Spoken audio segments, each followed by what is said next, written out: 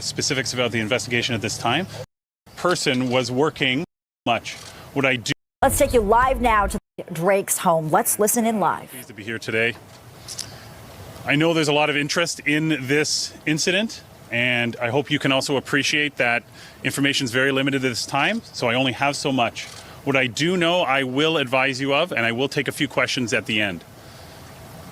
This morning at about 2 a.m., police were called to a shooting at the residence behind me here.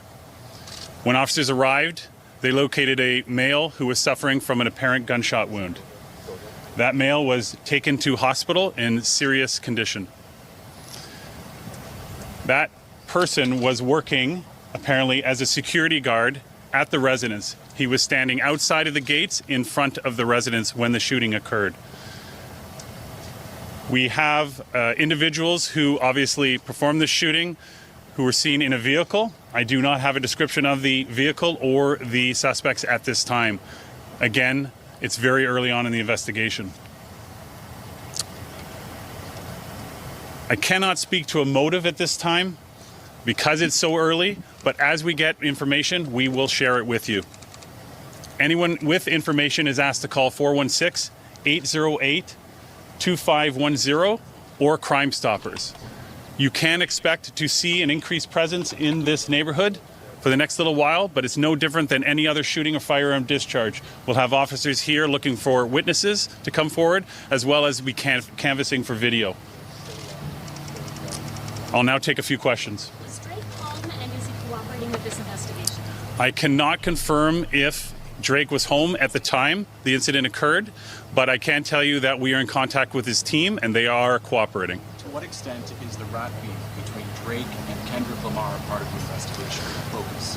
So I am aware of what you're talking about, but it is so early in the investigation that we don't have a motive at this time, and so I cannot comment further on that. While the motive may not be confirmed, if that is something that you're looking at, knowing that this beef crosses borders into the U.S., is there anything being done in the investigation to maybe prevent a potential suspect from leaving Canada? So this is no different than any other investigation, okay? Like, it's maybe more high profile because there's more people here, but we treat it like any other incident. So we'll be using all our resources. Our teams will be doing as much as they can to investigate this, but it'll be no different than any other investigation at this time. The man who was shot still in serious condition. Have you been able to talk to him? Has he not been able to give you a suspect description? And how is there no video yet of the car that fled? So I can tell you that all I'm going to say about the victim is that he's still in the hospital in serious condition. Age? And I'm not going to just... So people, if you're just tuning in, breaking news, Drake's mansion was shot. There was a shooting at his mansion. We don't know nothing other than that. And all we do know is that they are very interested early in this investigation in working with Los Angeles and bringing up Kendrick Lamar in this, which is very fishy. I made a video on my main channel, Bro Sanchez TV, that you guys should check out if you want to go into detail on my theories on why I think they're trying to line Kendrick Lamar up, right? And this is all to protect Drake. Okay, so go check that video out if you're just watching this one for the first time. This show here is the after show where I will keep my promise and allow people to call in. All right. And we will be doing one caller at a time. And I just ask that you guys hit the like button on your way in, share the video, support the show. Thank you so much. And we'll start with the first caller. And we will be checking out any new updates as far as the press conferences and all of that good stuff go. We going with the first caller, Mr. Jackson. Salutes to him. Mr. How you doing, Mr. Jackson? What it do, man? You on the mic, man. Thank you for calling in. What's on your mind about this here situation, man? Okay, for sure, man. I just want to say, first starting off, man, shout out to the panel, man.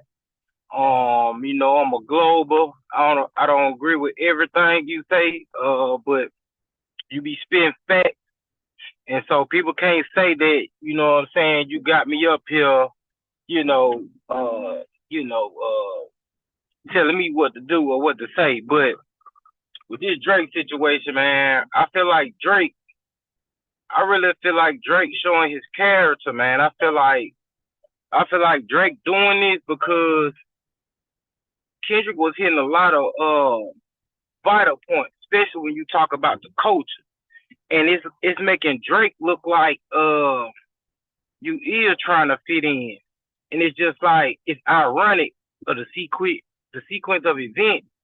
Like you put that last track out and majority of people were saying that it sounds like you're tapping out. And it's good we got it on record because we can always go back and like, yeah, you do sound like you're copping out. So it's like you copping out, and I guess when you were making it, I guess before you put it out, you thought the people was going to perceive it the way you want to, but since the people are perceiving it like you're copping out, it's like, damn, I shouldn't have dropped that last track for Kendrick. So now it's like it's a whole publicity stunt, and the thing about the publicity stunt, it's gonna drag Kendrick name into it too. So it's gonna be like, oh, it's both orchestrated, or that they both into it. And to me, in my opinion, I feel like it's all coming from Drake, man. Me too. I think that's weak, man. Yeah, and the police said Drake working with them, and they said that they are going to be working with Los Angeles. This don't seem right. It seemed like Drake is the police, and he getting his resources on Kendrick. This is his last little, no offense, right? This is like a white boy desperate attempt to save himself from the big bad black guy who's the gang member who's pretty much destroying your whole career with facts and evidence, showing you a horrible person and a creep who hid your black son from the world while you promote your white son to everybody, right? And this is the same guy that told the world his black daddy wasn't in his life, and his black daddy had to come on Nick Cannon and say, I was a good father, I was in Drake's life. He lied, and he told me it was for the album sales. So Drake lied about his black daddy being in his life, but Drake is really not in his black son's life. Man, that's crazy. Thank you, Mr. Jackson. That's crazy, Mr. Jackson. We're gonna have on a maybe I have a round table after I get all the callers. So stick around in the waiting room. We'll bring you back. All right, bet. For sure. Yeah, Drake lied that his black daddy wasn't in his life, and the man was there. And Drake is really not in his black son's life. Isn't that deep? The dude just a horrible person. Having sex with Lil Wayne girl when he was locked up. It's just so much. Kissing that little 17-year-old girl on stage and flirt with her like that in front of everybody. How you doing, Dwayne? You got the floor. Thank you for calling in. Welcome to the show. Hey, what's up, bro? It's a pleasure, man. I just subscribe. I've been trying to really say this in a lot of different chats for a while. And, and I know a lot of people are in sync with it. Yeah, but, he was 24 and she was 17 to the people who want to know. And if I show you the video, that girl looked little than a boy. She looked so small. And Drake obviously looked grown as hell. Like, don't make me pull the video up. You can see the body difference on him. Somebody sound like get the creeps out of my chat room. Yeah, go ahead, Dwayne. Yeah, that dude was a grown man at the time. He had no business doing that. But the point that I wanted to You sound a bit muffled. If you sound, I want you directly in the mic because I want them to hear you, my brother. I think you got probably gonna say some deep stuff. That's better. I mean, that's better. Go ahead. Yeah, go ahead. Yeah. So, the whole thing with remember Kendrick in the album Damn, he started out saying that we were the original people, the Israelites. And it's very interesting, the dynamic that, you know, Drake is half mixed with that, you know, the so-called Jews, or what we know to be as the synagogue of Satan. And so he drops Meet the Gram on Sabbath morning, right before Family Matters. It's very interesting, the synchronicities of what's going on, but this is a whole tearing down of an ethnicity we know that has been claiming something that's been false for a long time.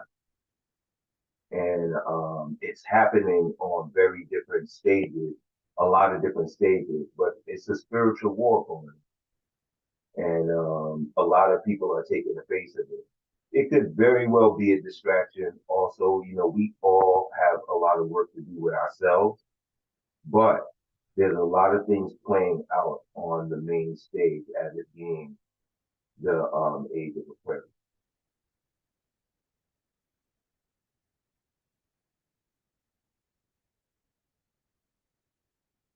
Yeah, my mic was muted. Sorry about that.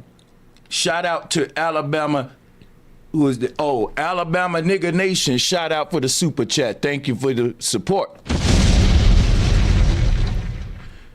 And Dwayne Stewart, thank you for calling in. If you want to stick around for the round table, you can do so. We'll have you back. Thank you. Yes, sir. Yes, sir. For sure. Y'all asked for a call-in show, and that's what we doing.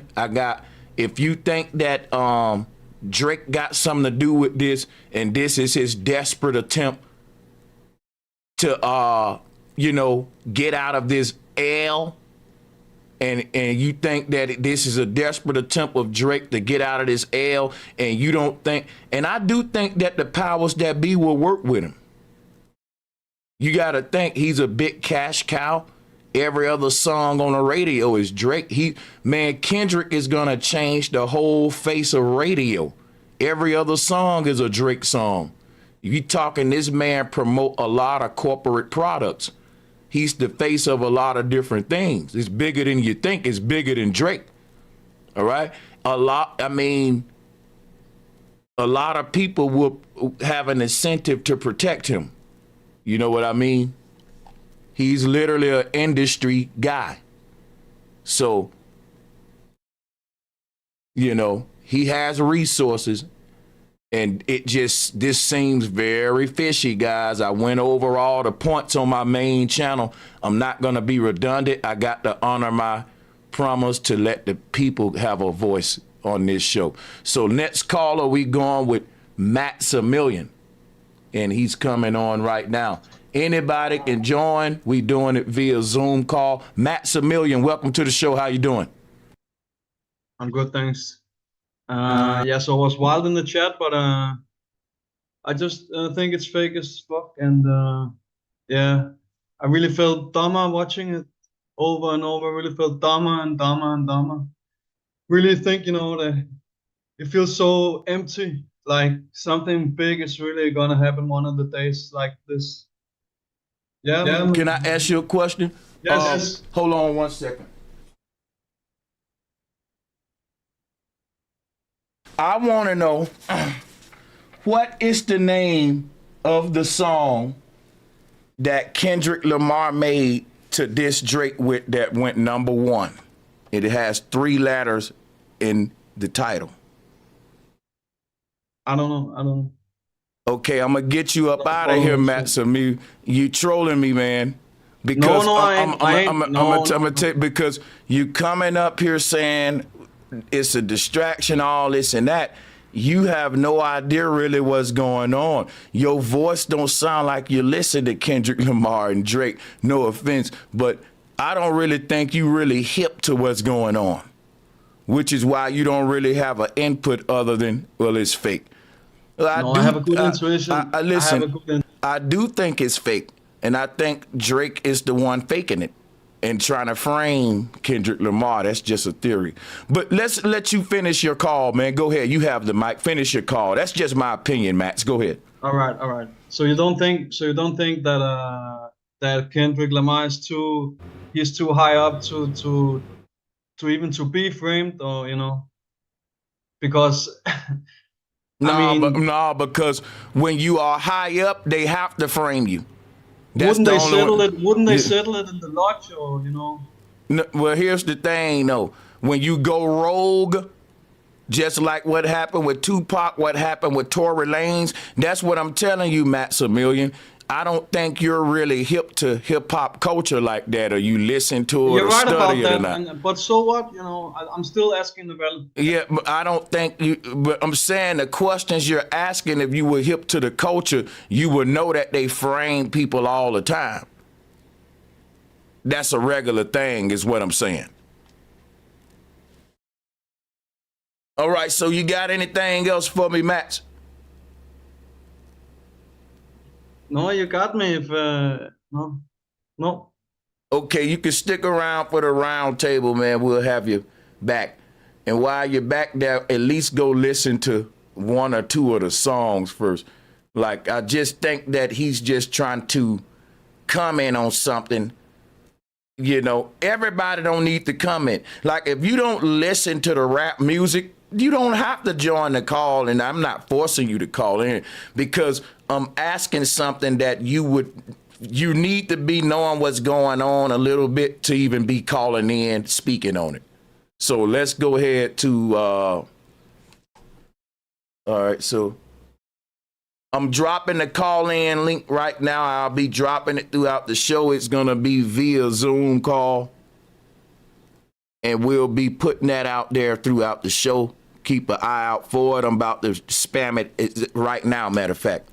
I'm going to spam it right now. So just go ahead and click that, and it'll let you come into the waiting room, and I'll rotate you in. No problem.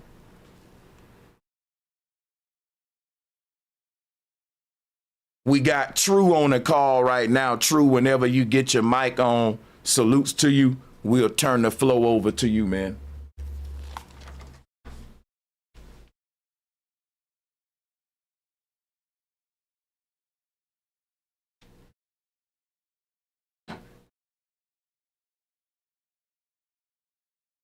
Okay, it's taking True a little while to get his mic going, so I'll be adding someone else while he do that, so that we don't have to waste too much time. Matter of fact, we'll rotate True back in. Give him time to get his equipment right.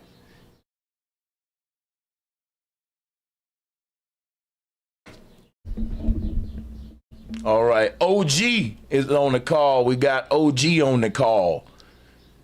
We got OG on the call. OG, can you hear me? Yo. Welcome to the show. I'm going to get out your way. Let's hear what you got to say about the matter, man. I just find it weird, man, that he been dressing up as Jesus and stuff.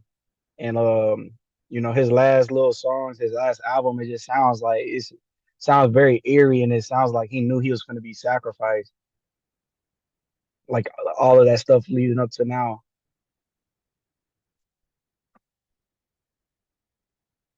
So you think this is looking like the beginning of the sacrificial crucifix of Kendrick?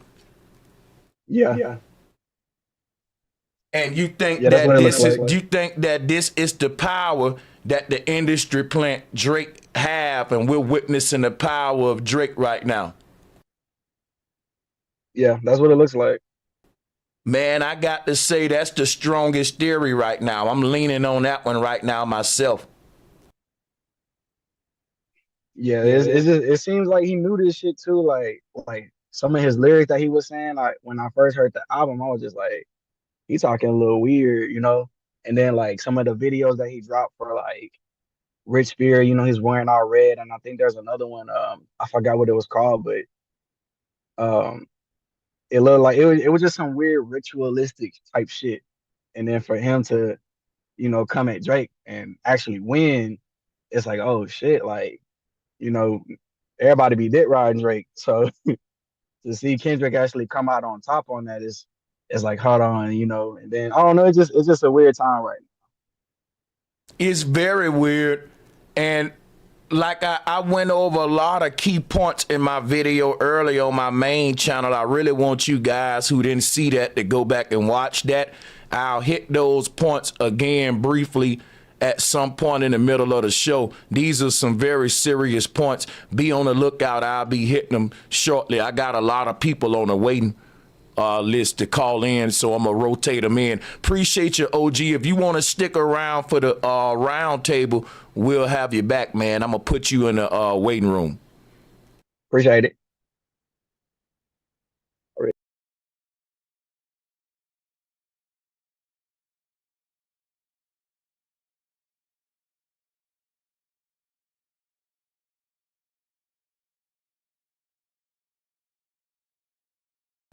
All right, we got Najee's iPhone.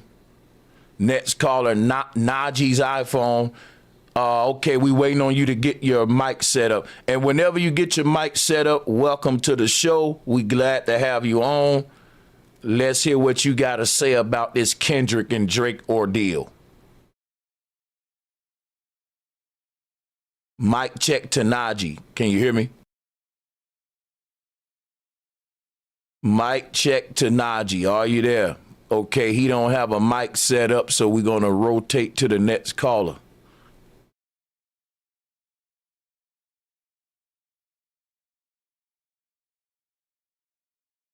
All right, so K-Mac. Let's get K-Mac on the call. And if you would like to call in, we'll be dropping the call-in link throughout the show. And I just think that this is the kind of power Drake got with the police working on his side to frame his enemy like this. It's really crazy. Shout out to K-Mac, man. K-Mac, can I get a mic check from you, my brother? K-Mac, can you hear me? Okay, I'm gonna have to go to the next caller. Yeah, your microphone isn't set up, K-Mac. Your microphone isn't set up.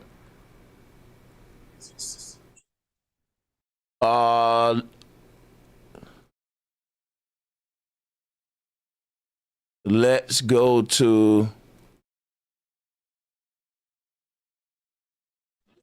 Hey, Ray, man, what's good, Ray? Yo, what's going on, man? First time caller. I just subscribed to you and everything, man. It's my first time calling in. Well, thank you for calling in, man. We just, trying to hear what everybody got to say about this crazy ordeal, man. Salutes to you, my brother. We glad to have you. I'm gonna turn the mic over to you. Speak your mind, man. So, man, I seen it as soon as it popped up, and I'm gonna be 100% honest with you. I feel like people being a little bit biased, and I feel like people dick riding Kendrick a little bit. People been saying Kendrick won, Kendrick won. I personally feel like Drake won. I feel like Drake got the advantage over Kendrick because the things with Kendrick ain't speaking facts. He didn't prove Drake no pedo. He didn't prove Drake no snitch. All the stuff he's saying is accusations. On the pedo part, we do got receipts on that because Drake was on stage with an underage girl, kissing all on her, flirting with her and all that. It was very creepy, brother. I'm going to tell you right now, from brother to brother, I wouldn't defend him on that footage because it's going to make you look very creepy with him, my brother. Okay, I'll say this. To respond to that, I'll say this. I feel like if Drake was really out here messing with young girls, if Drake was really out here doing stuff with young girls, why the young girls ain't coming up and saying it? Why everybody else saying it, but ain't no young girl came forth and said, oh yeah, Drake did this, Drake did that. If that was the case, Drake's a megastar. He the biggest rapper in the game. If he really did that, the girls would have been came forth. Okay, so let me show you how this works, right? When you talk about rich people at the top, they have what's called child trafficking, sex trafficking rings. And when you enter these rings, Like these rich people like Drake, they ain't just getting random people children. They're part of rings where people are literally hoeing their children out to the rich. It's very sad. And these children will never come out. They grow up born into the thing with a mindset of a slave. They'll protect and defend the person doing it to them. So this is a whole thing. Even Trump was talked about this whole underground ring. It's even in politics. It ain't just in the rap game. And it don't stop with Diddy. It don't stop with Epstein. And Drake's name was brought up in a lot of stuff. Now, listen, before we go any further with how this thing works, because it ain't going to just be easy to, I know what you thinking very simple about it. But I want to show you something real quick before we go forward. I'm going to open up a screen share for you. I'm going to do this just for you, right? Okay. I didn't do this for every caller, but you know what I'm saying? I want to give you the benefit of the doubt before I throw you in a certain category. Hold on a second. I want you to watch this footage real quick. It's just like 50 seconds. Now, okay. This is Drake on stage with a 17-year-old. He's 24 when he done this. She's 17. Not just the age difference, but look at the body size difference. I'm telling you right now, looking at this little bitty girl, that's a little bitty body. If I was Drake, I wouldn't even be looking at that attractive. I'll be thinking little sister. Now, I'm going to play this for you, and you tell me if it's inappropriate or not.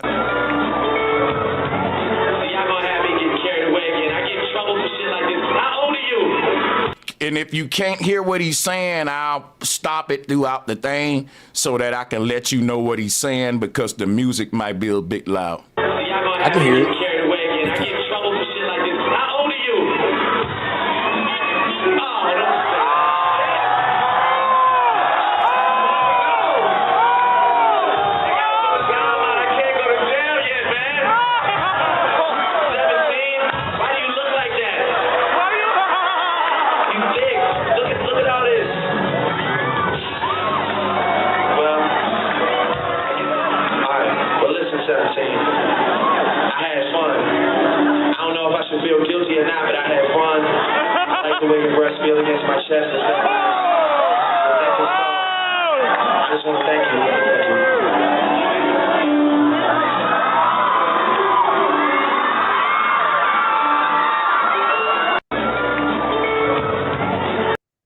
Now, I don't know if you got kids or not, Ray, but if that was my daughter, I'll be pissed if I was the daddy, bro.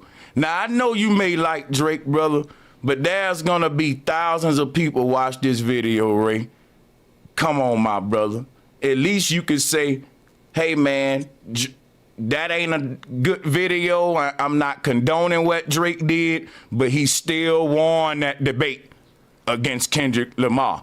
Now you can say that and that'll be cool, but if you try, let me just let you speak. What do you want to say after seeing that? After seeing that, there's two more things I want to say. After seeing that, the video is a little bit questionable. It is a little bit suggestive. A little bit. It is a little bit. I mean, the way it looked, it is a little bit shaky. I'm not gonna lie. Wait a minute. He kissed that little girl all over her body, and he had to kneel down to do it because she's obviously small. And when he asked her, "How old are you?" she said 17, and he was like, "Damn, like why you look like that? Ooh, we like." And bro, come on, that's a obviously flirt. Yo, you gonna do this, Ray? Don't do that, man. You know. Now you already. Listen, you already right. You do got a foot over there, but I want you to come all the way over there and come with that father energy and go and shoot it down and say, you know what, Sanchez, that right there was some crazy shit. But I don't think Drake would do nothing with little girls. I'll go with that. If you say, well, look, Sanchez, I admit that video right there, that's fucking crazy. But I still don't think that man doing nothing to little girls, you know. You could do that. And that's pretty much how I feel, Sanchez. I feel like that video is questionable, but I feel like feel like Drake ain't doing that, man. I feel like Drake ain't doing nothing to no kids. I feel like Now Drake listen, ain't doing I want you to know that this is why I love one thing about America's justice system. We don't convict people based upon the feelings of their fans. Because guess what? Some of these celebrity creeps will never go to jail because of how you feel about them versus what we just saw on that video was a man openly flirt with a little girl. He was mad that she wasn't 18. Just one more year. But see, here's the thing, though. If you look at the video, forget the age, look at her body. That's a damn child. Who's attracted to that? Who's looking at this little girl and mad that she ain't got that 1 year so that I can be legal with her? And who's playing around that close to the legal shit? Like, she's legal. People, those guys that's playing around that close to the, even if you say, well, she's 18, I'm convinced you would have went lower if you can get away with it, because why you playing that close to the boundary? Like, you can't wait. You wait, student, she got out of high school, right? You the sugar daddy picking up from the high. Like, that's what I'm saying. So this whole video right here, brother, is really no justifying it. It's me personally watching this. I wouldn't leave my little daughter around Drake. And you can say, well, I don't think he doing that to little girls.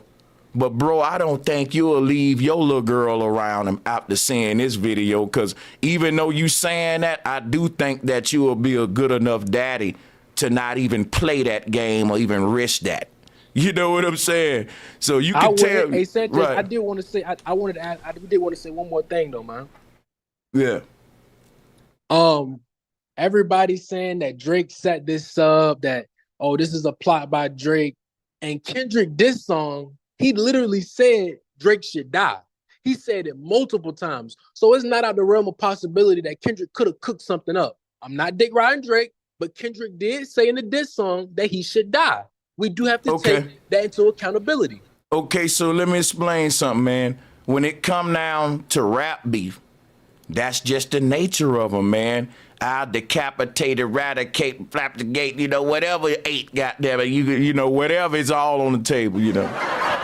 So we understand that when Jay-Z had beef with Mobb Deep, he made fun of the man's sickle cell and was like tripping on their serious medical conditions. That's wishing death on a man. That's basically saying, if you pass away from these medical injuries, I'll toast. I won't be mad, so to speak, when you do that. So we know that rap beefs have been known to stoop to an all-time low. And it's sad that I'm going to say this next part. We kind of like it for that reason. Now, that was hard for me to admit, but come on, y'all, that's the truth about hip-hop. Like, you got people that's killing folks and then celebrating it in the record, and that record going viral. So obviously, some people getting a kick out of this dark side of rap. But now here's the thing about the Kendrick Lamar and Drake beef, though. The questions we got to ask is it the kind of beef, can we compare it to Tupac and Biggie? Because back in the day, that was some real beef right there. I'm telling you right now, the Meek Mill versus Drake, Rick Ross versus Drake, Kendrick Lamar versus Drake, to me, this is not no old school gangster beef. This is a doggone ego contest of who's in the top three and who's really winning in the records and who's that MC type thing. And it led to a rap beef. And when the rap beef started, we can get personal with each other now. I can talk about everything. I can get you and your family. Rap beefs get messy. So, I mean, I know there was some things said on even both sides, man. I'm just saying, like, but it's still not, to me, grounds for y'all to think about it. Even if what you saying true, why would they be doing any investigations in L.A.? And how would, my thing was, if you investigating in L.A., right, then how did the killers get past the Canadian border 2 times with weapons? How did they make it out of that rich neighborhood? It's a lot that we got to think about. Bloods Well, I from mean, Compton. Kendrick is in New York right now, so it's not that far from Toronto. I think it's a real possibility Kendrick might have had something to do with this. I'm saying, no, you saying that give me some info on it. I know you thinking that. Give me some info. You saying that the hitters could have came from New York and not Compton, right? Yeah, I think the hitters could have came from New York. Kendrick is in New York right now. He could have sent them to Toronto. It's not that far of a drive. Okay. He probably took a shot at him. He probably felt like Drizzy wanted to take it to the streets, so we're gonna take it to the streets. So I just think it'll be a sloppy, dumb move, especially when you win in the rap beef and everybody's saying you winning, and even the computer algorithm got you #1 trending. It'll be very stupid. Possible, though. It's like, I just won. Let me throw my career away and go to jail. Because think about this. This whole rap beef, it reignited Kendrick Lamar career because Drake was already hot. Now, I'm going to be real with you. I'm all for Kendrick Lamar in this beef. I'm a Kendrick Lamar fan when it comes to this beef all day. But my thing, I'm a fair dude. Now, I ain't going to lie. Drake was winning more than Kendrick Lamar before this beef. Drake was that nigga. And I'm saying with this beef, Kendrick Lamar is like got a whole newfound. I think this beef got the potential to change radio as we know it. It's bigger than Drake because Drake has hogged the radio waves for so long. And I do think that this beef with Kendrick is unlike his beef with Rick Ross or Metro Boomin and all them. Kendrick really sent some blows that'll make his fans even look at him different. It's really some ether type joint. But I think it's Drake had a deeper effect. Kendrick had a deeper effect on Drake's career than what Nas had on Jay-Z's career. To be fair. Now, but yeah, I just think that this boosted Kendrick up and bumped Drake down. It was an interception of who's got the clout now, because, that's just me personally, and I follow rap music. I see that. Even the algorithms show like a pendulum shift. And so it is really crazy because Drake has been the face of a lot of brands, corporations, the radio waves. You need a Drake feature to sort of get, on the air. It's just been, he's been monopolizing the game and he's been feeding so many people. You know what I'm saying? And I'm just saying, I think that Drake is working with the police. Now, he said he had the police on payroll. And when rappers talk like that, far as I'm concerned, you're working with the police now. And the police are acting as if Drake is working with them. The police admitted that Drake people is working with them in this investigation against Kendrick. They said his team. They didn't say Drake specifically. Come on, Sam. Yeah. Here's the thing, let me holler at you. Drake tells his team what to do. They don't do what they want to do. And that's just the way this thing go. No rapper gonna do nothing directly. It's always gonna be my team. He probably got somebody answering his phone for him and ironing his, he got a team for everything. He don't do nothing directly. But don't nothing happen that he don't call the shot on. And that right there, you're answering, the more you answer it, make me kind of, you gotta be honest, brother. Like, don't be a fan, brother. Keep it real, man. Like, all right, you know that he's working with them folks, and that's what they meant. It ain't gonna be directly. So he's working with the police, and the police is saying they're gonna start looking in LA. They ain't even secured the borders. Like, it's just a lot of red flags and fishy stuff with it. But I'm going to take the next caller, man. They building up on me in the waiting room. You should stick around for the round table. We'll be glad to have you, man. Maybe you can, be the voice of opposition or whatever, maybe. But salutes to you, man. If you got any last words, you can get the last word before I go to the next caller. Just, I don't know if you know your mic is muted, though. Unmute your mic. Sanchez, I just want to say I appreciate you letting me come on and let me get my point across. That's something a lot of these other YouTubers don't do. They don't let the people talk. So shouts out to you for letting me get my point across, letting me speak my piece. I just want to say before I go, it's a high possibility Kendrick did have something to do with this. And I'm glad the boy Drizzy didn't get hit. And if Kendrick did have something to do with this, just know the boy gonna come back 10 times harder at you, Kendrick, if you listening. OVO, man. All right, my brother Ray, thank you for calling in. Stick around for the round table if you got time. We'll have you back. Salutes. My brother said OVO, man. Hey, nah, bro. OVO. OVO. Say OVO. Hey, bro, we ride with Kendrick all day. I don't understand how y'all ride with this hypocrite called Drake. This horrible person. And you defending his behavior in this video, brother.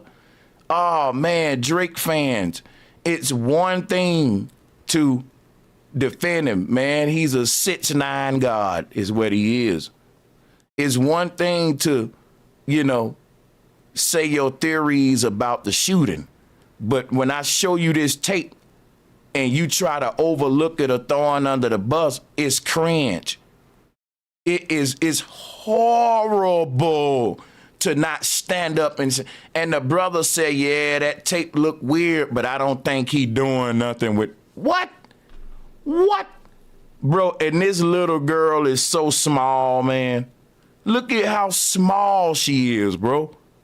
How are you even, he like, how old are you, 17? Damn, man, why you look like that? Ooh, you're looking at this little child like that, man.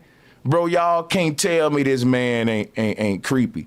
And keep in mind, Drake dated a white girl that he known when she was 9 years old. You can't make this up, bro. Hey, bro, we got receipts on this. There's plenty of people going viral with these stories. Your boy horrible. That means he was looking at that little girl when she was little, watching her grow up, and soon as she got legal, there he go with her. Make you think, well, you're doing something with her before she was legal? Because soon as she hit the legal age, there he go dating her. Now, he known this girl since she was young, like 9. And so, like, that was a real cringe story, especially when you think about this video with it. Too much cringe. And if you go to try to defend that, you just look very, very, very, very weird, man. I'm going to drop the call link throughout the show. Be on the lookout for it. I'll let y'all know when I drop it. I'm letting the next caller on. We got True in the house. True, what's good, man? Welcome to the show. Hey, Sanchez, how you doing, man? I'm doing pretty good, man. Thank you for calling in. You got the flow. Talk to me. How you feel about this? Yeah, man. I just wanted to let you know, I don't know if you know, Kendrick dropped the copyrights on all the diss records. So all streamers can use them in their platform without getting strike. And also I wanted to ask you. Oh, yeah, we got to play that shit, man. Yeah, we got to play that Not Like Us. Yeah, but the 616 in the late, the first verse in that whole sequence, I wanted you to listen to that and see if it got some like read between the lines when you do.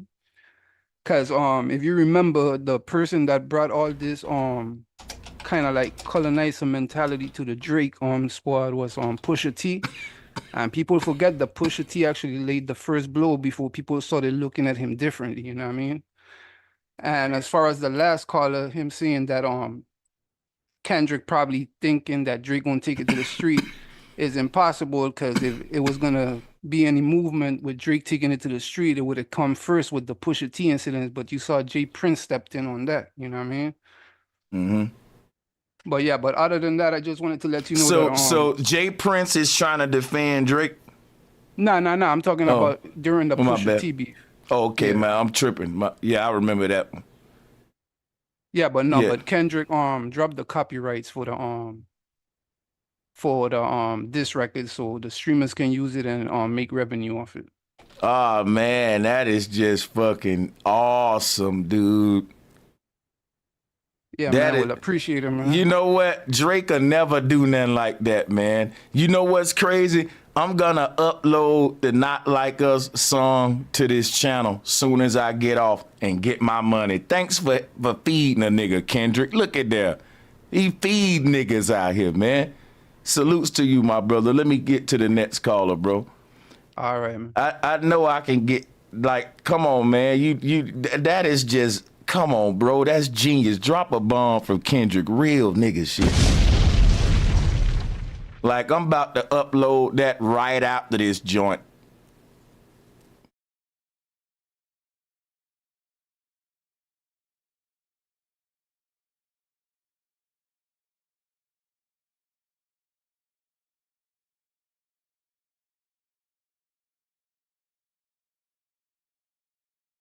Sacred knowledge. We waiting on you to get your mic set up, man. Welcome to the show.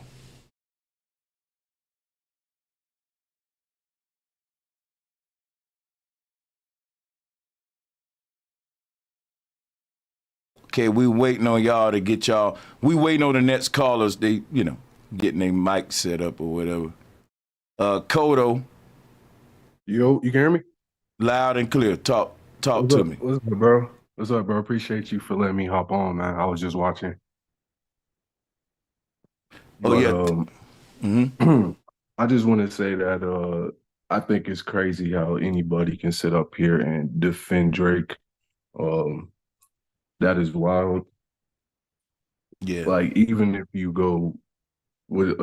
try to compare both these guys lyrically, like Kendrick, like, just shits on Drake in any capacity, man. It's just crazy. Yeah, buddy, it is. Especially when you defend this video of him with this 17-year-old. Yeah, you got it. Oh, my bad. And the fact it's even more crazy that Kendrick didn't even bring up Millie Bobby, that girl from Stranger Things. But Drake brought her up. Oh, that is the one that I brought up, and I didn't know her name, the white woman. Yeah, the little girl from Stranger Things. And he knew her when she was a little bitty girl and then got right with her when she turned legal.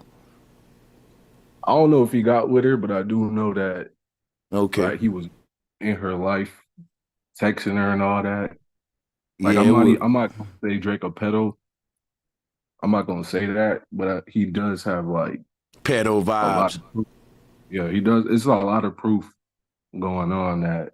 Let me ask you a question. Yeah, go ahead. Not to cut you off, but do you have kids or daughters or whatever? No, I don't have no kids. I don't have no kids. Well, if you had daughters, would you be comfortable letting Drake babysit your daughters at his house? No, man. I wouldn't feel comfortable letting my daughter go with any dude, any rich dude. Like, good answer. Any rich guy, and I'm not around, that's not happening. And I think, to be honest, as soon as he dropped Euphoria, I think Drake should have just not said anything, to be honest. Yeah. Like, Euphoria was just Kendrick playing. I think he was just playing with him. And then right after Drake brought up his baby moms, well, his fiance, I'm pretty sure that's Kendrick's fiance. As soon as Drake brought up his fiance is when he lost. Like, he lost right then and there. So as soon as he brought up the fiance, he lost, huh? Yeah, that's how I feel. Because everybody, if you're a Kendrick fan, you know that. Like, he's like a low-key dude. Like, I didn't even know that man had kids until he dropped Mr. Morale. Kendrick's always been a low-key guy. And he don't do things for clout like Drake do. Like, Drake, true. Like, I've been said that. Like, Drake is always hopping on people's songs. The man's 40 years old, painting his nails, acting like he's 17. And it's just like, bro, you like almost 50 years old, bro. What are you doing? Yeah. Facts. Like, name me another like 40-year-old doing stuff like that. Yeah, he one of them ones, man. Salutes to you, Exactly. man. Thank you for calling in. If you want to stick around for the round table, it's gonna be lit, man. We'll have you back. All right, appreciate you for letting me hop on, man. Oh yeah, for sure. Thank you. We're gonna go to the next caller. Salutes. Everybody, do me a favor. Please hit the like button. This is my new channel, and I'm trying to grow it from the ground up. Please hit the like button. It'll really help the channel out. Thank you to my one person who hit the super chat. Let's clap it up, Alabama Nigga Nation. Thank you for the super chat. It really helps us to keep this thing going. If y'all like the content, we appreciate y'all. Next caller, let's let in K-Mac and see if he got his mic on. I'm going to drop the call link as well. If anybody else want to join, we're dropping the call link throughout the show. Appreciate y'all. Next caller, let's let in. Okay, K-Mac, you gotta mute your YouTube video. Mute your whatever you watching this on. Mute that so we don't hear it. It was lag, Sanchez. It was lag. Okay, there you go. We can hear you now. Go ahead. You got the flow. Thank you for joining. Yeah, I don't think it's a coincidence that and Kendrick and Drake are both under Lucian Grange, who's on that Little Rod lawsuit. He's the head of Universal Music Group. And both of their labels are signed under them. You get what I'm saying? And I'm not sure. I'm not sure how many other artists of their stature are on that main, like so close to the top of that or no, directly to that label. If you get what I'm saying, you know. No. Other subsidiaries are quite far away from Universal, aren't they? And I think there's one other that does the umbrella. If you get what I'm saying, they're more. Just a second.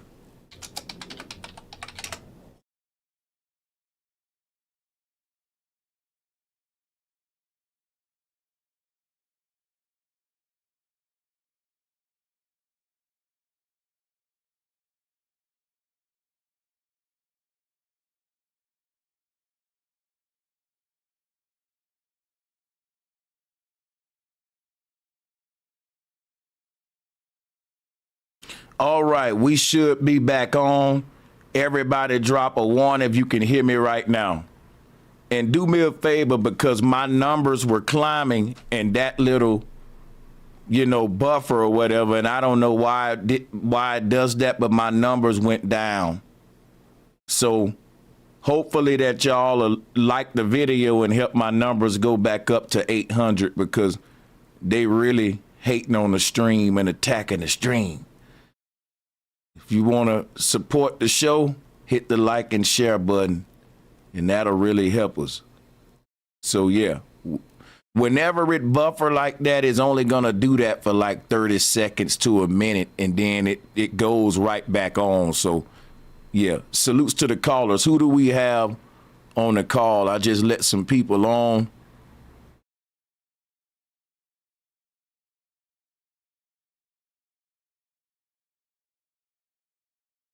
All right, y'all. Hold on a minute. Uzi Minum, you want to unmute your microphone? And yeah, welcome to the show, my brother. Yo, thanks, my brother. Can you hear me all right? Loud and clear. Talk to the people. Perfect. Yo, thanks. First of all, apologies. I just missed the presentation, but I saw y'all were on stream, so I thought I'd just get in this live. And yeah, sorry if I repeat anything, but like I've been kind of following this rap beef or whatever it's called, and like upon listening to the lyrics and the tracks in sequence, I thought, yo, this is way more than rap beef. I mean, it can't be compared to other beefs, because like in the lyrics, especially for the last couple of tracks, they mentioned family and kids. So for me, it's like, well, first of all, like whose kids? Is it kids in general? And then they mentioned about the music industry. You mentioned this about like 20 minutes ago about coming into the industry. And we know this is a funny business, you know? So like, why will Drake and Kendrick say these things if they didn't have any sort of like receipts or anything? They know the whole world is watching. And then secondly is the timing. Like we had, earlier this year, I mean, we can go back previous years, but especially this year, we had Cat, P. Diddy, and then now this. And then now I'm thinking, well, who's in cahoots? Who's working with who? And, why is all of this happening at this moment, at this time? And then we also have to remember, these are like semi-top dogs in the industry and the whole music business and even beyond that. So it's kind of like, we have to remember these are strategists. We know the game they're playing. We know the kind of methods that they use. And so the timing is very important. And then secondly, and I'll go back to, properly read the lyrics and everything, but also the word symbology, like that has to take a major effect. And I just wanted to give my 2 cents of like what I've been hearing recently. And if I mentioned anything that like you had previously said, or if you want to add to that, I just wanted to say that, but cheers for the stream, bro. Okay, thank you so much for calling in. We appreciate your input on the matter. And like I told everybody else, if you want to stick around for the round table, just wait in the waiting room and we'll have you back. Peace and love. We're gonna go to Keith. I got all of y'all names in order in the waiting room, so don't trip. We'll get to everybody. Hit the like and share button. I'm gonna keep on asking you to do that because it's gonna help me grow my new channel. And we just was buffering and it took my numbers down. Shout out to you, Keith Daniel. How you doing, my brother? Hey, I'm good, bro. Sanchez, how about yourself, man?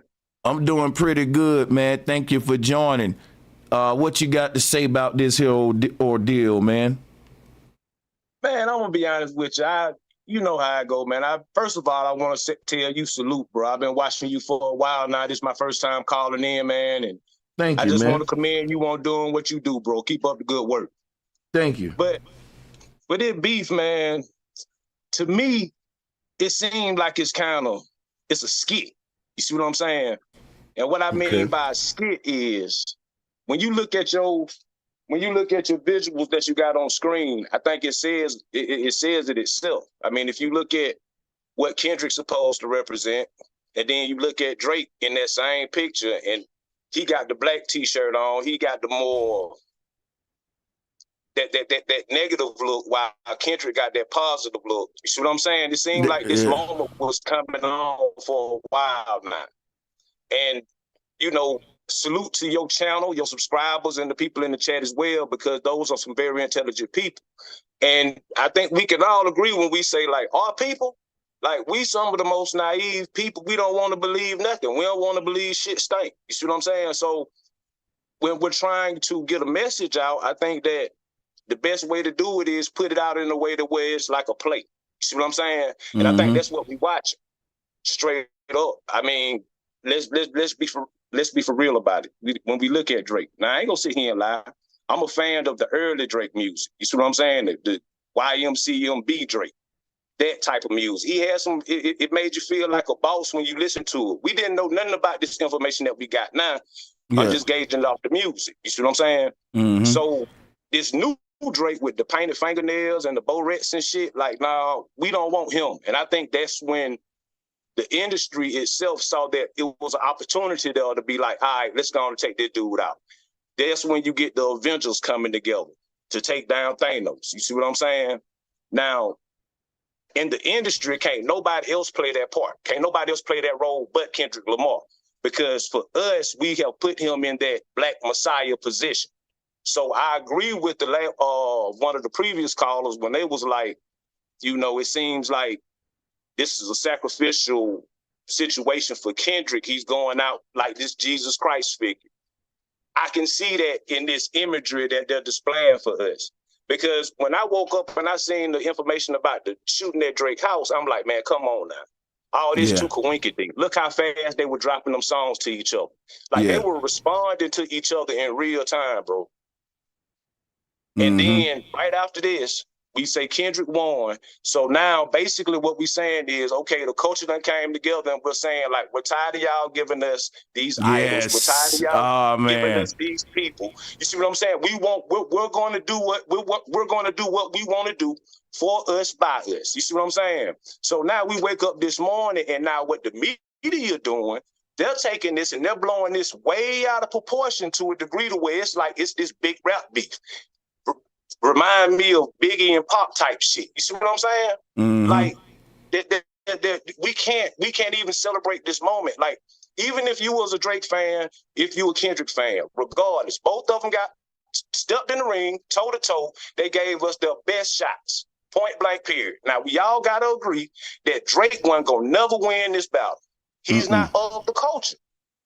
You can't win a hip hop battle if you're not truly of the culture. And there's no knock against him, but he's from Canada, bro. Like, I'm sitting here in Phoenix City, Alabama, bro. You see what I'm saying? Like, I'm from the trenches. Salute to my brother. Oh yeah. Hey, yes sir, yes sir. So when we looking at it like that, it's like Drake wasn't gonna never win this. It's just time for this right here. We see this going on all across the board in this world. It's time for this right here. And in order to let our people know what's going on, it plays out in this rap battle. You see what I'm saying? And Keith, let me say one thing I think is key, what you saying. So Drake can't win the battle because he's not from the culture, right? And that don't mean that the culture is unfair. What that mean is there are some people that ain't black, but they still from the culture though, and that they grew up in it. And he's not one of them. He learned as he go, and he was Little Aubrey, and he learned this thing and picked up on it. So just to show them that, you know, it ain't like we saying the culture ain't fair, because even with this rap beef, right? Remember the little Chinese boy named Jan 106 in Park? And they was trying to rap against him and use his Asian culture on him, and he was coming back using that shit against them like, nigga, your belt made in China. You know what I'm saying? And that's how you do the shit instead of be a crybaby like Aubrey and all like that. See, we don't respect that in the culture. Yeah. Exactly, and I agree 100%. See, Aubrey was okay. This is what Aubrey fucked up at. When Aubrey started acting like a gangster and then switching up his flow, because we was okay with light side Aubrey. This dark side Aubrey we tolerated. But then we started going a little bit too far and giving us vibes like Cashapp 6ix9ine. Enough is enough, bro. You in the way now. You see what I'm saying? Like, that's how I'm looking at it anyway. Just think about it. Them bow reds, painting your fingernails, that's some Cashapp 6ix9ine shit, bro. We let you slide a lot. Listen, he called himself the sixth guard. This when it was over with for me. Now, all that personal shit, I mean, you know, that's rap battle. We ain't got no receipts on a lot of that shit, so I ain't really diving into that shit. Ain't none of my business. But when Kendrick Lamar named 6 different Atlanta rappers, and Drake called himself the sixth guard, and basically what Kendrick was saying was, Drake took the wave off of 6 different Atlanta rappers. And when we all think about it, that's what Drake do. We done had like 6 different Drakes in our lifetime. We done had the New Orleans Drake. We done had the Atlanta Drake. We done had the Miami Drake. We done had 21 Savage Drake. Like, just think about it. Ah, man. Damn, dog. And we done had the dance hall. We got to keep it straight. You forgot the dance hall Drake and the R&B Drake too. We got to add them on there. Damn. See, that ain't no knock to Drake. He's just talented like that. Some people are chameleons like that. You see what I'm saying? That's but facts. When it comes to the culture, Kendrick is of the culture, bro. Like, that's just like, I mean, it's 2 totally different things. You see what I'm saying? Like, Kendrick represents something else. And so when we talk about a fight for the soul of hip hop, I don't think Drake was going to ever win that, bro. I don't care how hard his songs was. I don't care how boppy his songs were. I don't care how much that they might be a hit. Like, he just wasn't going to never win this battle. It is what it is. So now it's playing out in this way, and I think that the media is just spinning on it and trying to blow it up into something that it shouldn't be. You see what I'm saying? Like this shooting at Drake. Look, all right, let me spin real quick. What you think about this now? What you think about this? I thought, because you know, in one of them songs, Kendrick said that the embassy will be raided real soon, right? What if this is just a cover-up and the embassy is actually being raided? I'm just throwing something out there. I might be reaching, but Shit, I will say this. It seemed like ever since the Cat Williams interview, it's been like a whole bunch of like, man, look, ever since Young Thug, YSL shit, then we got Diddy, then we got this. It's just been, you right, it's like they've been rounding up all the big people over big labels in the game, man. They have. You know what I'm saying? So, and it ain't been no obvious thing. Like, we rounding up the rap game, it's been like, hey, you know, just one little after another one. So you own to something. I'm gonna say salutes to you. Yeah, go ahead. You got the last word. Yeah. All right, now it's just piggybacking off of what you're saying, bro. You hit the nail on the head earlier in your chat when you spoke on it's just a paradigm shift. That's what it is, bro. You know what I mean? When you just look at it, it's a paradigm shift. Like, even Drake, one of his album titles will basically sum it up for me. Nothing was the same. And I appreciate you having me on, bro, Sanchez. I want you to come through, man, if you have time for the round table. I'm going to put you in the weight room, or you could just hop back on whenever, man. Appreciate you for coming through. Salutes 205 in the house, baby. Salutes to that. 334, baby, 334. Oh, yeah, 334. Well, there's one or the other. Them the main two. That's hey, it. salutes. Salute, bro.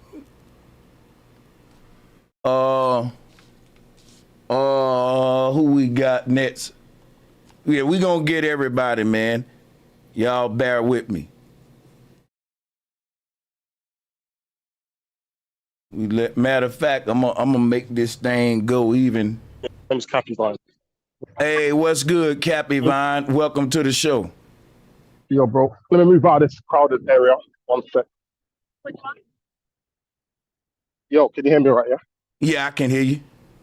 Good man. All right, so basically, right, I'm from the UK. I spoke to you before on a live.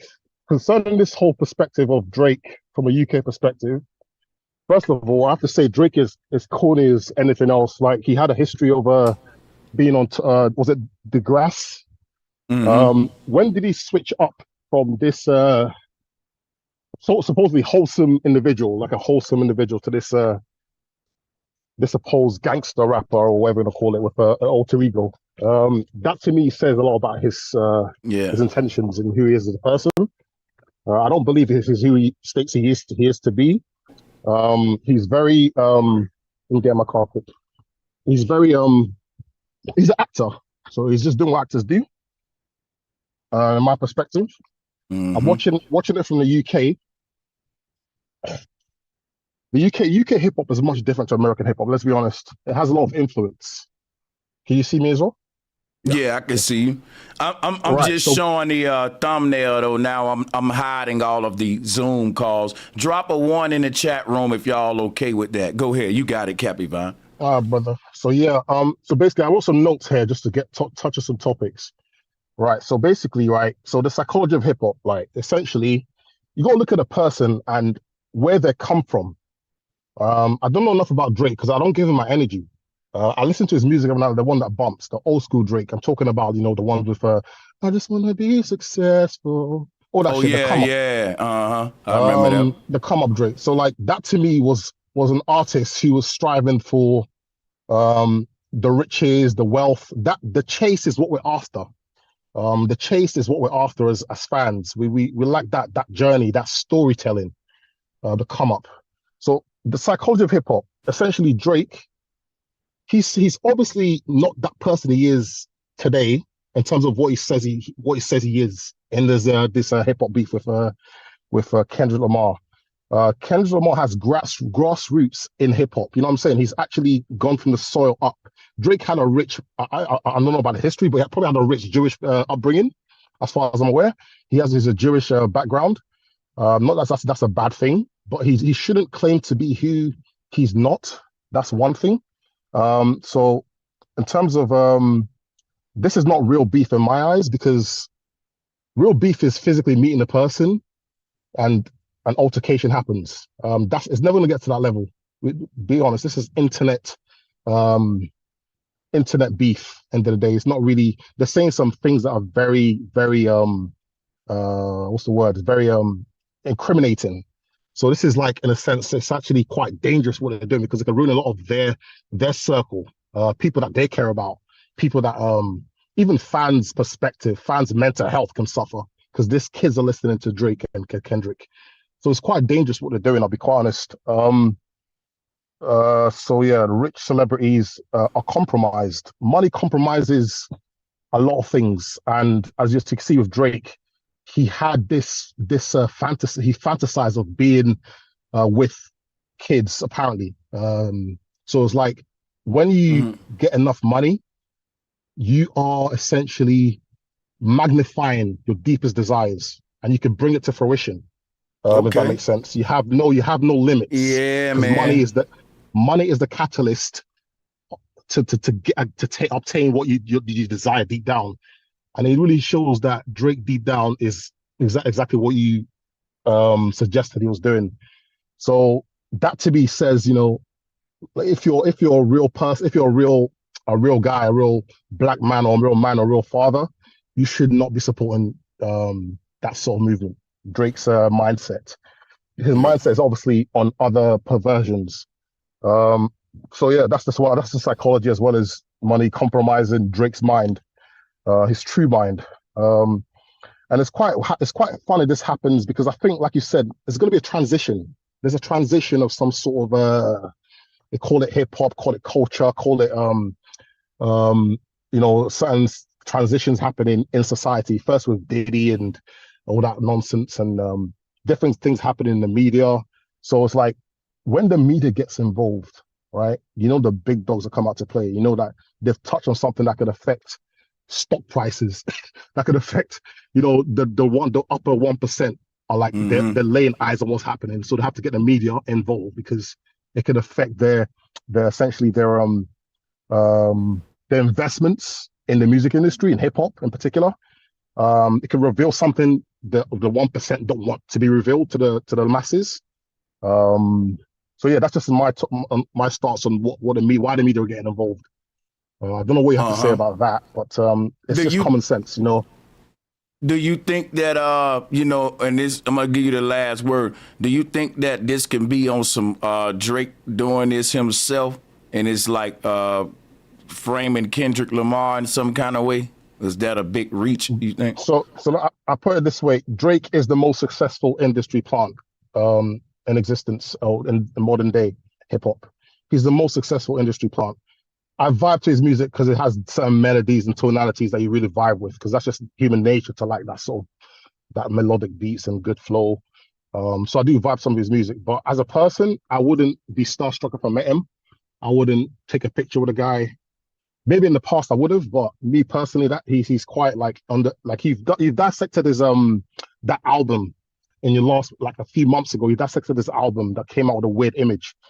And you use a lot of synchronicity to dissect it, and the imagery and how his son was doing certain weird stuff. And so it's like I'm of high vibration. I don't like to bring my guttural vibration into certain things, So it's like, yeah.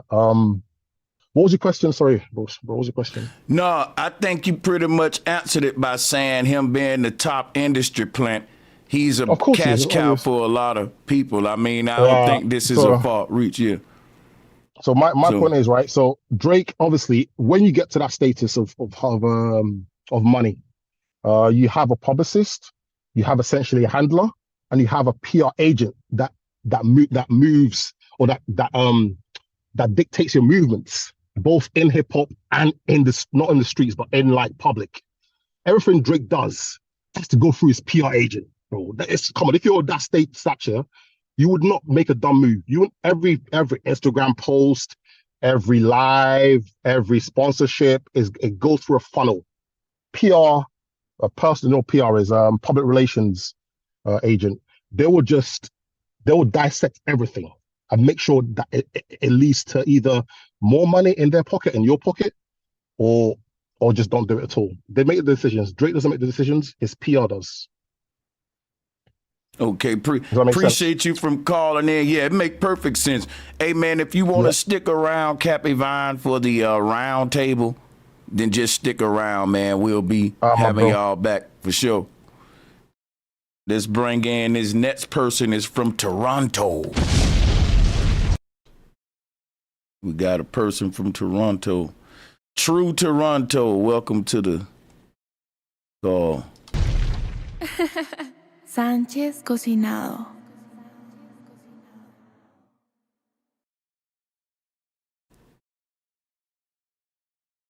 Then just stick around, man. We'll be having Okay, y'all you back. gotta mute your Let's bring in this next person is from Toronto. the Toronto caller. You gotta mute your YouTube call while you on a show. You need to mute your background calls and noise, whatever you got going, and then you can unmute your mic. And yeah, welcome to the show, man. What you think about this ordeal? True Toronto, hit your microphone button to unmute your mic.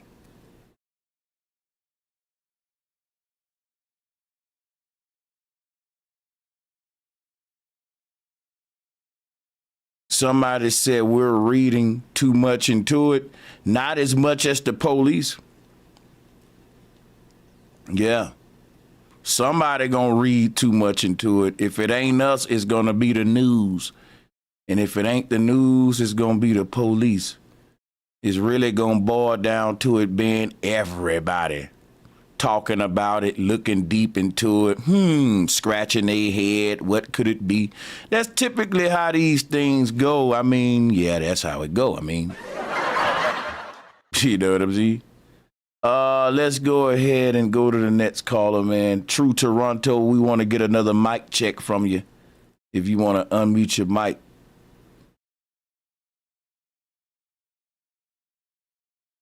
Make sure y'all sub up to the channel. And hey, Thug Rob, what up, big what's bro? good? What's good, my brother? Salutes to you, man. Thank you for joining. Shit, hey, bro, they gonna hate me, bro. But fuck Drake, bro. I ain't gonna lie. You On know that they gonna Kendrick hate shit. all day. I got a couple points. Like, Drake music, it has no substance, man. Like, if you listen to Kendrick songs like "Dying of Thirst," "Fear," that shit. That's real hip hop music. But every time you listen to Drake, it's watered down, bro. Like I'm with you. I can't think of a good Drake song.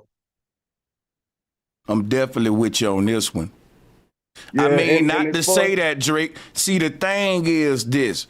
Everybody in the rap game, here's the thing. I separate talent from soul. You got some artists in the rap game, in the music game, period, that just ain't that talented. But you can feel them niggas. Like, they can't rap that good, but they got energy. They got that soul in them. Kendrick got the talent and he got that way to connect with the streets, like that energy. So Drake is pure talent. I can't hate on. He's raw talent. He's a jack of all trades. He can sing, all that. But and you can feel him on a lot of stuff, but he don't really connect you to nothing. So like, there's no soul there. Every right? artist got the right to make you be like, damn, I feel that. But when you feel it with Kendrick, it's like you connected to some real roots, some sort of cultural shit, like some sort of energy you can relate. It's like Drake connected me to this vintage sort of over glorified European braggadocio ass, like, I don't know how to put it. You know what I'm saying? I get Castle vibes. I get like I'm connecting to straight up mafioso, royal rich boy vibes or some shit.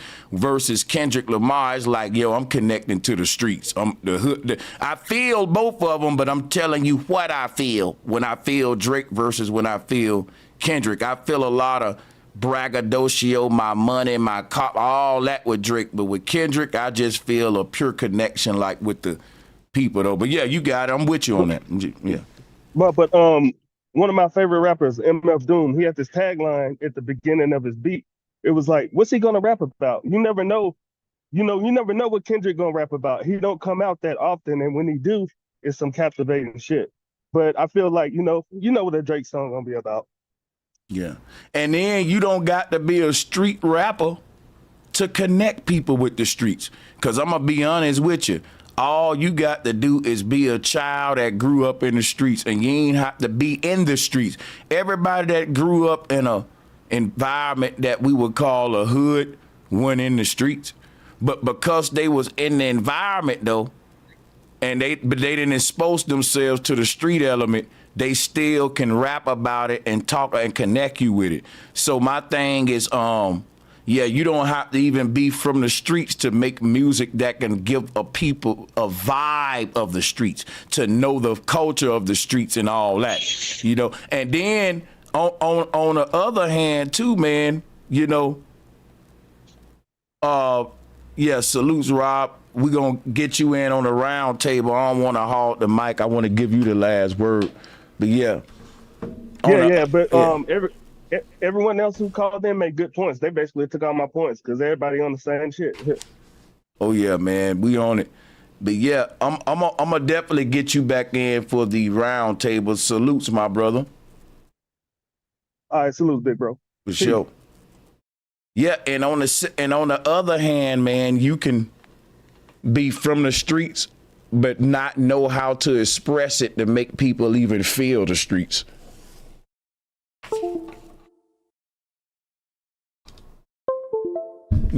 Being from the streets don't mean you're gangster, none of that. It just mean Kendrick affiliated with gangs. I don't think he from the set or nothing, but y'all can look all that up. Let me go to the next caller, man.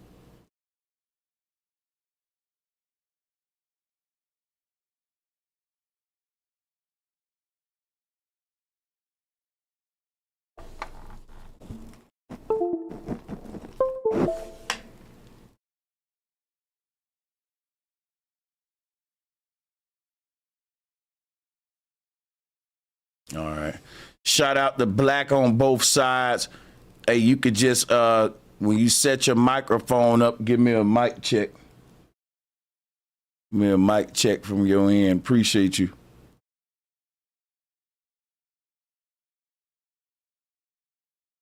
Hold on, we're gonna go to the next caller, y'all.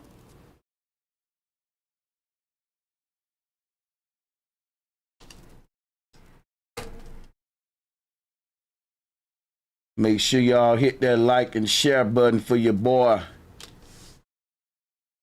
Y'all know we got to cover this little topic real quick, man. And we do all kinds of different media. Black on both sides, we can hear you. Welcome to the show, man. What you think about this little ordeal, man?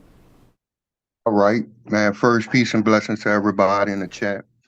See, peace and blessings. This shit all propaganda, yo. My whole thing about it, this ain't nothing but a big old energy grab, man. So much energy was spewed out in this shit that this was like a real realignment. You talking about with the dude, you talking about with the guard that got shot, he lost a lot of energy, huh? Yeah, he cursed, with all those melodic beats that they came out with, all that shit was spiritual based, yo. He told Drake not to use propaganda, right? And Drake went on and used the bots and, the media and all that shit, the gang power. K-Dot broke through that shit.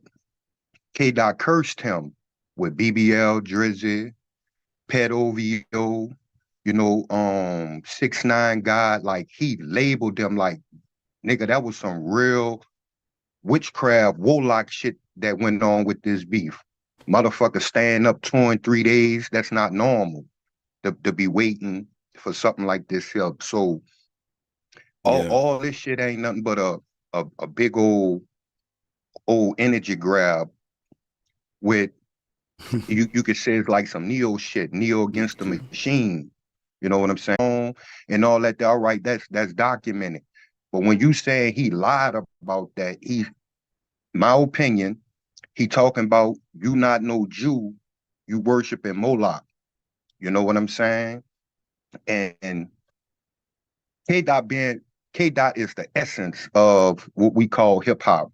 What we grew up to love. You know what I'm saying? He's the, I ain't gonna say Pac and all them there, but he reserves the energy of the ancestors that want to push right.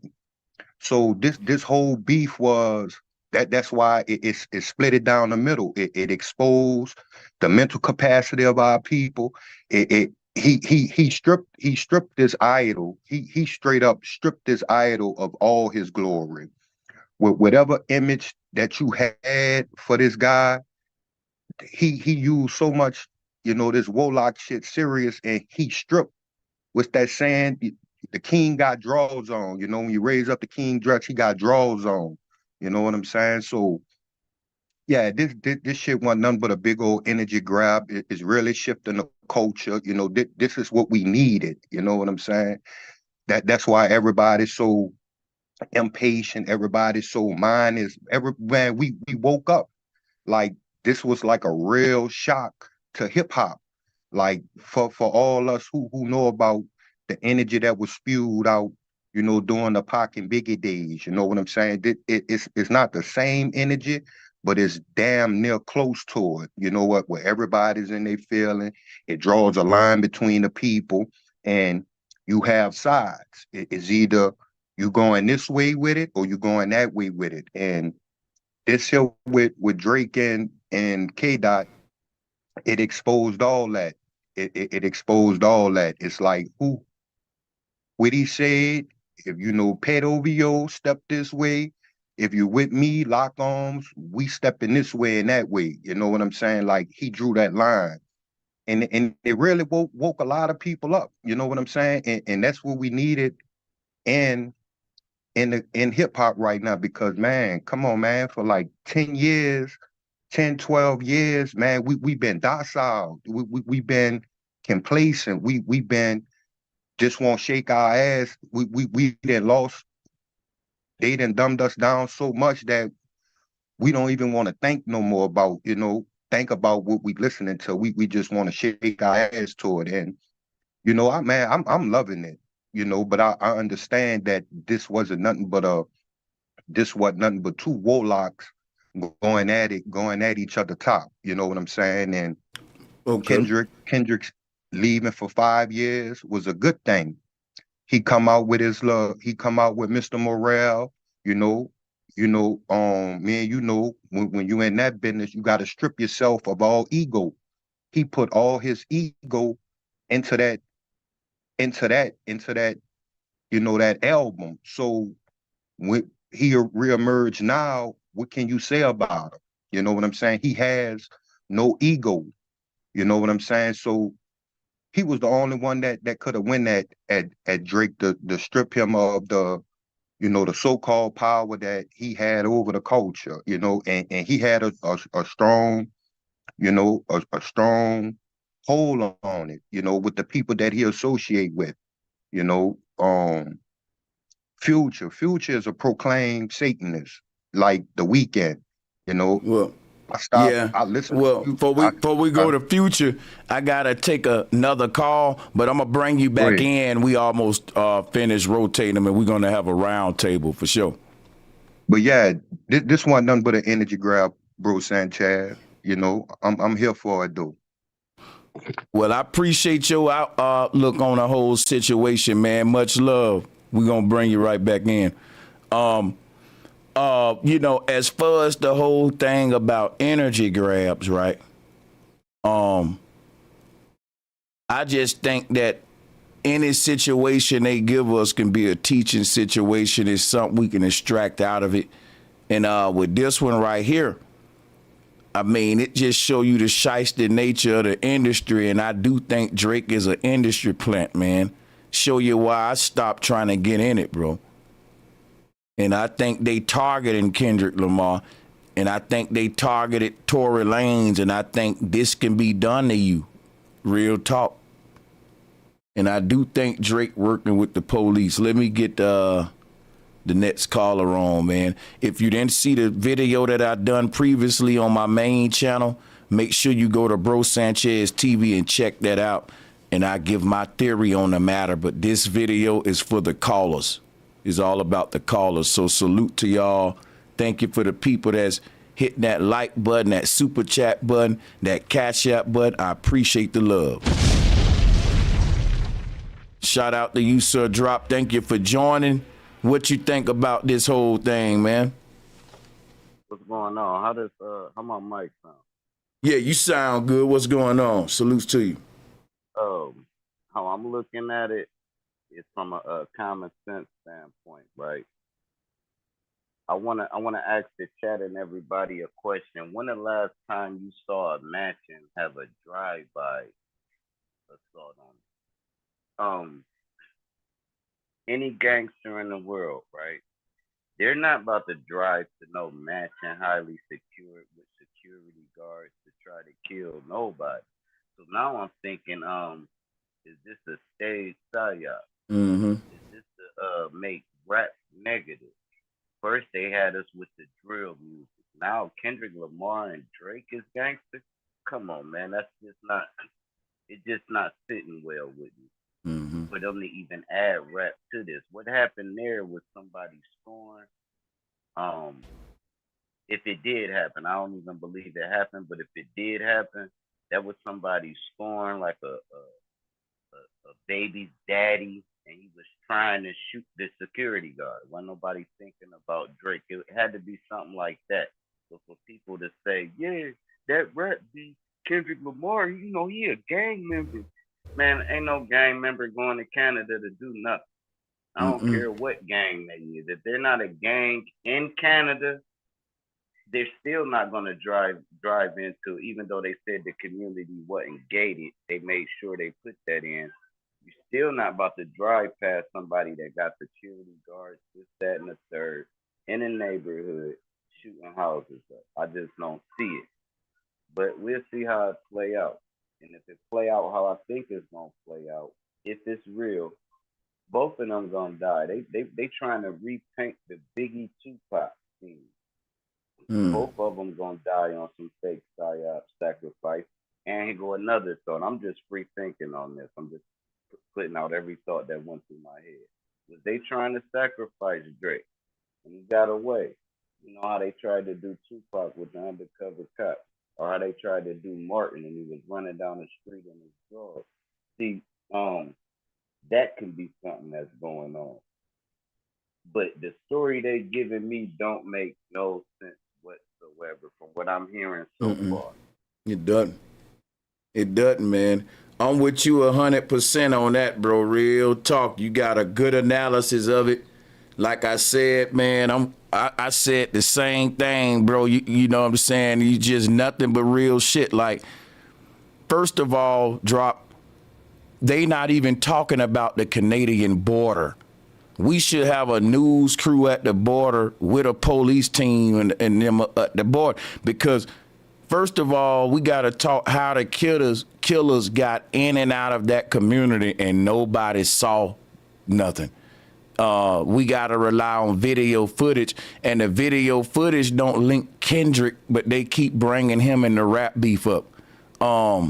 That's a lot. The whole thing is, if we saying these killers drove away from LA, which is what they suggesting, like a bunch of idiots, that'd be so stupid. Like, how are they gonna go through the border with guns?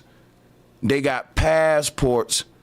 Like we said, if this is from Kendrick, the killers would have been people he know already in Canada.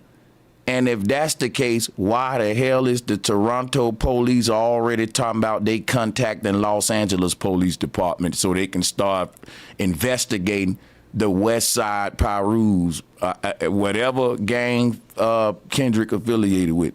But yeah, what you think about that, man? And I'm gonna go to the next call. Well, you can take your time with that, man. Yeah. Yeah, like far as the borders and all that. And look, man, we talking about Drake. We're not even talking about somebody that personify as a gangster. None of that. We're talking about the squarest cat in the world, Drake and Josh, Nickelodeon. You know what I'm saying? So for them to try to paint this narrative that Kendrick would be in some sort of fear of his life, because that's the only reason you would do something like this. Oh, you trying to get me killed? So cool. That, like you said, so I'm supposed to come from California and cross a border to kill another millionaire. We millionaires. What? And Right, you're not right. even a threat. But Man, let me it's say this. man. Let me say this one thing before I go. I have said some shit like I have wrote like a couple bars, right? Like 8 bars. It say, um, what I say, Drake. What I fuck it, I ain't gonna even say it, but it's fire though. But I diss both of them because it's corny. What they doing is corny, but it's a money grab. Now they trying to make it serious by people getting shot. So they're trying to make drill. They're gonna try to tie this into rap and make it drill, even though it ain't drill rap. Mm. Well, Man, no. yeah. I mean, we gotta consider all this. Hey, Drop, if you want to come back to this round table, man, we about to have it on. I think we got one more caller, then we gonna do the round table, bro. Salutes to you. All right, man. Be easy. You too, for sure. Think about this, y'all.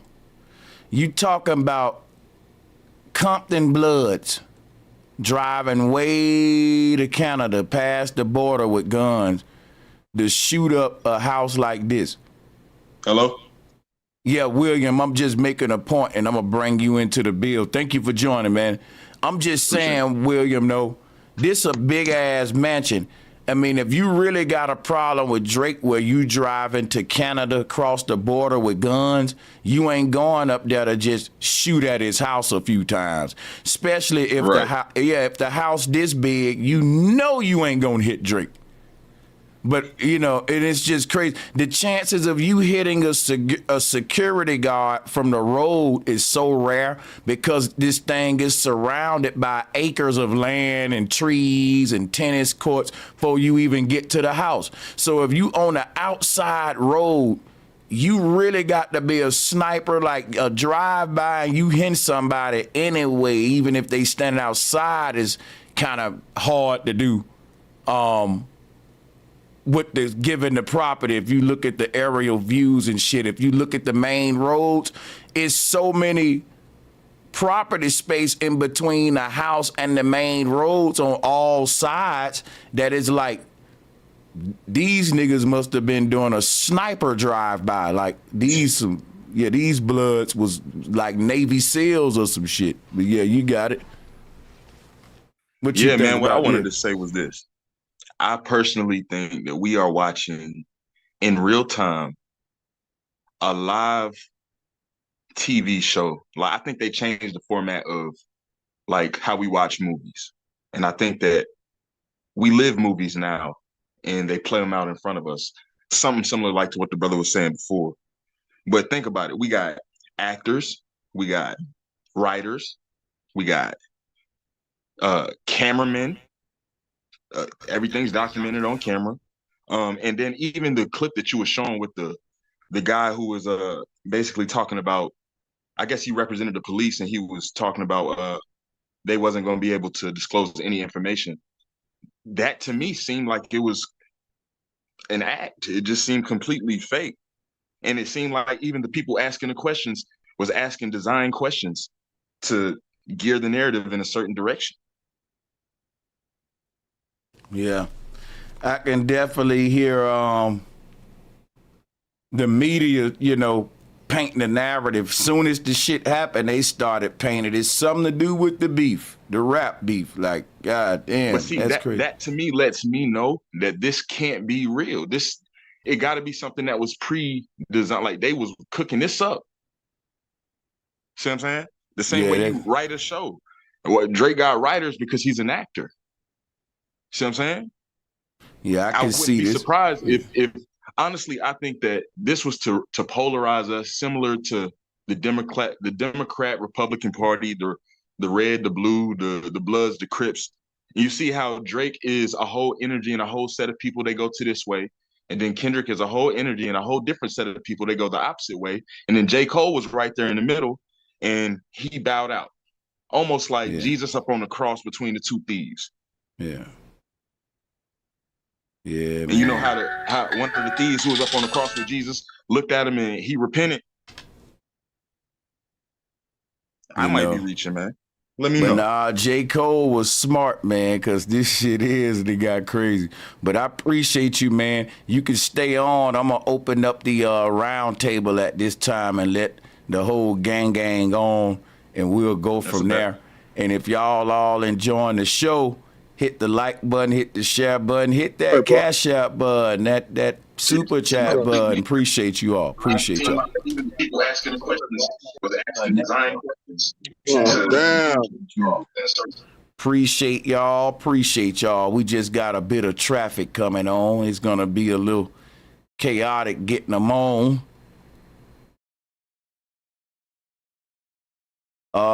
We letting everybody on from the waiting room.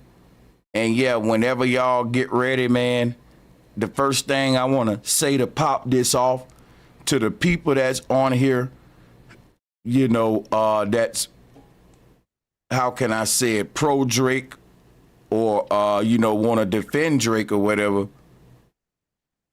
In any way, we'll let you guys get the mic first. Go ahead. Hey, them 8 bars was, I'll flame Drake and his ghost writer in broad daylight. I smoke fire, the nickel I'm unloading. Catch him on an island that's shaped like Nickelodeon. Tie him down. Had him kids come take his soul from him.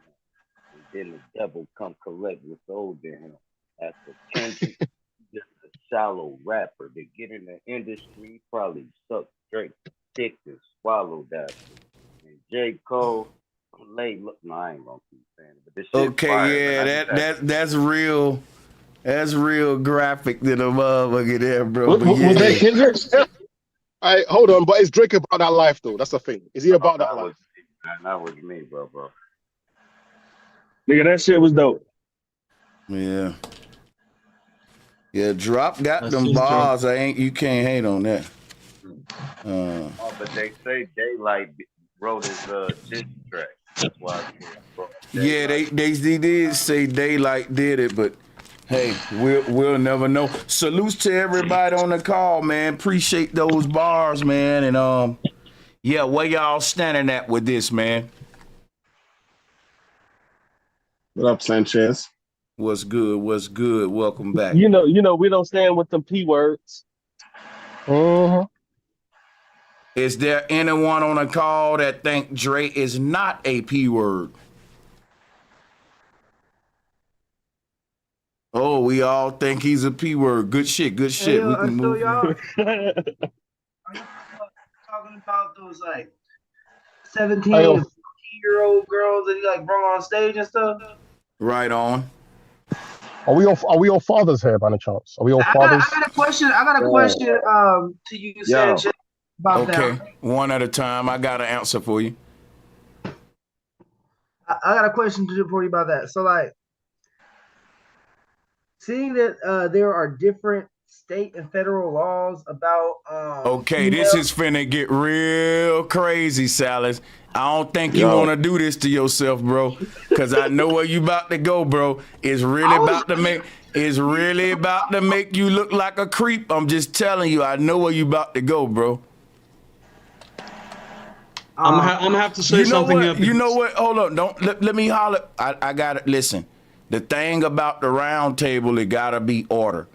I'm actually talking to Salas real quick, but let me and him conclude here. I don't want to just cut him off and then say forget about it. You don't get to flow somebody else. That's chaotic. I don't want to do that here. So let's. But it's in relation to what Salas is saying. Sorry. It's in relation to what he's saying. Do you mind if he finished? You know, that's Okay, normally. Yeah, I don't think he want to be cut off. It is what I'm saying.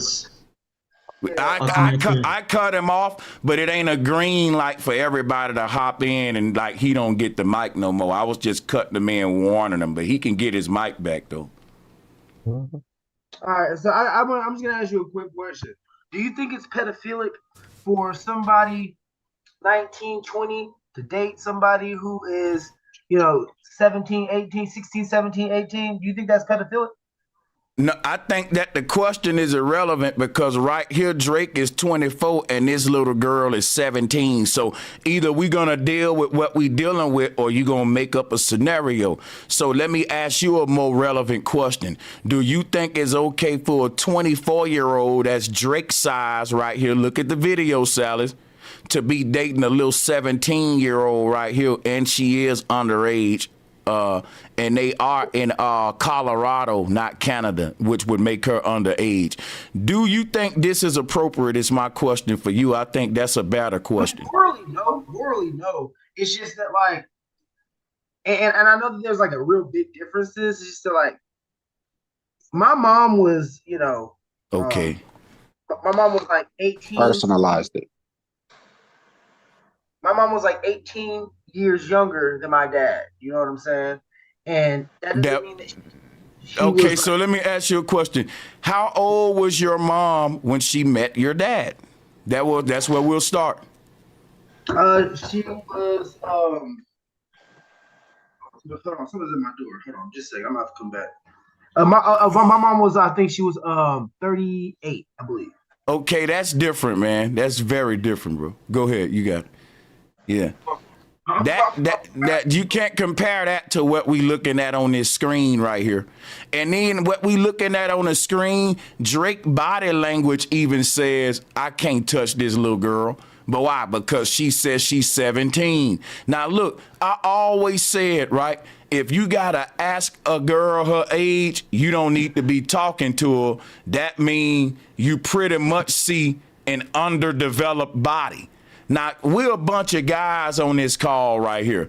Even if she would have told us 18, we would have been like, I don't care. I'm not talking to you. You're a little bitty girl. Like, now think about it. Even though that's legal, most of us guys, you still too young for us. Look at her body, y'all. Look at this little girl's body. She probably, that give little sister vibe. Listen, she probably got on cartoon panties. And you trying to holler at that. Like, you trying to holler at that. It's weird, man. Here? Are we all fathers here? Can I ask that? Man, yeah, y'all, Yes, like I don't understand how this the second person trying to justify this shit. This the second person trying to justify this. Can I say something? What up, Sanchez? What up, Sanchez? Toronto speaking. Toronto speaking. Okay, and then we'll go to verified because he's new to the call and didn't really get to speak. So, yeah, man. We're on this. Earlier, man. Yeah, we're on this 17-year-old on stage right now because that's what Sal is asking me. He went to get his front door. You can't justify that. You can't put anything by that, man. That is what that is right there. You know what I mean? You can't vouch for that. So nobody in Toronto vouches for that. Right. So I like I said, morally I don't think it's cool, but it's just that I'm just thinking in other circumstances where people would say that it like because I'm thinking a lot about my parents. Like my parents, like their age. You can't do that. You can't do that. Let me explain something to you, Salas. Listen to me real good, Salas. Your parents got an 18-year-old age gap, correct? Correct. Let's round it to 20. Now check me out, right? Let's say you got a 100-year-old man with an 80-year-old. Ain't nobody mad. But let's keep that same 20-year gap. Let's say you got a 30-year-old with a 10-year-old. You see, let's play the 20-year gap game. See now why it gets different, why we just can't say, well, my mama 60, my dad at 40, okay. So if you saying it's okay because of that and the 20 years is okay, then a 20-year-old dude can be with a newborn. That's a 20-year gap. See how crazy that sound? Yeah, that's pretty mad. Can I just say, like, let's establish some. Yo, that girl's 30 years old now. She came forward. She said Drake's team is who put her on stage. The psychology of a underage person, their brain hasn't fully developed. If we're talking about the actual biology of a underage person, the brain is still malleable. When you get to a certain age, you make decisions a bit more critically. You can, and with the fact Drake has influence means that he can mold her to how he wants. He can sort of brainwash her easier, so to speak. So Yeah, it's a we call that psychological thing as well. grooming. Yeah, Okay, we call that so grooming around here. so I got a question, y'all, and it's a very serious question. I'm gonna do a poll. Can we give, and don't blurt all, we gotta do one at a time, and y'all be brief. We all gotta pass the mic on this. It's 20 people on the call. Can we give Drake, and hear the question, guys, hear the question. Can we give Drake pedo status for this behavior? Can we put the P word on him? Not like that. Not like that. Because say it's yeah. the lightest. yeah. It's the lightest part of the spectrum. Nah. You can't put that on him, bro. You can't put that on him with this right there, I man. know much worse is going on all the time. Hold on. Hey, Matt. Listen, I'm not gonna say it again, guys. Please do me a favor. One at a time. We can't hear everybody. And we're gonna rotate them in and out quick. So look, once you say what you gotta say, mute up till I get everybody in, right? Now, let's start off with the people that's saying we can't give him the P word status, one at a time, and they can spar it up with me and we can kind of exchange ideas. We finna get to everybody. We don't wanna be chaotic. We hear no one. So who was first on that? Let's try this again. I don't think we can give him the P word status yet. We can give him another P word status, a predator, because that is obviously a predator. Hey, William, you gotta wait your turn. Hold on 1 second. Let's let this brother finish explaining himself, and then we'll go keep it from there. So you said we can call him a predator, but not a pedo. I thought those were one and the same, though. Facts. Like underage, like 12 and under. I wouldn't necessarily say they're the same thing, Sanchez. Okay, let me explain something to you about pedos. They are predators. Let me explain something to you about predators. They are pedos. Exactly. That's right. It's all the same. It's all the same. That's not true. A predator could be somebody that Late preys teen on and early adults as teen well. attraction. Okay, now watch this. Watch this, though. You can say a predator can be a lion catching a gazelle, but look at the video I'm sharing with you. That's what we're talking about. If you ain't gonna keep it in context, you should just mute up. We're criticizing the footage that's on the screen. This is not a lion getting a deer. This is not a dude that's trying to steal a purse. This is a man that knows this girl is underage, and he's saying you still look good. Like, why you got to be so young? Like, god damn, you look good. Like, shit, girl. Like, he damn near on some we like if I play this shit. Yeah, there's no way around bro, this, man. This is where they got him right here. This is where they got Drake right here, man. Right here, where they got him right here. I agree he's a predator, but the question is, does the fact that okay, now wait a minute. Now wait a minute. Slow it down. The person that said he's not a P word, I got a question for him though, one at a time. Will Which one? you? 'Cause I said it. Okay, William. Will you behave like this with a 17-year-old? You personally? Will you do this? No, sir. I'm not a predator. Not. Okay, so you saying that, okay, I want you to explain to me how Drake is a predator but not a pedo in this footage. Just said it yourself. He asked me. Let me get it. So I can't say verbatim. I'm not reading the definition of pedophile in the definition. Okay, let me ask you a question, right? Let me give you the definition. Here go a quick definition of pedophile. A person that preys on young children. Now check it out. The word prey makes him a predator, and every predator hunts something they like, right? I'm accusing Drake. Hold on. I'm accusing Drake of being a predator of young girls with underdeveloped bodies and that's underage. Based on this video, you telling me I can't do that, right? Now, if that's the definition, hold on. Let me say that. If that's the definition, then you are by all means correct. He's definitely a pedophile, if that's the definition. But from my understanding, and I'm not gonna say my understanding is 100% correct. I thought a pedophile was someone who had sexual No. You gotta remember though, every pedophile is trying to engage in sex with a child. Don't mean they was successful. And we don't put the P word on them after they have sex with the child. We put the P word on them for trying to engage in it. And guess what, my brother? Trying to engage in sex with a child is a crime too, whether you do it or not. Did you know that? Yep, convicted. Yep, that's a Big crime. What I would say is this too, though. He also kissed that little girl on stage. So Which guess what? If that was my daughter, I would have pressed charges and to the least he would have had to pay me some big time money or something. To the least. Nah, and that's why they call it. That's why they call it predator hunting, bro. You know what I mean? The predator trying to prey on the prey. But this is where I got to jump in. We got to be realistic, right? If at the time you got him on this one, Sanchez. You got him. Hold on. If at the time Drake was 24, he's cooked. Stage and nobody in the whole concert didn't protest right then and there. We got to take things into context. Okay, let me holler at that, right? Watch this. Yes, let me holler at you. Watch this, right? Watch this. All of these people in the crowd are little teeny boppers and starstruck little girls that love Drake. That's right. Now watch this. These are guys' underage daughters, and these are the kind of little girls that's in heat, and they know they underage, and that you got to protect your daughter because Drake the kind of dude that he's waiting right there till she turn 18. And sometime he may slip, my bro. He's that kind of guy. My thing is this right here, bro. This video says a lot. And my thing is this right here.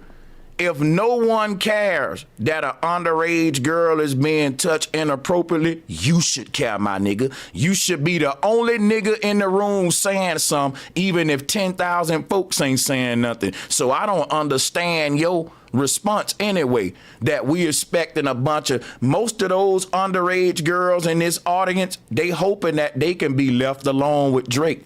You think they parents want that? No, Drake do. But these been out for years, and everyone knew about it. I'm saying it doesn't matter, dawg. The P Diddy footage been around for years. People been talking about P Diddy's actions for years. All of that stuff been around for years, and now people plan, and now people. And watch this. You can't cut me off. And you act like you defending pedophile behavior, like you too jumpy with me, bro. Calm down. I'm about to give you the mic. But like I was saying, right, the Puff Daddy situation, people been saying that stuff for years, man. And people playing the videos today like it's brand new. That's how the media work. Things be in the in crowd before they move to the mainstream. They be on the streets first. So, but I don't really understand your point of even talking for real, my brother, if the only thing you're gonna say is this footage been around for years. Because I'm gonna be honest with you, I never saw the footage before. So it really don't matter how long the footage of a murder been around. Once the police see it, they gotta take it serious. So I don't really understand your point of talking for real. You got anything that's more important to say other than how long the footage been around and who didn't say nothing about the inappropriate behavior? No, I think his behavior is of a predator.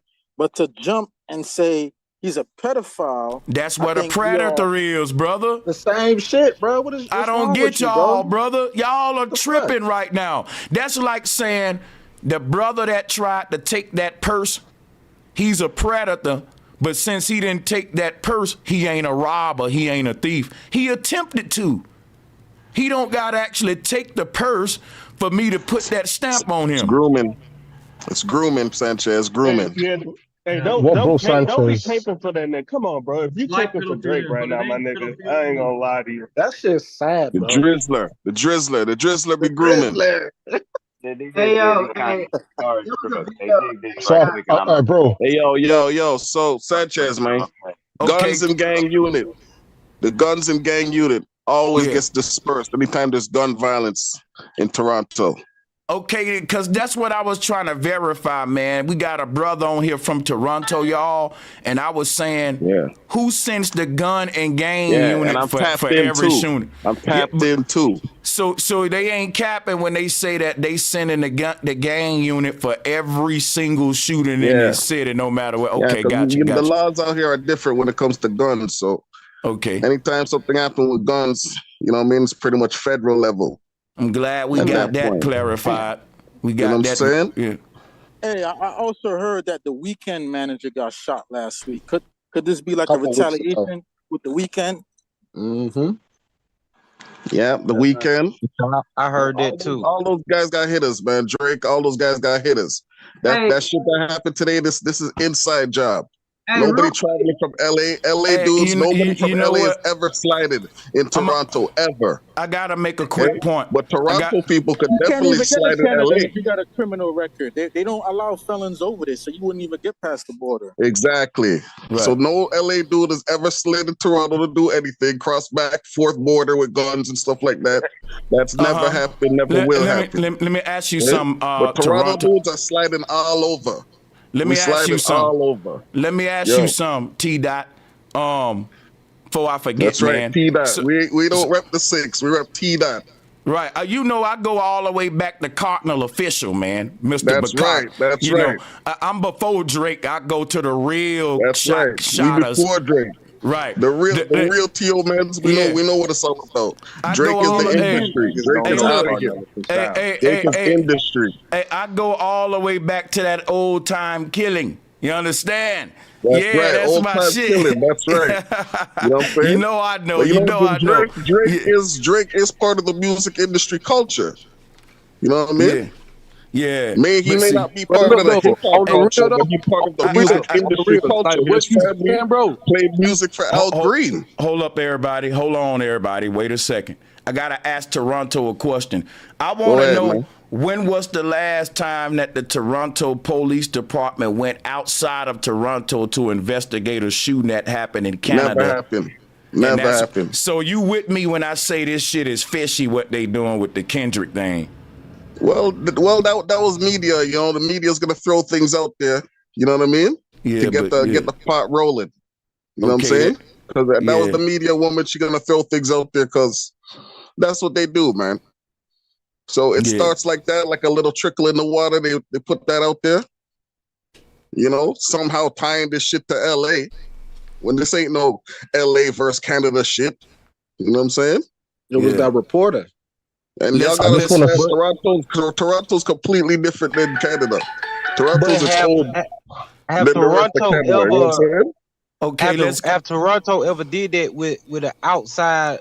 Have they ever did this though, far as saying that Los Angeles, like, cause you just said they don't do that. So have they ever done this before though, far as reported like the way they doing it now? Have they ever did what? Did what?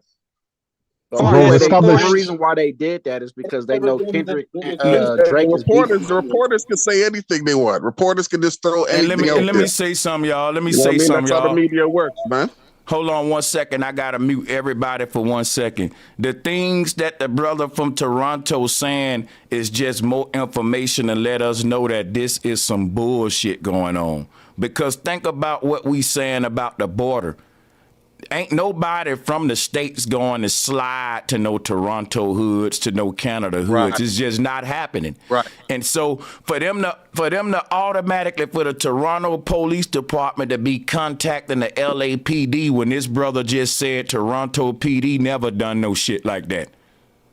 And bro, Sanchez, that's what I was getting at. Like, if I was a slider, like this would be the perfect time, because all the discretion gonna come on whatever rap beef that's popping. And this is the like, since what, I don't know the last beef that's been this hyped up, this popular since I don't know when, bro. I would say almost Jay-Z Nas. You know what I'm saying? Meek Mill Drake, but Drake destroyed Meek Mill on that back-to-back. But this right here take it to a whole nother level. So like, if you a slider, like you would think like, oh, this might be the perfect time.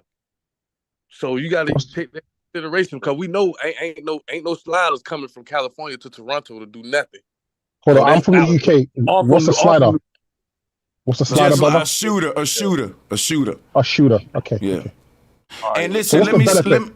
let me What's also the say this. Let me also say this. We got to go back and address this disturbing. I can't let us get away from the fact that a lot of people saying Drake is a predator but not a pedophile, and there's a lot of people saying that a predator and a pedophile is different things. I just can't move from that, so we got to bounce back and forth. So one thing, well, hold on, I'm talking. I'm talking. Let me just say one quick thing real quick. I'm gonna show you how they're both the same, and I'll pass the mic around. Salutes to everybody on the call. So when you say that Drake is a predator, you gotta ask yourself, now that you stamped him with the predator label, who is he preying on? If you then say children, now you got to call him a pedophile too. See how that works? It's that simple. It's that simple. It's that simple. No, I got the video up now of who he preying on of a 17-year-old underage, brother. Yo, bro, listen, man. You can't make up your own scenario and ignore the video. It's gonna make you look like you condoning this, and you looking kind of weird, you know. But go ahead. Yo, bro, can I just say something? Bro, Sanchez. Yeah. Hey, bro, hold on, man. It's just a one-liner. Swear to God. Go on, bro. All right, now look. Let's take the fame away from it. Your daughter, 17 years old, going to homecoming, and some 37, 38-year-old pull up, knock on the door, and say, "Where's Tina at?" You're gonna be like, "Hey, man, if you don't get your old ass off my Damn foot." right. What's happening is people was getting starstruck by Drake because the kids and Drop. Hey, Drop, watch this real quick, Drop, because you ain't saying that but facts, and I'm going to let them defend it, right? We're going to be fair, but we can bounce back and forth with this one. The thing is this. They saying, I said, who is he preying on? And they told me he preying on women. Okay, so check this out, right? If Drake was preying on women, nobody be opening up their mouth, because all of us straight men prey on women. We like a damn lion hunting a gazelle. We hunting every day. If you're a straight man and you ain't got a woman, I expect you to prey on women, nigga. You should be hunting them down every day. You should be on the hunt. I don't care about you preying on a woman, but a little girl. But a little under, that's what I'm saying. To say, and I'm going to play the video so y'all can witness him in action, salivating and lusting over this little underdeveloped body girl. Let's watch it. Play it again, bro. I believe this shit. Y'all gonna have me getting carried away again. I get in trouble for shit like this. How old are you? Oh, that's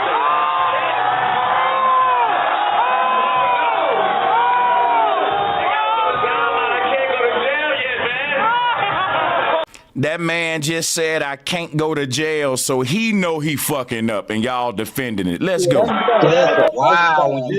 Bro, Sanchez. Bro, let's play it real quick. It ain't but 50 seconds, and then I ain't gonna play it no more. I just want people to get caught up if they didn't see it. Listen to it.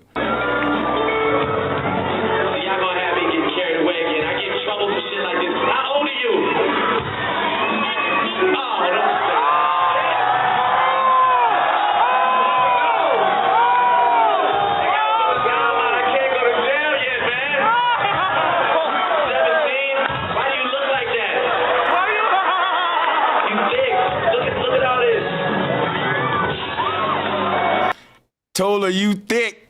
Hold up, you thick. Fucking disgusting, bro. Nah, bro. That ain't thick, bro. If that was thick, then I can say that I can at least defend them a little bit. But that ain't thick. That's a child, bro. Bro, watch this. Think about that little girl, bro. Look, watch this. Hey, look, hold up. Wait. It gets, wait. It gets worse, y'all. It gets worse. This somebody underdeveloped body daughter, bro. And I hate to be so graphic, but I'm just saying, look at her little body. Look at her upper body, her chest area and all that. This is a little fucking child, man. Now watch this though. Watch this though. Look at all this.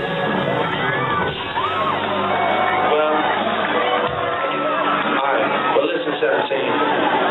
I had fun. I don't know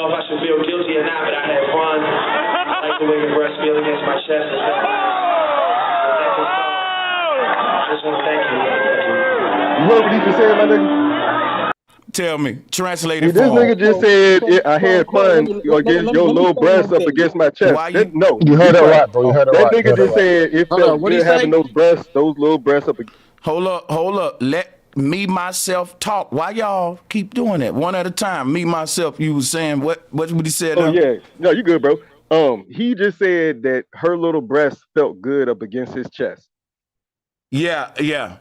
Somebody else pointed that. Like, this video is damning. It's so fucking crazy, Look, bro. Sanchez, I got 2 daughters, man. Like I said, bro, I'm finna show y'all how deep this shit is for real, bro. Sanchez cannot change my mind with flat power and globalists, bro. The way Sanchez started his panel off today, cause he was on the head, bro. I'm flat power today, bro. Like, y'all don't see this, like, bro. And see, this the thing though. This the thing. The simple fact that nobody don't complain, it become normalized, and that's why you got these weirdos who backing up Drake, because they follow the wave. Like, they don't stand on morals and discipline. Like, just because you feel me, just because nobody ain't speaking up, but you need to have morals, to have eyes to able to see. And the way Sanchez started this whole thing off, man. Look, man. Bro, I salute, bro. Hey, just for the day, bro. Thank you, I'm my flat bro. power, bro. Hey, man, Hey, we bro, appreciate to that's piggyback love right there. Much respect. Hell yeah. to piggyback off you, bro. Listen, man, I got a 16-year-old daughter, man, and like that could have been my daughter at that concert. Ain't no way, like I'm like, bro, Sanchez, I don't see how y'all defend this shit, bro. And I'm Like, gonna tell you. sitting here, and Hey, I'm not watch a this. Drake hater. It's just like it is what it is, bro. He Hey, should man, been I want to exposed. listen. I want to commend the energy I'm feeling from y'all real ones, bro, because the niggas that's defending this, and I'm going to give y'all some more shots to defend it, bro. But I just want to say this real quick, man, how real it is, right? Now, where I'm from, right, I know some niggas that soon as he would have asked their daughter, like, how old you was, guess what the daddy would have said? Who want to know? Nothing. Why you want to Sure. know? The daddy would have been like, why you want to know, nigga? Like, what, you better keep, and nigga, it would have been some real problem. Just asking her how old she was, it would have went up. It would have went up just right there, just with well, I'm telling you, real talk.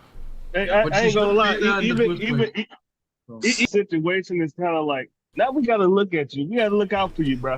Like, we gotta look at your ass, because there's no way you can defend this madness, bro. I ain't gonna lie. Right. And see, that's the thing.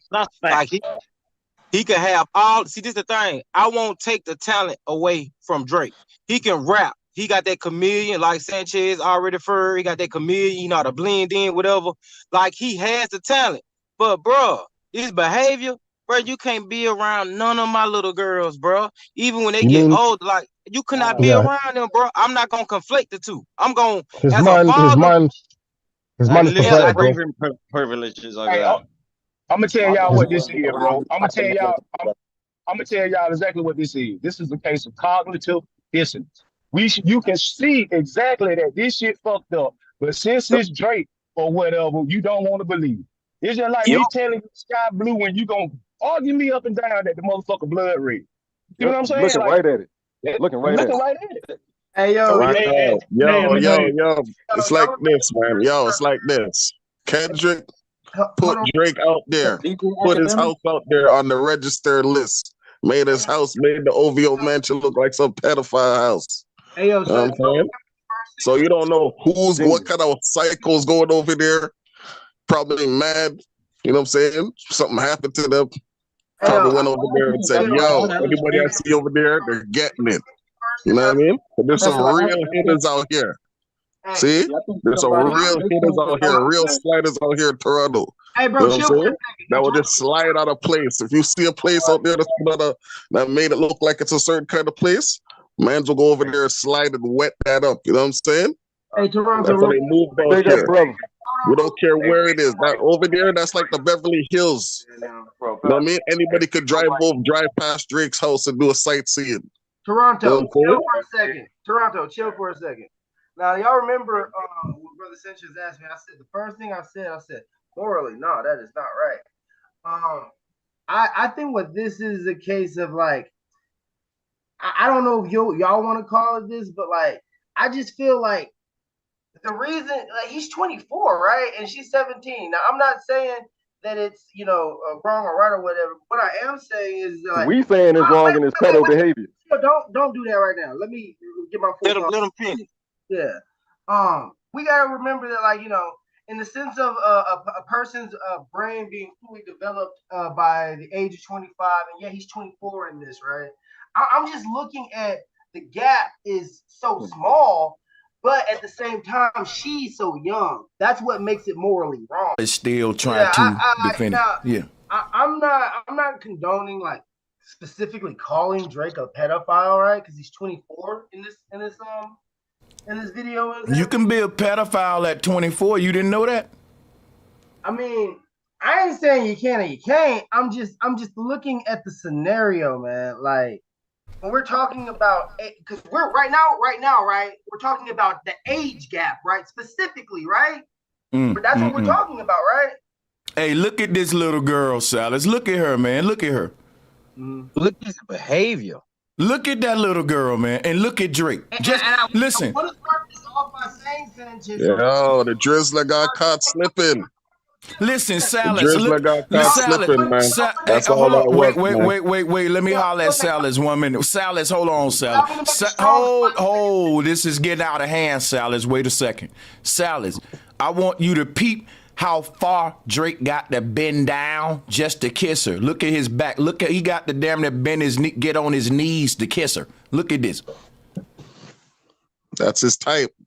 Now I want to say that's a pedophile act, man. That's a pedophile act. In this conversation, that's his type, man. You can't defend that. Let's hear Salas out a bit. Let's just a little bit.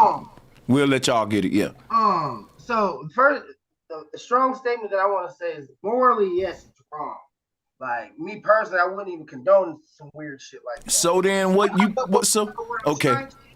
Is that like the age gap to me is just like wow, bro. Let me ask you a question, Salas. Would you let a 24-year-old guy date your 17-year-old daughter? I don't think so, bro. No. So then, what's the problem? Why are you struggling with? Yeah. I think I know what's going on here, man. So basically, I'm kind of struggling with like the concept that like my parents were 18 years apart type shit, and that kind that's what my head. Sanchez, if it's his daughters, he wouldn't allow it. You know what I mean? So like, and that's why I'm like, man, the age gap is like 4 or 5 years. Like, Salas, you're literally suffering from cognitive dissonance, bro. That's literally what you're suffering from. It's cognitive diss. I think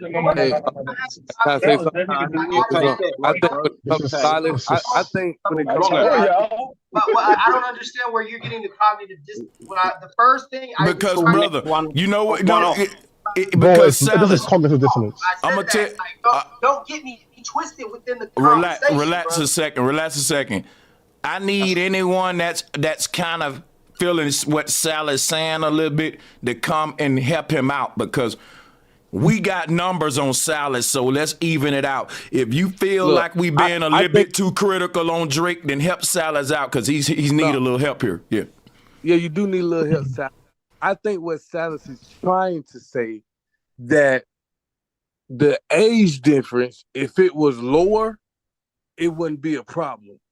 But the fact that it is he's 24 and she's 17, if say if he was 19 and she was 17, it'll be looked at a little differently. Well, yeah, that's legal. Exact same thing, right? That's what I think you're trying to say. Ain't that legal? This I do want to point out. That ain't legal because a 19-year-old is an adult by law. Yeah. I want to point this out right here because in like if a person 19 and a person is 17, because the age is very close, sometimes it can get by in the they'll overlook it. Yeah. Right. But listen, that ain't the case right here though. No, that's what I'm saying. That's what I'm like. He's trying to say. Silas is trying to say like, oh, that might be a case, but you can't look at it like, you know what I'm saying? Hey, You bro, can't look. Sanchez, any pushback, nigga, it sucks. No pushback on this shit. Well, I want to hear it. It's gonna be on I y'all. want to hear the pushback. You know what I'm saying? I want it to be on record, on wax. And low key, Yeah. I am giving a moral pushback. I'm not coming from a. There's no moral. It's very moral because the first thing that I emphasized. Nothing moral about what you said. You're speaking over me now that you're not allowing me to express. Is that I've waited very patiently. And I said, don't get my You're pushback next. mixed up with that. You get what I'm saying? I already said that this is morally wrong, but in the sense of a small age gap. Nah, that's the first time you said it's morally wrong. That's the first time, excuse me. Bro, your house is dirty. 7-year age gap. What are you talking about? What do you mean? And who else said that they would? It was another guy that saying that Drake is not a P word, a pedo. Can he unmute too and hop in here? That's what I just found out, y'all. I just found out that in 36 states in the United States that you can marry a 16-year-old. Oh yeah, that's another thing that y'all. Yes, federal law is still 18. Is Colorado one of them? Is Colorado one of them? Federal law in the United States is 18. It don't matter. We ain't talking about law. We talking about morally right in and Denmark. wrong. I'm Danish. Morally It's right and 15 in wrong. Denmark. It's fucking crazy here. You have to. I'm about to get to that in a minute. So let me go back to Salas real quick. Well, to anybody that want to defend this moment Drake having right here, the question that I got is if this girl was 18, 1 year you add to her age, she'll be legal. Would it be okay then, Salas? If she was legal. So a real man with morals, you just say, look, you have this temptation of this, well, not temptation, but this morally wrong thing in front of you to do, the action of approaching an underage or an 18-year-old, and you're a grown man. Can't nobody tell me Drake don't want to do something to that little girl. That's what I'm telling you. So he did that like live in front of people. Imagine what he does, in the club, you know what I'm trying to say. So at the same time, real men with morals and values, which I don't count Drake as one, wouldn't do that. So let's stand as men and uplift and nurture and care. And rather than follow our guttural, you have to rise above that. We need to know that real men don't do that. So he's not a real man. He's following his let me say something real quick, please. Go on, War Princess, you are 100% wrong. This video wasn't done in Canada. This was at a concert in Colorado. This was not in Canada. This was at a concert in Colorado, and in Colorado, the age of consent is 18. You can look it up. Now, It's actually 17. But brother, why, Salas? You didn't want people cutting you off. Let me finish real quick, bro.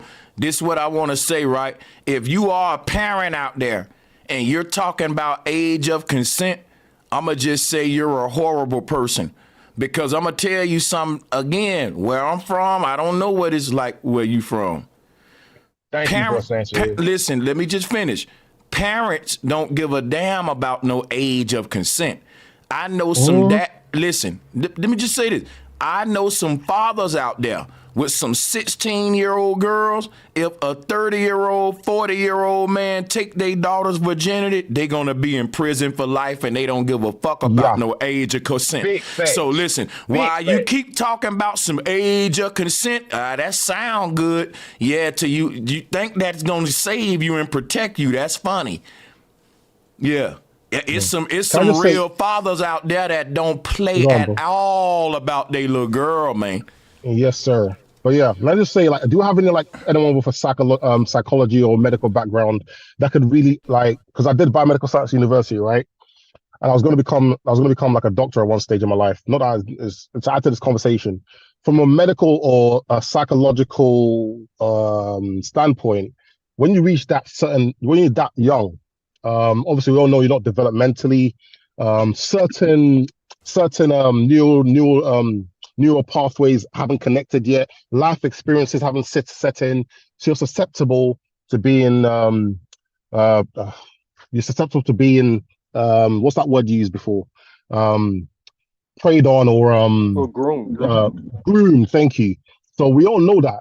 Yo, as men in particular, yeah. Go on. Oh, I'm so sorry for cutting you off, but That's okay, bro. So it's a sister in the chat room, Capavine. I want you to really pay attention to with me because it's disturbing what she put, and that's why I'm being distracted from you. My bad. Yeah, we need a female perspective, bro. We need to get a female on here or something to get a perspective. You know what? You know what? I want to invite War Princess to the call, and we're gonna be very respectful. We're gonna let her speak because what she's saying, she said that. Let me read this. She said, I'm not saying he's completely innocent. What I'm saying is in this video, he is not being a pedophile at all. It shows that he may have an eye for young girls. And I don't get that. That's the same thing. Listen, so that's a female? Listen, female yeah, she's a female saying that, right? Yeah. Okay. We need more. Yeah. But what do you think? Isn't that kind of disturbing coming from a female, man, to hear that? Is she a fan of Drake? Is she a fan of Drake? She got to be.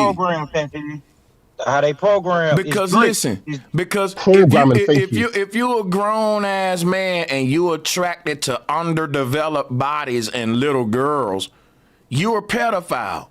And somebody's saying, well, that ain't a pedophile. It just means you got an eye for little girls. What the hell? That's the definition of a pedophile. Hey, 3 words right here to shut them all up. That's a pedophile that's not committing pedophilia yet. So, like, you might be a drug dealer, but you ain't selling dope right now. You might be a pedophile. You just looking right now.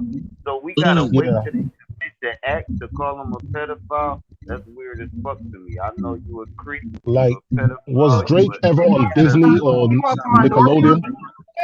Hold on, bro. I'm almost done. You know, I'm gonna mute up for another 20 minutes. What I'm saying is, they had a song from Dana Dane called Chester the Molest. That's exactly. Is that your background? Whose background is that? It's taken away from what he's saying. William Crawford, you got to mute the mic. I'm getting a Leah vibe from this shit. But go ahead, y'all got it. Leah vibe. The point is, right? So when she was 15 years old, bro. Yeah. This is a thing that's going on. Who knows? They parents might have put her in that situation trying to pimp her off. I'm telling you, this is a wicked thing. Drake don't care because he. This what you gotta realize, man. This what y'all gotta realize. Now, hear me out with no interruptions, please. Mute up if you got to your background. I'm finna go very fucking deep here. Puff Daddy was accused of underage allegations, right? Now check it out. Puff Daddy was connected with the Nickelodeon dude Dan Schneider and that whole child ring thing that's going on with Nickelodeon and Epstein. We ain't finna get into that. We already know about that. Now watch this. Drake grew up as a child with Nickelodeon damn near. And my whole thing, the same thing we got with Nickelodeon, we had with Disney. Drake is a Disney child. Now check out what I'm about to say next. As a little bitty boy, I'm pretty sure Drake have been, tampered with by older women. It was common with the crowd that he come from as a little child raised in Nickelodeon, Disneyland environments. The adults always touch the kids, and the kids were primed to this kind of behavior. So when you grow up in that environment and become an adult, you're going to be like the adults you grew up with. You're going to be touching the children too. Y'all got to tap into how this boy was raised and who the fuck was raised around him, because then you'll understand why he can look at this underdeveloped little girl and be salivating for her, because he was around sick motherfuckers like Dan Schneider all his life who was lusting for little children. He was a little boy that was probably lusted out by some of them sick women in Hollywood and stuff. This was common in Drake's upbringing. So now he's an adult that's doing it now. Yeah, I made that point of the background. So, like I was just saying, Drake's background, Nickelodeon, Disney, it's obvious. You can see that from his history. So we all know what happens with those sort of organizations. So just put two and two together. Thank you, bro. Yeah, you said it, man. You said it. When you bring up his upbringing now it's way creepier. I'm gonna be real with y'all. Yeah, like I'm just like I was thinking of it from just like a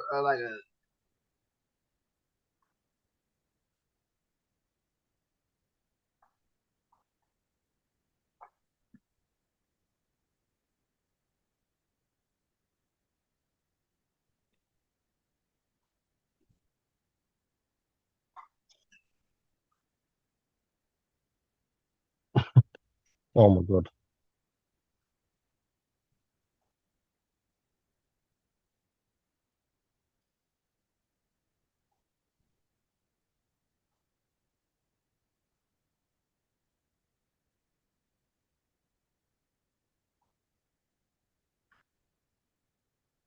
Just happened, yeah. Exactly. Exactly. Oh, and to be honest, like, Swear to God, everything I just said, I was muted to them. Let me say that again, y'all. I'm going to repeat it for the people and then y'all can have it.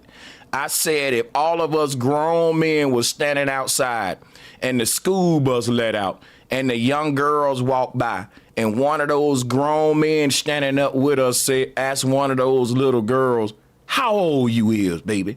And she says 17. And he like, man, golly, look at you. You 17. Man, I don't want to go to jail. Now, all of the dudes standing up on that street corner look at that man like, what the, bro? It'll be, you feel me? That would be crazy. But Drake can do that. But Drake can do that, yeah. Right. Right. Is anyone Is anyone here from like I want to say a medical or some sort of background in psychology or anything? Because I just think we just need to get to that point. It's an approach of psychology. If someone's from a psychological background or a psychology background, just study Drake's mannerisms around children or anything. One real quick. Hey, Bobby, I don't got no listen, Bobby, listen. I've let you and Philly go over that several times on my channel, man. I even put my platform on the line, message shit, and to let y'all air y'all beefs out. And you even told me, Bobby, you said Sanchez, stay out of it. Now I'm gonna ask you, Bobby, let me stay out of it. Now don't be beefing with him in my chat room. If y'all want me to stay out of it, now y'all gotta just bomb at each other on y'all joints then. But if you want me, y'all want me in it then, you know, but you told me to stay out of it. But go ahead, brother. You was going, go ahead. Now my point is, okay, who's talking? Am I talking? Yeah, you got it. So what I'm saying is like, sorry, bro. I'm just being all right. Sorry, I'll let you talk. Sorry, go on. Who's talking? You know, after that footage, it's definitely you can't even defend that. But the other thing I wanted to mention is, he was an executive producer on that show Euphoria, where it's all about teenage sexual relations, and even with the thing with Millie Bobby Brown, him messaging her saying he loves her and things like that. So my thing is, I think that right now they're cleaning out a lot of these dudes like Drake. That ain't what. Oh, my fucking bad. I'm sorry, bro. Go ahead. Yeah, no, what I was saying, I think they're cleaning out a lot of these dudes like the Diddy and the Drake, because that whole culture in hip hop, it seems like they all doing it. Because even Metro Boomin, he got some Twitter messages where he's saying some crazy shit too. Like that's going viral right now. Right. So it's like they're all doing it, and it's funny that it's like the wolves turning on each other right now. It's only the righteous will prevail. Going on right now. Yeah, we're coming into an era of not necessarily transparency, but righteous people and that uphold certain morals, and it shows that a lot of people are being weeded out. A lot of these sick, perverted people are being weeded out. We saw it with Diddy. We saw the first part with the whole island guy, the Epstein guy and all the shit.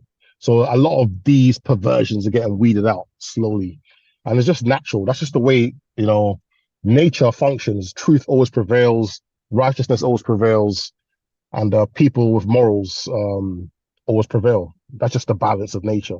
It happens in hip hop. It's happening, in politics. It's happening on a grand scale, and we're seeing it live. You went back to the point of something about we're watching a TV show. There's something called quantum television. It's like you create your own reality and you watch reality live from your own point of view rather than watching it through a box or screen. So it's like social media is a strong catalyst for a lot of change, and so is music and hip hop. And a lot of things are happening on hip hop and social media that we're watching live in action. Yeah, go on. Yeah, the thing is too, the lines is blurred in these concerts because if they ain't serving alcohol, you can have 16 and up there. So let's say you Chris Brown, like somebody put in the chat room, right?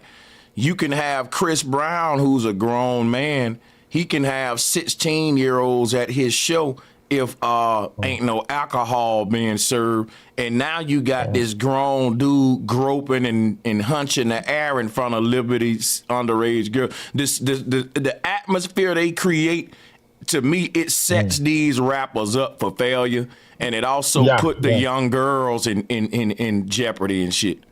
I'm glad you said that though, but hold on. Let me say this. It's a female out here, female. Hold up. Let me say this real quick. Nah, they do, at least over here in California, they call it the Summer Jam. It be 13-year-olds there, and they sell alcohol. They even sell alcohol. Well, I would just say beer when you go take your kids to like the little Disney on Ice. So they do have alcohol, at least in California. And I'm glad Bro Sanchez said what he said as far as the rappers being set up, per se. But now what I will say is this. I know when I was in high school, Nelly was hot. And all of the high school girls, they liked it Nelly. And they liked it him personally. You know what I'm saying? At that particular age. And so it's just quite strange how, why they don't have concerts, you feel me, just strictly for the teenagers with teenagers singing. Mm-hmm. Why is they able to come to a grown man concert? That's a fucking good question, 7030. Can I answer that one, or do you?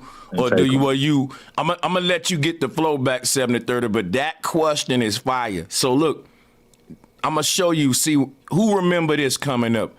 Coming up, we used to have teeny bopper bands. Who remember that? Like NSYNC and all that? NSYNC, yeah, it was like, it was a whole little, right, there you go. It was a whole little teeny bopper genre in music that y'all forgot about. Guess what? Over in the UK, bro, listen, hold up. They got rid of the teeny bopper era, and now the teenagers listening to Sukiyana and the fucking, like the fucking Nickies. They just sexualizing everybody. They sexualizing everybody in the same age group. They just get rid of the teeny music. Yeah, But that wasn't really teeny music. B2K and all that was rapping about love and all that. Well, listen, what I'm telling you though, why it's teeny bop music? It's because they were a teenage boy band, meaning if they rapping about love to my teenage daughter, cool, that's fine. If you got teenagers being romantic with teenagers, that's cool, man. But I'm telling you, when they got rid of the teeny boppers and the teeny music, you had little girls idolizing grown ass men now. You had little girls that's trying to be Lil Kim and Nicki Minaj and shit. Do you let me finish? Y'all be cutting folks. Yeah, go ahead. My bad. It ain't just the lyrics. It's visual too. These dudes, because it's all that art. The lyrics is art.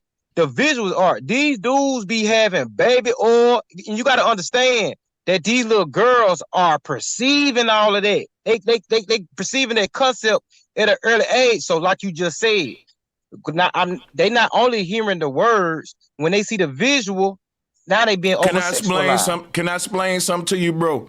I'm gonna be honest Yeah. with you. When I was a young boy, as a teenager, didn't know music had to over-sexualize me. I was a young freak. I'm gonna be honest with you, bro.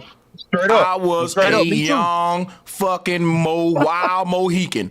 And I'm gonna tell you something right now, bro. But like I said, there was a teeny bopper era, so for the most part, now young men didn't mind getting on an older woman. So that is kind of pushing the pedo thing as a child, because you don't look at yourself as a victim. You saying, look, man, I had a older woman, you know. But check this out, right? My thing let me is say this. something on that. Please just let me finish saying what I'm saying. Y'all will never let me finish. Please let me say this real quick. I'm trying to make my point. I ain't make my point. This is what I'm saying, man. Cause you making me forget, bro. The thing is this right here. Today you got a little young rapper named Lil RT. He's like 13 or 14. He's all in the strip club. He's getting on dating shows with grown women. The people in power blurred the lines between the age groups when it comes to sexuality, and they did it on purpose. It's a bunch of P words in power. And I'm showing y'all how they did it. It's simple as when we were young, they made music, because one thing is for sure.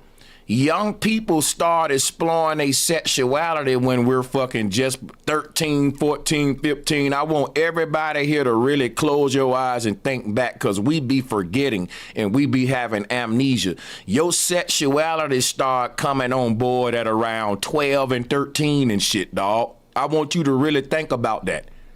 Children start being curious about that at a very young age.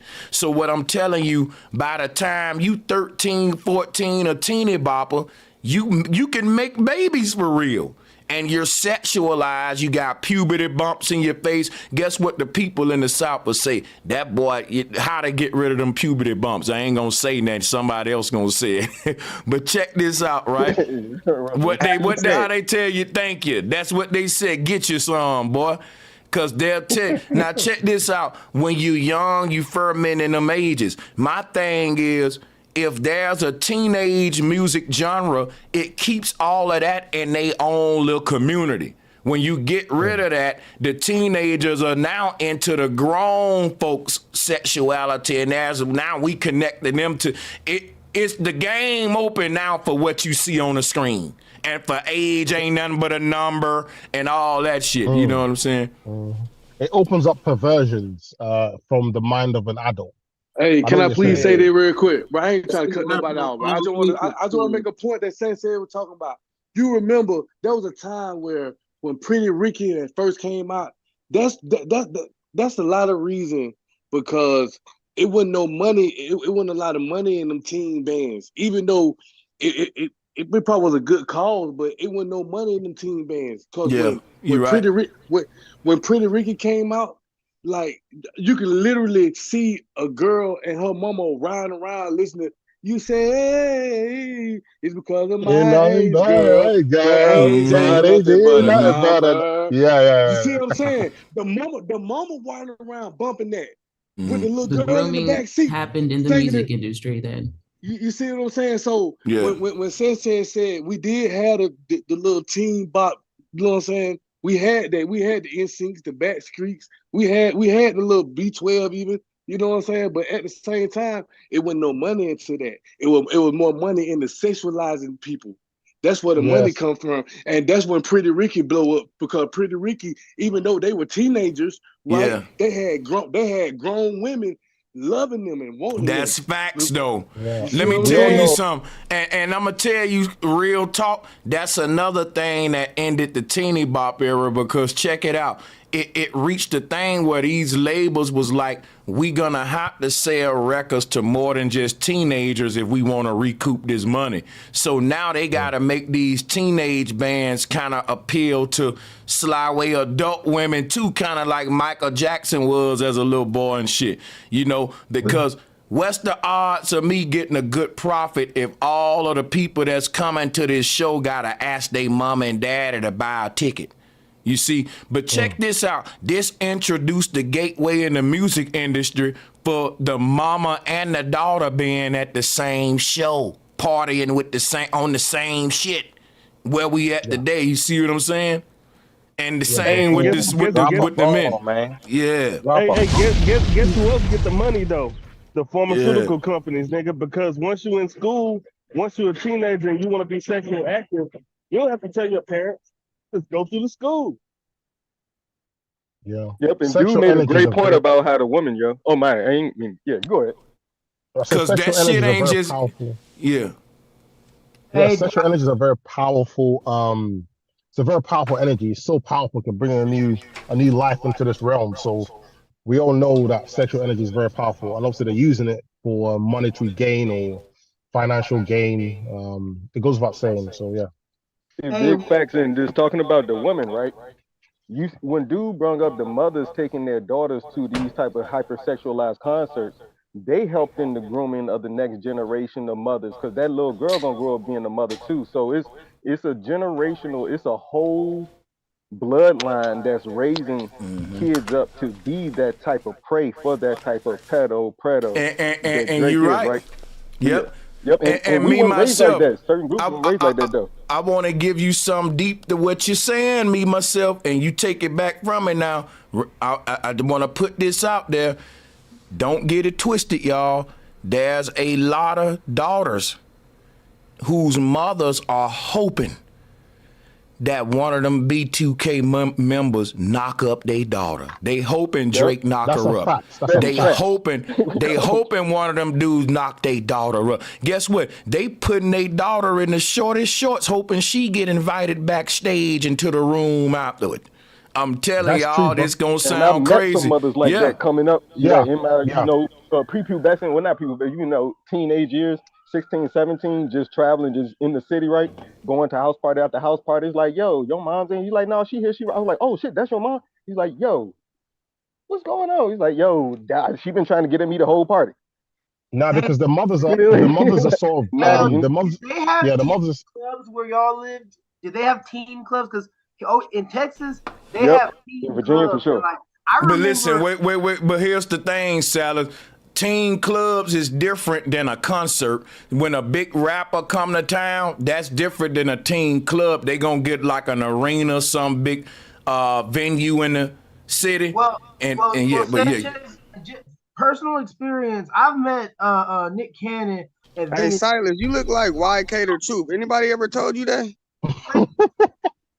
You let him talk.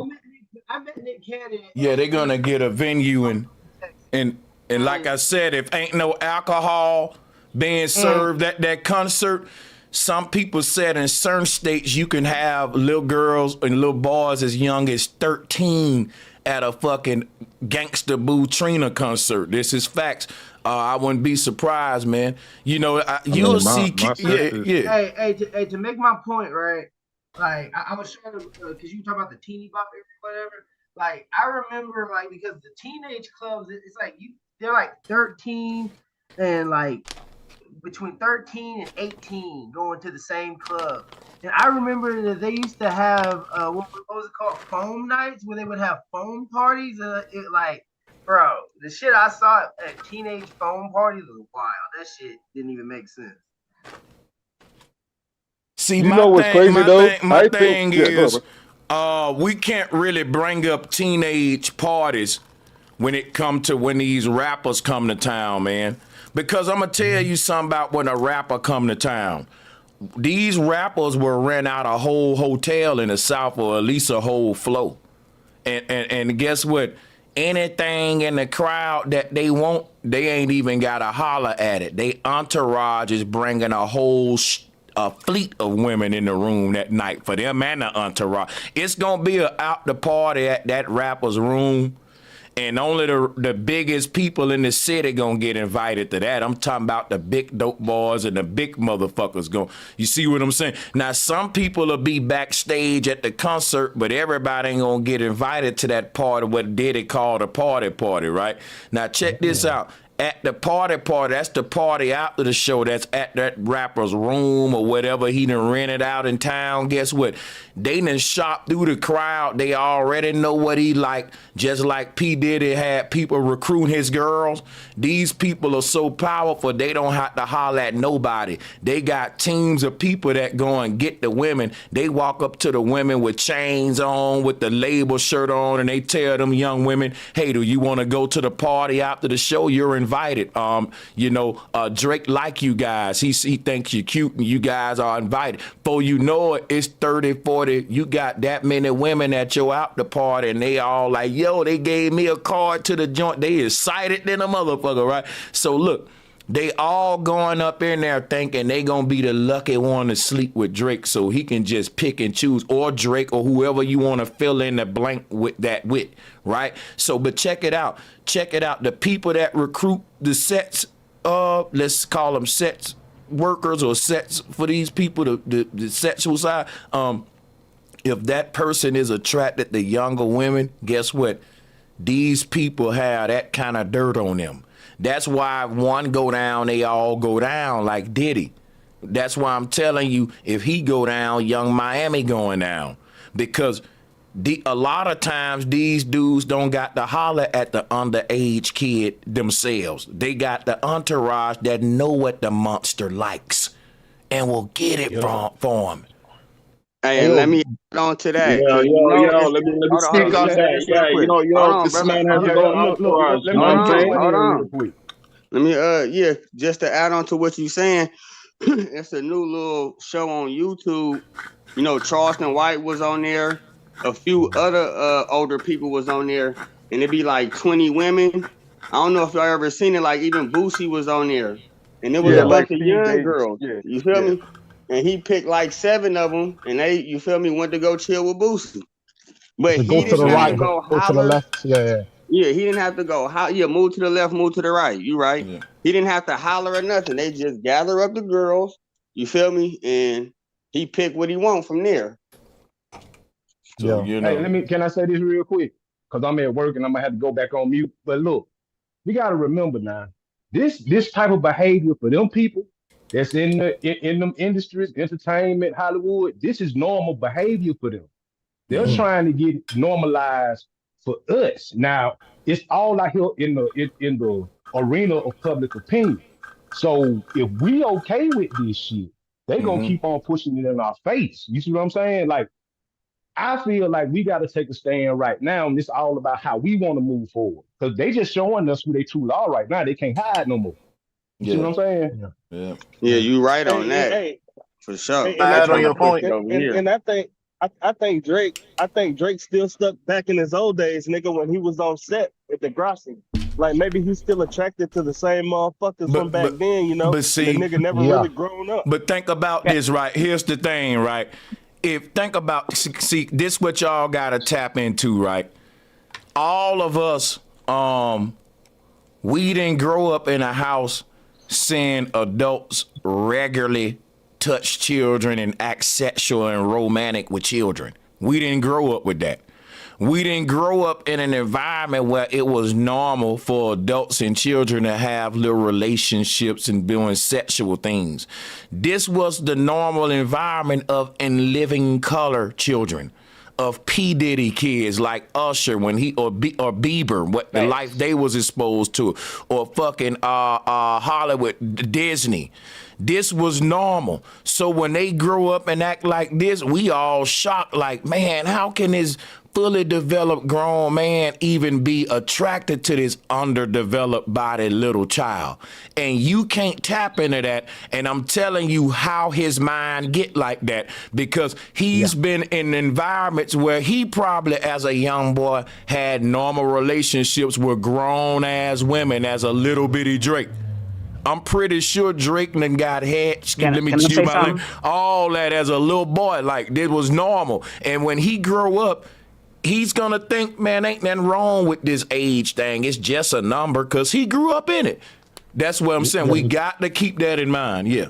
Hey, but here's some pushback though, Sanchez. Do we hold this nigga feet to the fire, or do we, show him compassion? I ain't showing no nigga compassion. Once you become a man, you have to stand on morals and values, and all that other shit go out the window. Can I say something? It ain't no compassion. So why do you saying you saying the smoke is do we show them compassion? No, well actually if we show this kind of behavior compassion, it gives the pedophiles a green light to go that much harder to get your children. Yeah. Can I say? Let me say something real quick. So this is what Drake is. You know, growing up, right? Growing up being young, you know, you had certain dudes in the neighborhood that would go to the high schools to go pick off some of the young girls in the high school. You'd be like, damn, you know, such and such, you know, you 24, 25, but you got this one dude, he go and pick off girls at the high schools. You know, that's just easy for him. It's easy to, you know, to get for him.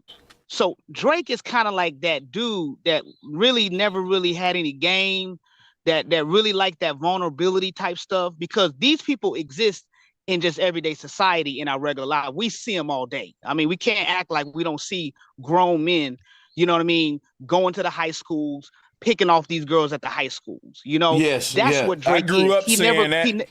Yeah. So when I look at Drake, that's number one. That's the kind of person I see. Now, we all as men too, we know we have moments where we're like, then you have the guys that were like this.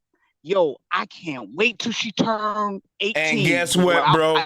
Now let me holler at you on that. Them guys that was like that were the same pedos as the other one, but they was trying to act like they wouldn't. But they was because if they say, that's where I'm you going got with it. That's where I'm going with it, right? So then you had those guys that were like, I can't wait. Okay, and then how I break it down, I look at a percentage of those guys like what you just described, them same pedos. And then I look at those guys, and then I look at a certain percentage of those guys who honestly say, listen, my morals and my way of life won't allow me to indulge, but I'm just gonna wait it out. And when my time comes, then I'm jumping all on it. I'm gonna be an animal that I am. Like, so this is a very complex conversation. You know, Drake just got exposed, he got caught, you know what I mean? But Drake is really that guy that was, while we all 25, 26, 24, 27 and really getting it in, he was the one driving to the high schools and having little 15 and 16-year-old girlfriends, and the girl is, you know, eyes wide open. Let me share something with you. Let me share something with you about the last guy you spoke of, the one that say, look, I got too much decorum. I'm gonna hold on to myself. I'm gonna wait till she get of age, and then I'm gonna holler at her, right? Because I ain't finna never do no underage stuff. Let's talk about that kind of guy. See, all of these kind of guys are all equally pedos, and I'm gonna tell you why, right? Because one thing that a grown man is gonna do, he's gonna find himself in environments that's always with grown ass women around him. So for example, if I keep finding myself in environments where little bitty girls got on booty shorts, little bitty girls got on tennis skirts, guess what I am? I'm an old man that's hanging around the teenage clubs. I'm an old man that's hanging around the teenage functions. I'm an old man that think about an average grown man ain't keep running into beautiful young underage women. Now the average young boy is, because they meeting up in the same atmospheres and spaces, they're peers. But the adults got our own social spaces. So for these creeps to keep finding themselves surrounded by a bunch of young attractive women, I know that there are young attractive women out there. I just don't see them a lot. And when I do see them, I don't think of them the way that they think of them, to where, okay, I can't wait till she get of age. Right. So, Hey, do you know Drake? Sanchez, Hold on. I'm gonna lose my thought, my nigga. Let me say this. Let me say this real quick. You know, Drake got a song where he said he was sitting in Santa Clara parking lot, but he felt like he was at Magic City. You did what I'm saying? He was at a school. He was at a private school from K to 12th grade. That's the parking lot he was describing. But he felt like he was sitting in Magic City parking lot. That's the type of nigga he is. Hey, you did what I'm saying? Think about this shit. What about the parents who allow the shit? Let me tell you about this. I moved out here in Vegas in 2007. I went to Desert Pines High School, right? My neighbor, her name was Isabel. She was 16. Her parents allowed her to date a 22, 24-year-old. And that shit never felt right with me. Like every day when I went to school, I was like, hey, you good? You good? Because it's grown ass nigga. And everyone knew it. Everyone was just waiting on the perfect time to fire off on his ass. Yeah, I'm just saying though, the average grown man gotta think in their mind, when am I ever around a bunch of young women? Never. So I like to respond to that. Ever. I like to we respond to that. We ain't in the same social and party spaces. But see, here's the thing, Jasper. If you're a celebrity, or entertainer, a rapper, actor, all that, you got to share the same social spaces as young folks. And that's like Michael Jackson, that's Drake, all these fucking Hollywood children, they used to sharing the same social and sexual atmospheres as adults. And so the lines been blurred with them. And they trying to bring that culture and normalize it with the rest of the world. But yeah, you got Michael it. Y'all Jackson, got it. Michael Jackson, yeah. Let me respond to that real quick. So I get your angle and you're correct. I agree with you from that angle. Here's another angle though we have to kind of acknowledge. When I was in my 20s, I found myself in many different situations where there were teenage girls. For instance, let's just say I'm going to go check a friend of the family's or whatever, and you know he got family over, and there's a teenage girl in the environment. And because of the society we live in, the teenage girl, she's sexualizing me. You know what I mean? Because of her, whatever her environment, her upbringing. What I'm saying is like, I'm not saying hang out in these particular spots, but the bottom line is like, I done been in many situations where I'm seeing young girls who are sexualizing older men. And if you don't have morals and discipline, you just straight taking the bait. So let me tell you something, bro. Let me tell you something, bro. Think about this, right? If the fish like cheese, but I'm fishing with bubble gum, they ain't gonna bite at the bubble gum. Now, let me take this example to all of us men on a platform.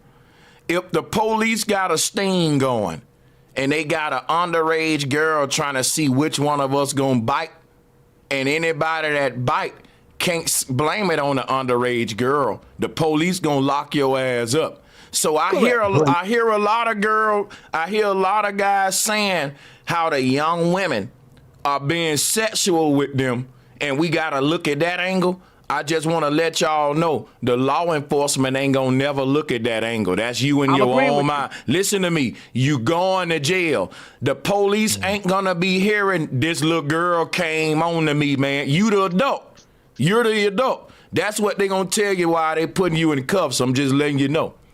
I'm agreeing with you. No, I agree with you. Yeah. Yeah, your analogies are very on point, bro. I just gotta say that your metaphors and analogies are insanely accurate and easy to follow. Hey, but can we just look at the angle of like the parents allowing it to happen? There's certain parents who allow it to happen, and that blurs the line for me too, because I'm like, nigga, do I fire off on this person or no? Man, we're talking about baby boomers. Okay with that shit, my nigga. Ex-parents, bro. Well, I think the parents like that, and that's also a very complicated question as well, because if you look at globally, right, it's already kind of understood that, quote unquote, men of older stature or men that are more established and blah, blah, blah, whatever. A lot of these parents, man, they're almost kind of, I hate to say it, but they're almost kind of prostituting their children to kind of secure some type of stability, some type of whatever they think that they're not going to get or waste their time with. Unfortunately, this is what is not spoken about. This is why I see a lot of parents try to prop their children, their daughters, into being in these relationships with something a little bit what they think is going to be more better, but really it's really toxic anyway, because a lot of these older individuals take advantage of these type of situations and continue to kind of be a part of the problem. So it's a little bit complicated, because if you look at different parts of the world, this very conversation will look a little different when you look at different parts of the world, and it's quite normal in different parts of the world, right? So I think a little, and if you look at even in America, if you look back many, many, many years ago, go look at it. I mean, my great-great-grandmother got married quite young. I mean, let's be honest. She married quite young, had many children, stayed with the same man though, right? Married for 20 years, 25. She married when she was 16. Now, So, Jasper, quick question. Do you think that's culture or that's natural versus culture? Because I don't think that's natural. If you ask those women if they had a choice, like my grandparents did the same, like you're right, especially in the South and in ancient times, right? And overseas right now. But if you ask those women right now, they'll be like, no, we would not like to be married off, blah, blah, blah, blah, blah. But that's just the culture of the time. And sometimes that culture is sadistic though. So which is interesting. Go ahead. Was a different time. They used to you got it right after me. So I didn't want to cut them off and not let them finish though, but yeah, you're right. No, go ahead. I'm listening. No, I'm giving it right to you, bro, because I'm being belligerent. But back in the day, they used to say we take them from 8 to 80, blind, crippled, and crazy. So when they was saying that 8 years old to 80, they talking about from the menstrual cycle. That's why in the Bible. Never mind, I ain't want to cut your wisdom. You got it. Should have kept going. Keep going. I'm listening. Okay, that's why they were saying once they start bleeding or whatever, they're ready to reproduce. And that's the psychology of it, right? This is how they tried to make it right. This is how they tried to make pedophilia right? This is why in California it's 13 years old, right? But like dude said before all of this, what we talking about, he said it's 18 federal government. Federal government trumps everything. So once the federal government says this, you can then be charged years later by the federal government. You can go on and marry that 13-year-old, but if we want to press action, we can press action on you. To me, it's like this. My bad, bro. I ain't mean to steal the mic, but to me, it's like this. The age gap is for a reason. The age gap is because there's experience involved, right? Now it's cool when she's 14 and you 15 because she's more advanced than you. We catch the females around 16, 17 years old as far as puberty concerned, right? Now you got somebody 17 and somebody that's 24, that's 7 years of living, dog. So they can influence that young mind and control that young mind and mold them and keep their foot on their neck and make them they puppy. See, and this is why they say, nah, stay in your age group. But the reason why the females get attracted to that shit is because they more advanced than the men their age. So when you saw them cats driving by your high school, can I be honest? Can I be honest with you though? The females really attracted to it because of the lifestyle. Cause I remember when I was in high school, man, the dudes that would pull up, drop to holler at these young girls. I know what a lot of people got in mind, this pop belly old creep, right? No, I'm talking about some of the dudes that was pulling up to my high school they were adult dudes like dope boys. I'm talking about niggas in Benzes, Jaguars, man, nigga. It wasn't no like old creeps and shit. I'm talking about these young girls these young girls was really choosing on these niggas. I'm talking about niggas in their 30s, niggas in their damn 40s even, and even in their late 20s, early 20s. And it's a lot of these high school girls, you know what I'm saying? They was attracted to the fact that I can get off school and go shopping at the mall. He finna take me to get me some McDonald's. See, we talk about you know what I'm saying, how the sugar daddies and stuff, how these old dudes lure the women, the young girls at the school. Now imagine what a rapper can do with all that money, a mansion, fame. You know what I'm saying? Yeah, bro. Are there any females in this live in a minute? I just want to get a female perspective. No females there, or women? No. No, I got a sister. I could have sworn I heard one earlier. I don't know why they were quiet. Obviously, like if there's a female there, can you just give your perspective It'll just get a bit more perspective from a female. No? Right, but there ain't no females up here. I can give you a perspective from my sister. Now, my sister, the old cat was trying to holler at her, right? Now, what my parents said was no, she rebuilding. Matter of fact, if y'all ever want to see what this stuff look like, it's type in Good Times episode pedophile. And it's gonna show this 40-year-old man walking into JJ's and apartment, and Thelma in love with him. Thelma like y'all gonna let me marry him, Dad? You can't. Oh, right, yeah. That's what they do. That's where they mind at. This is how childish your child is at this point. And you and I'm gonna tell you something. That right there, drop, is why the law is gonna hold accountability on the adult and not the child. Yeah. Correct. But anyway, my dad wasn't going for it. Then it takes it to another segment. Okay, say that man could help my daughter and my mom, and my dad wasn't in the picture. It's prostitution now. Now it's hoeing her out now. Yep. Now we on some color. Now it's on some color purple shit. Now, yeah. Give me them 3 cows and you can get my daughter, yeah. Yeah, the R. Kelly thing. Like, these parents know their kid was at Michael Jackson's house. They're trying to get into Disney World. These parents know their daughter was at R. Kelly's house. It ain't like their daughter ran away and got abducted. No, you R. Kelly, you about to get the bag for the family. These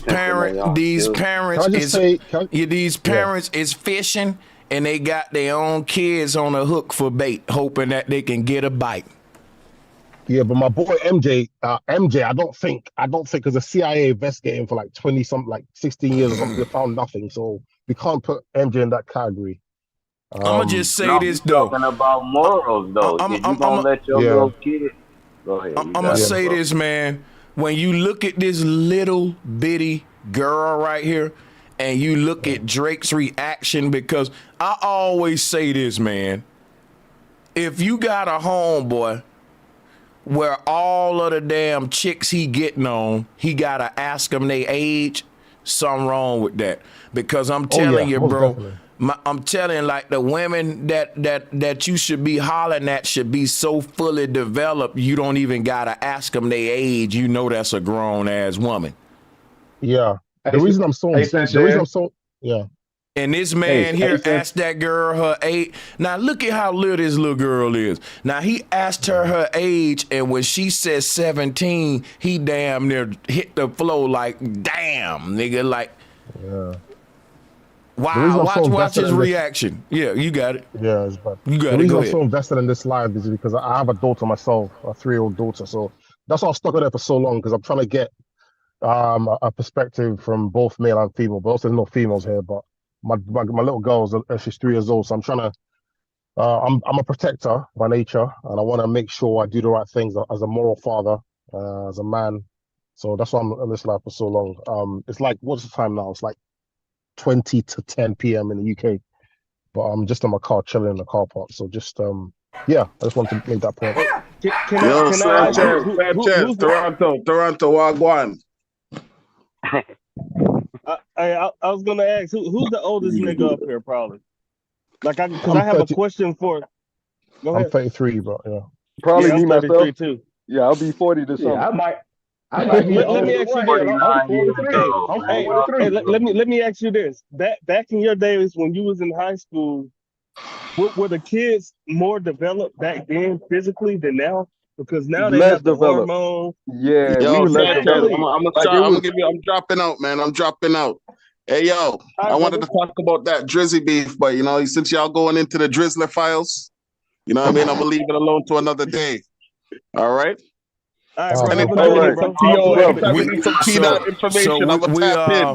So we basically just hopping around, but yeah, you can do whatever you please, man. Salutes to everybody. Let's I'm about to. Yeah. Flat power, man. Flat power. Flat power to my brother from Toronto. Talk about what you were talking about last. Look, they be more developed, but you can still look at in their face. You can still tell that's the kid. When you look Yeah, at And by that Still language, selling and the by shit. and by that language, like the way they talk, and then like there was this chick, right? Even she was 23, bro. I'm 33. And I was talking to her, I was like, yeah, you're still like, you ain't mentally an adult yet. I could tell. Yeah. Because by the jokes she was making. And even that's she's legal, but hell no, not for me. Yeah, the mind isn't matured. And then you know, Wasn't. and I can't just imagine like how you could like just that young mind and like you said, the young jokes. You know what I'm saying? You gotta watch cartoons and shit. Like, look, this is fucking just weird, man. Right, you got to be able to go to the liquor store legally and come back without getting arrested. Like, can you go get me this bottle of liquor and bring it back for us legally? Yo, Like, yeah, how you guys much have imagine, just imagine anybody else on this panel that was in Drake's position right there. When you ask that girl how old she is, the first thing you gonna say is, "Man, where your parents at?" You ain't gonna say, literally, "Oh my God, look how thick she is," and then, "Oh, I love your chest on my chest and shit like that." Man, ain't nobody finna say that. I'm a big bro her, bro. Hey, Drake always been weird like that, one though, line, bro. y'all. One line. Here's what made him a pedophile on this video. He said, "I ain't ready to go to jail yet." That means I'm gonna do it. Hey, I just ain't ready to Oh, do it eventually, yet. goddamn. And that's crazy. Look, Y'all got it. it's some type of rituals going on. I mean, of course we know that, but just to further show that and express that, Sanchez, do me a favor, dog. Type in Nelly sings the little girl on stage real quick. The first one is like 3 different videos of him singing the little girl. I'm gonna tell y'all a story about Drake real quick, bro. So my bro was talking to this chick from Ontario, I think, and she said that her and her cousin went to go kick it with Drake one time, and this weird ass nigga asked them to drink his throw up, and he'll buy him a bag. What the?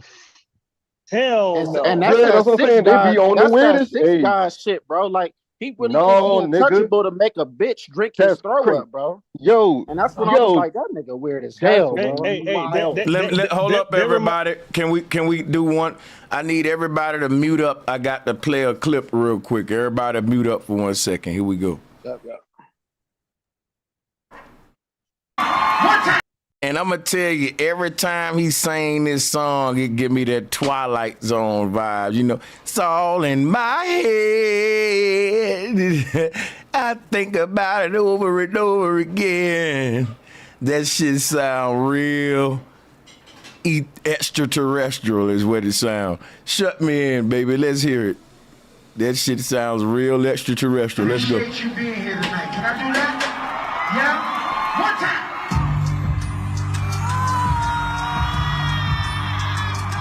How you doing? You okay? You started school already? Yeah? You like your teacher? You like your teacher? She's a cool teacher? Okay. That's very important that you like your teacher. You know that, right? All right.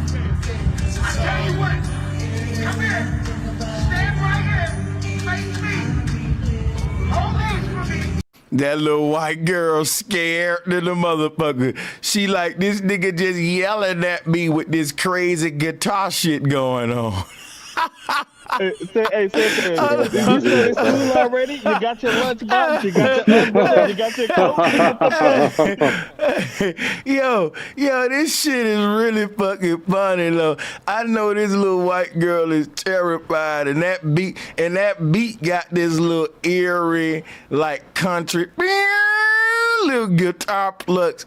You know what I'm saying? It's a dope little vibe, but it do got that little extraterrestrial feel to it. Let's check this out, man. This shit crazy. And I think the niggas love to talk over their music loud like that. Like, you know, what is all this he doing? Stand right here and do, you know. Hold these for me. Okay? Now you stand there, okay? Oh, Why is hell he playing no. in this little Oh, girl head like hell this? no. No, he didn't do the forehead. And look, Nelly got this crazy devil smile that he do whenever he play this song right here. And I uploaded it on my channel. And matter of fact, let me show y'all what he doing right now so you can see what this little girl going through. Cause check this out, right? You don't really know what she going through till I show you this shit right here, so you can see what kind of eyes he got on her and what kind of energy he projected on her right now. So check this out, cause I've been put this shit out right now. Watch this, and it's viral too. Watch this shit. So here it is right here. Watch. Look at this nigga. That smile. Look at them eyes. Look at him.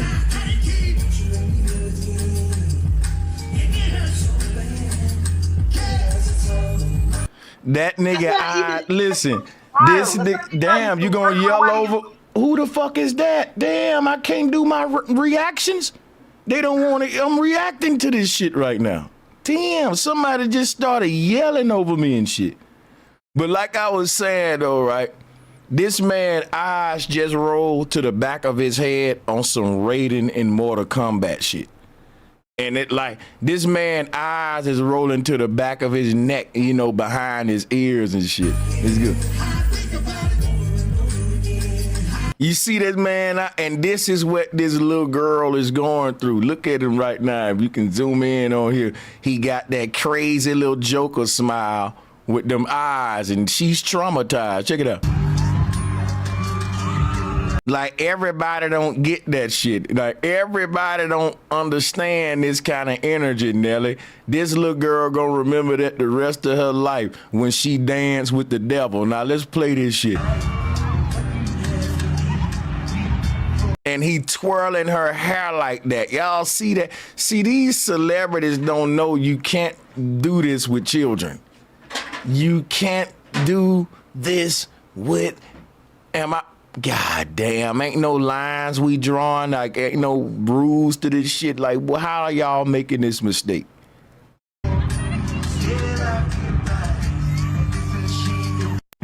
That little girl look awkward. She feel uncomfortable, like, damn.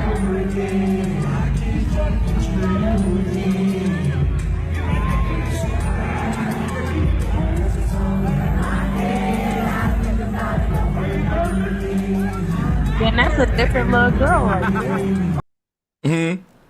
That's a different little girl right there. Oh, it is. What up, Alexis? Yeah. I'm a unmute.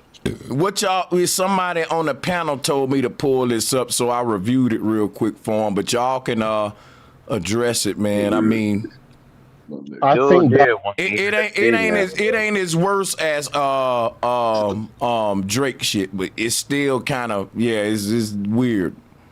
Yeah, they don't know how to. These celebrities is crazy. They don't know how to interact with children. That's kind of creepy. I can't lie. They don't know how to interact with. Yeah. It's 4-5 different videos of him doing this shit, and they all underage children. Why? Why aren't you singing these of this? So Now listen. He what he do? He tells them to hold my glasses, right? And then he go forehead to forehead with them and start twirling their hair.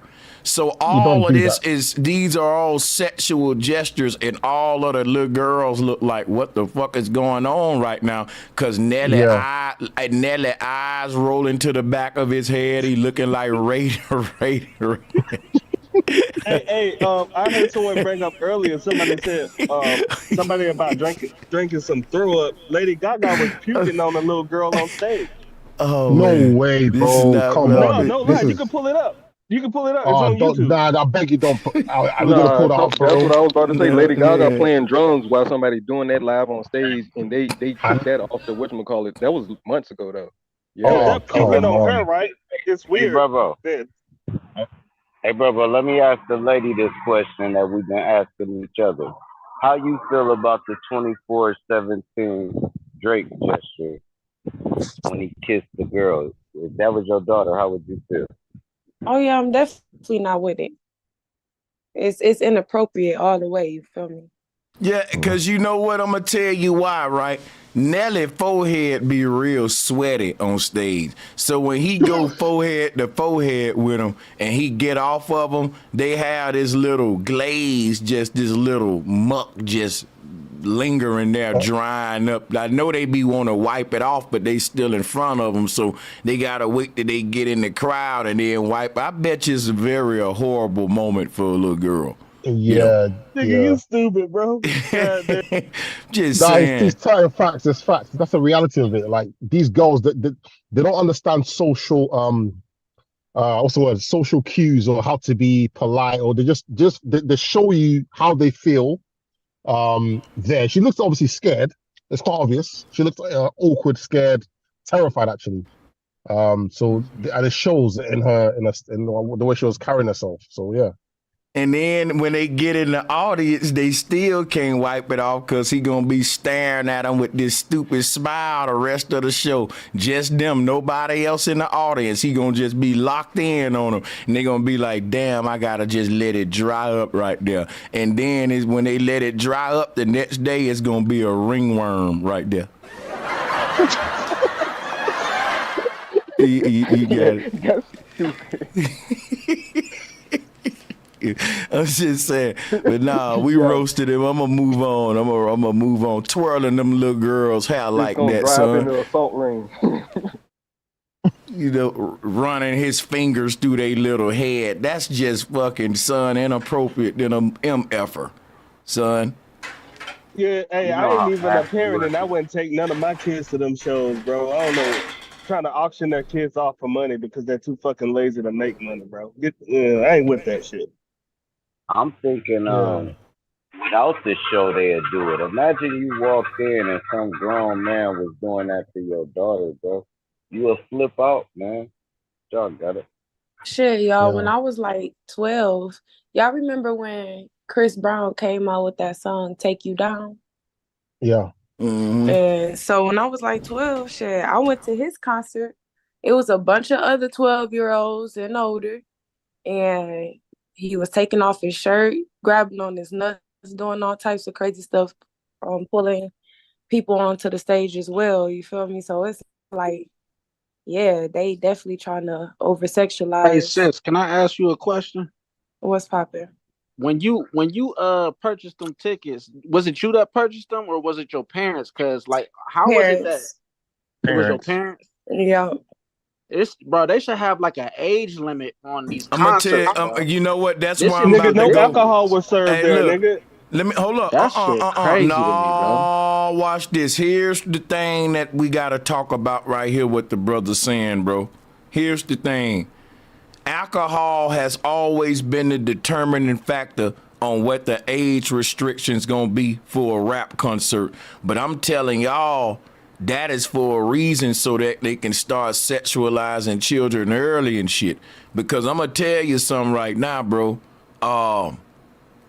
It's crazy because the brother on to a point, they gotta put an age restriction on the concert, but then think about it. No one never said what's the right age for you to be able to be sexualized, right? So think about it. If somebody trying to actually hit on a child, that's a crime. But see, it's a fine line between me hitting on a child and I'm just performing. And these celebrities walk that line, and they can walk it right on stage. Like, I'm gonna tell you something. What Drake doing to this little girl right now, if a regular man did this, he would have got locked up. He would have got locked Crucified, up. Yeah. He would have definitely done jail time for this and had to register too as a sex offender. Yeah. Let me ask the female this, right? Yeah, please. Let me make a point real quick. Let me ask. Oh, no, go ahead. Go ahead, bro. Go ahead. You got it. It's gonna take away from your point, but I ask it. I just want to know, why do the young girls choose up in that age group? Because when I was in high school, they liked it that. They was like, y'all ain't got no car. Man, I'm in the 9th grade. But look, I want to ask her why do they choose up like that? Is it a maturity thing? They Is it a can't lack of a choose. father? Why do who choose like that? It's not a choice. Why do the Why do they lust females? towards older men? Why do the Okay, 17-year-old be I'm attracted to gonna the answer that. 27? It's the money. It's the lifestyle, like Sanchez said. And not only that, too, you got to ask this question. If you ask a 17-year-old what they want to eat every day, they'll probably say pizza, hot dogs, and a bunch of children shit.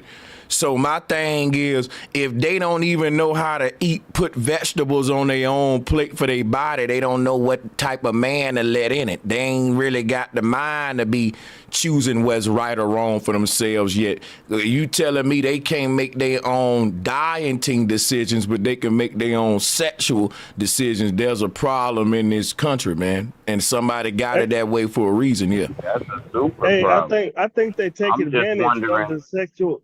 Oh, go ahead, bro.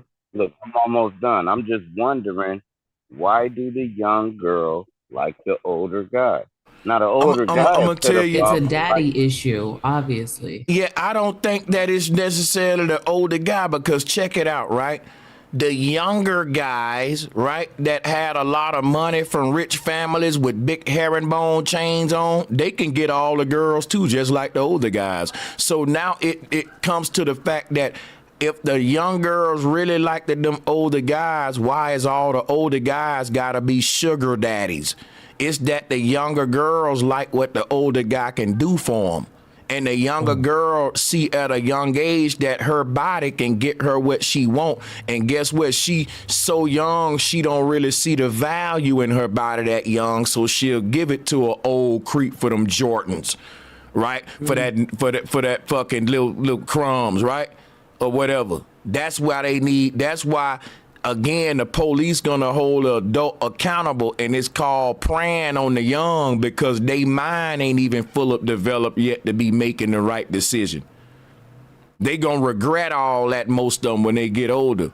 Or it's just gonna affect them to where they gonna end up a stripper or just a chick that just see no value in themselves for the rest of their life anyway. They just always see themselves as a business, to just like they body is a business, goddamn it, on some OnlyFans shit, nigga. Like my thing is, these young girls ain't really, they ain't really attracted to these. Lady told me that, my bad, but a young lady told me that these young bulls ain't on nothing. She's like, man, they ain't on nothing. They lost. And then they look to an older person and be like, okay, he know about this, that, and the third. He put together, and I could just fall in line. When a young person say, let me holler at drop. When a young person say that, when these girls say that the young boys ain't on nothing, it's cause the young boys that's in their age group is saying, let's go have a date at the park.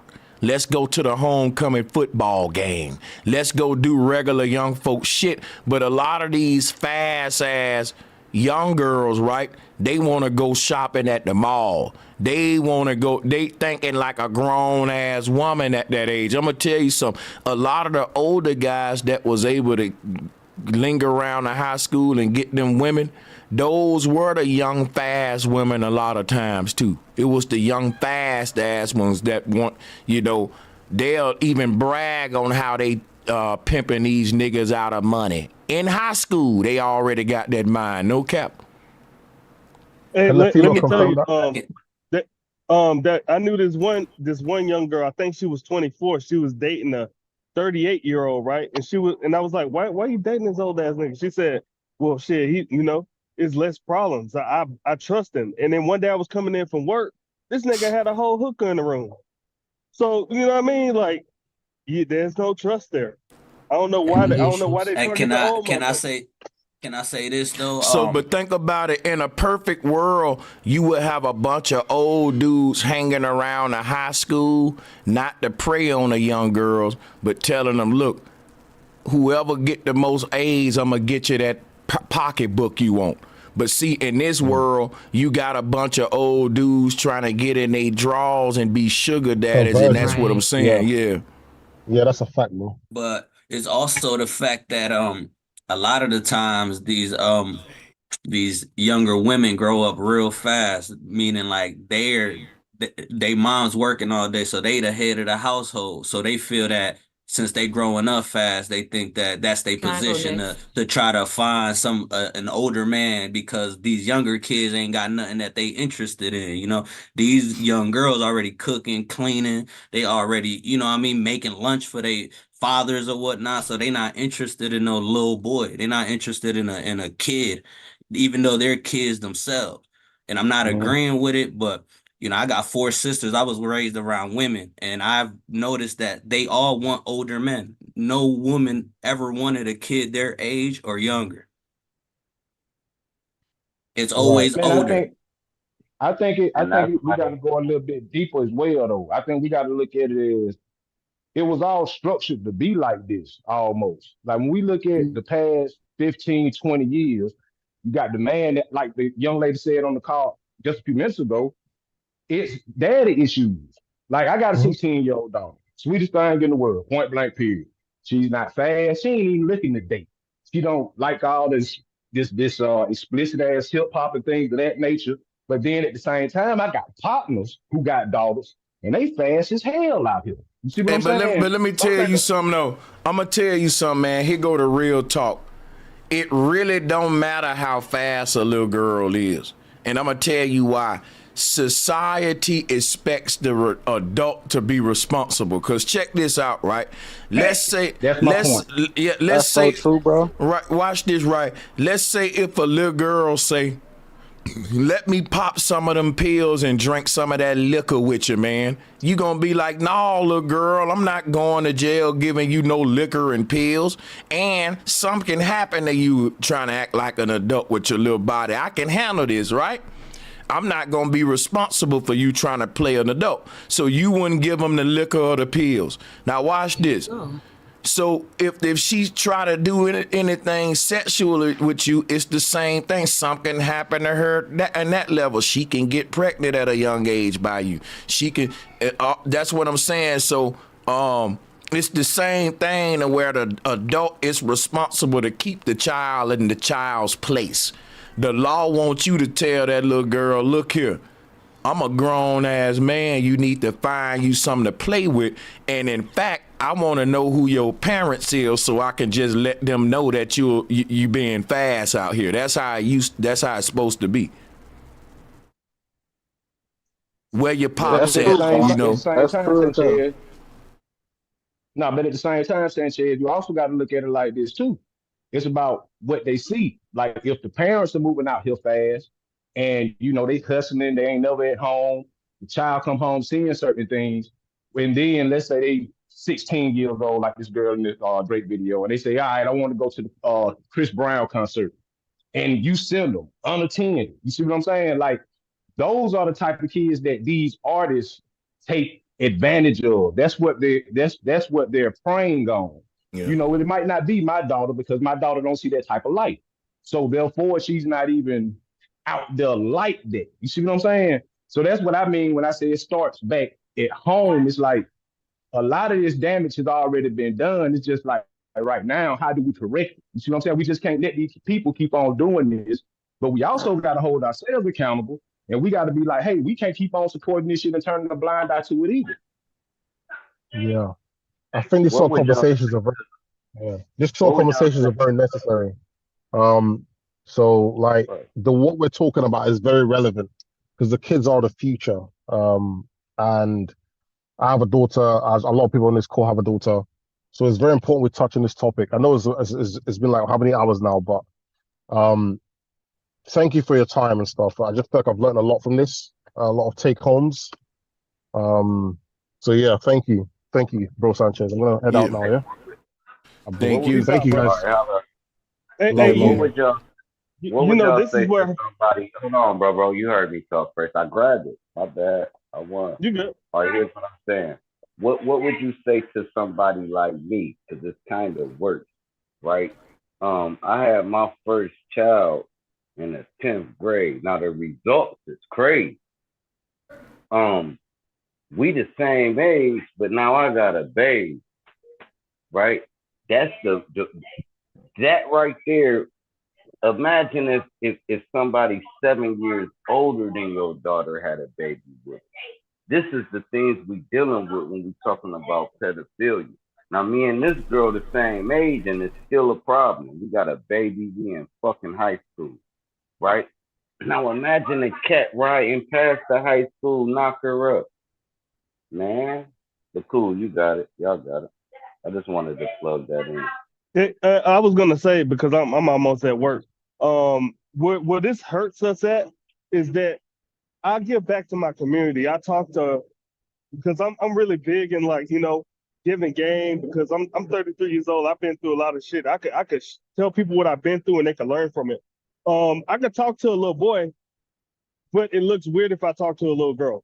You get what I mean? And that's the sucky part about it, because I can't give them game because it's gonna make me look like a creep.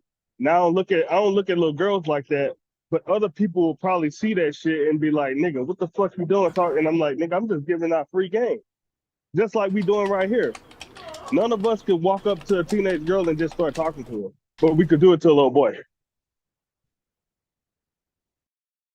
So, we can obviously go into the Stranger Things joint. If we wanted to, we can actually go into this thing, because what happened with this, right, is that Drake was calling this girl when she was a little girl, doing the Stranger Things thing, was calling her, telling her, trying to coach her about the little boys and stuff. And that's inappropriate if you think about it, just to receive a call from Drake when you young as hell and he want to talk to you about the little boys and stuff. And she was just really knocking young. off competition. Yeah, that's how I see it. Damn right. You're right. It's crazy, But man. Damn, we can still go into it though, bro. That, like we said, the Disney children, the things that they went through, their parents pimped them off at like 6 years old. Boom, y'all in the industry, they doing whatever. You ever watch the beauty pageant with the kids? Man, it's sad. It's sad as hell. But what I'm saying is, once you in that ring, they think they ain't doing nothing wrong. It's crazy because they like, man, they did it to me. It was done to me. I'm gonna do it to you, and that's why 95% of homosexuals have been molested. That's a fact. 95% of lesbians and gay men was molested by somebody else that got molested. Yep. That shit's sad. And it's predatorial. This is why we saying predator and pedophile is the same thing, just different angles with it.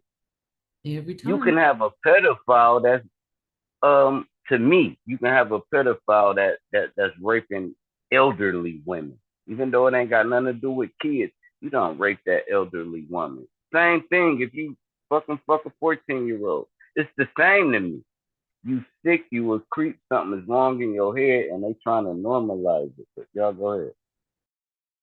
This is crazy, man, because when this girl was 14 years old, she met Drake backstage, shot a picture with him, and put this on Instagram. This guy with a heart.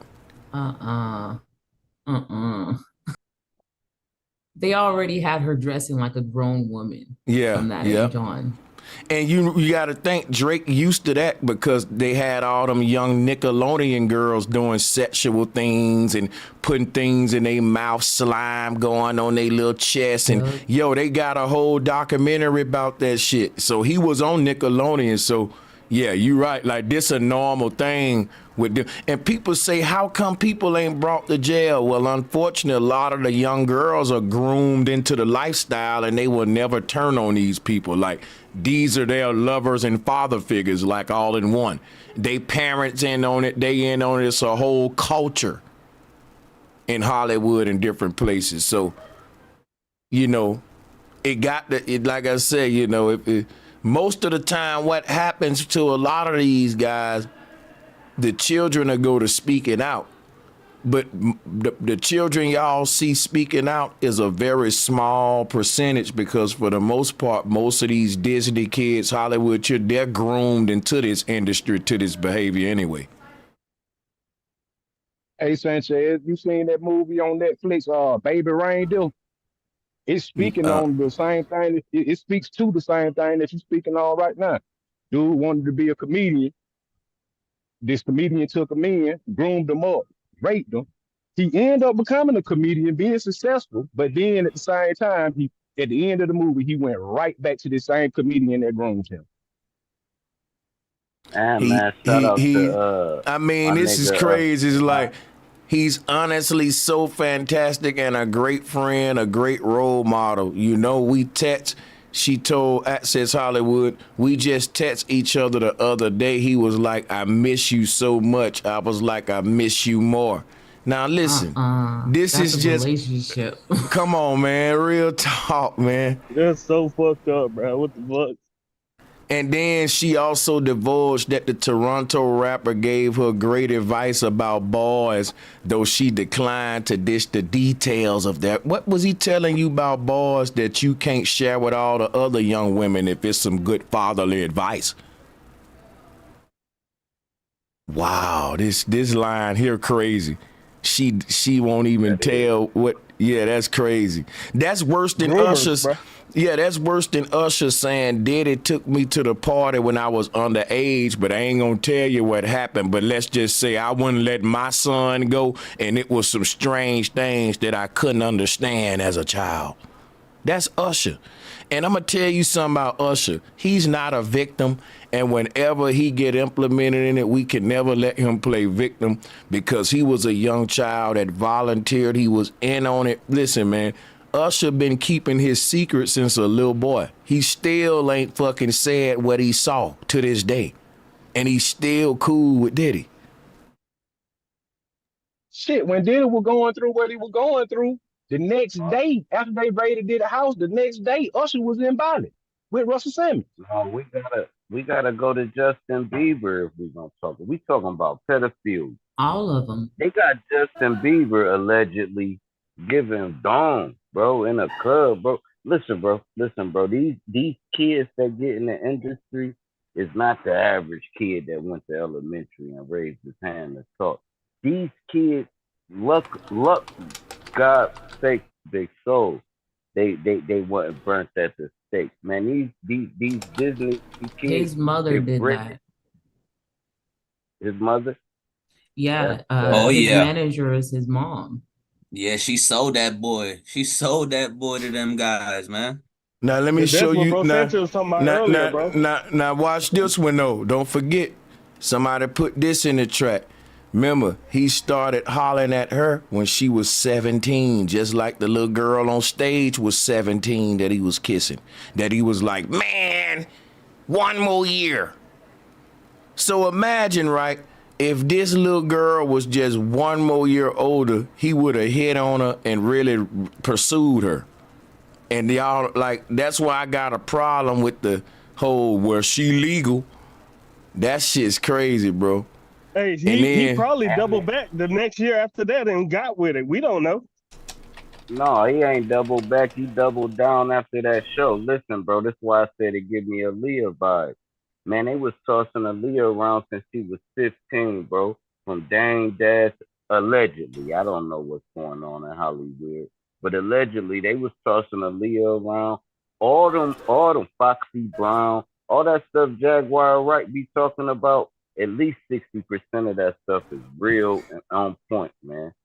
And they grab them as kids because once you grown, this is why grown men prey on young women.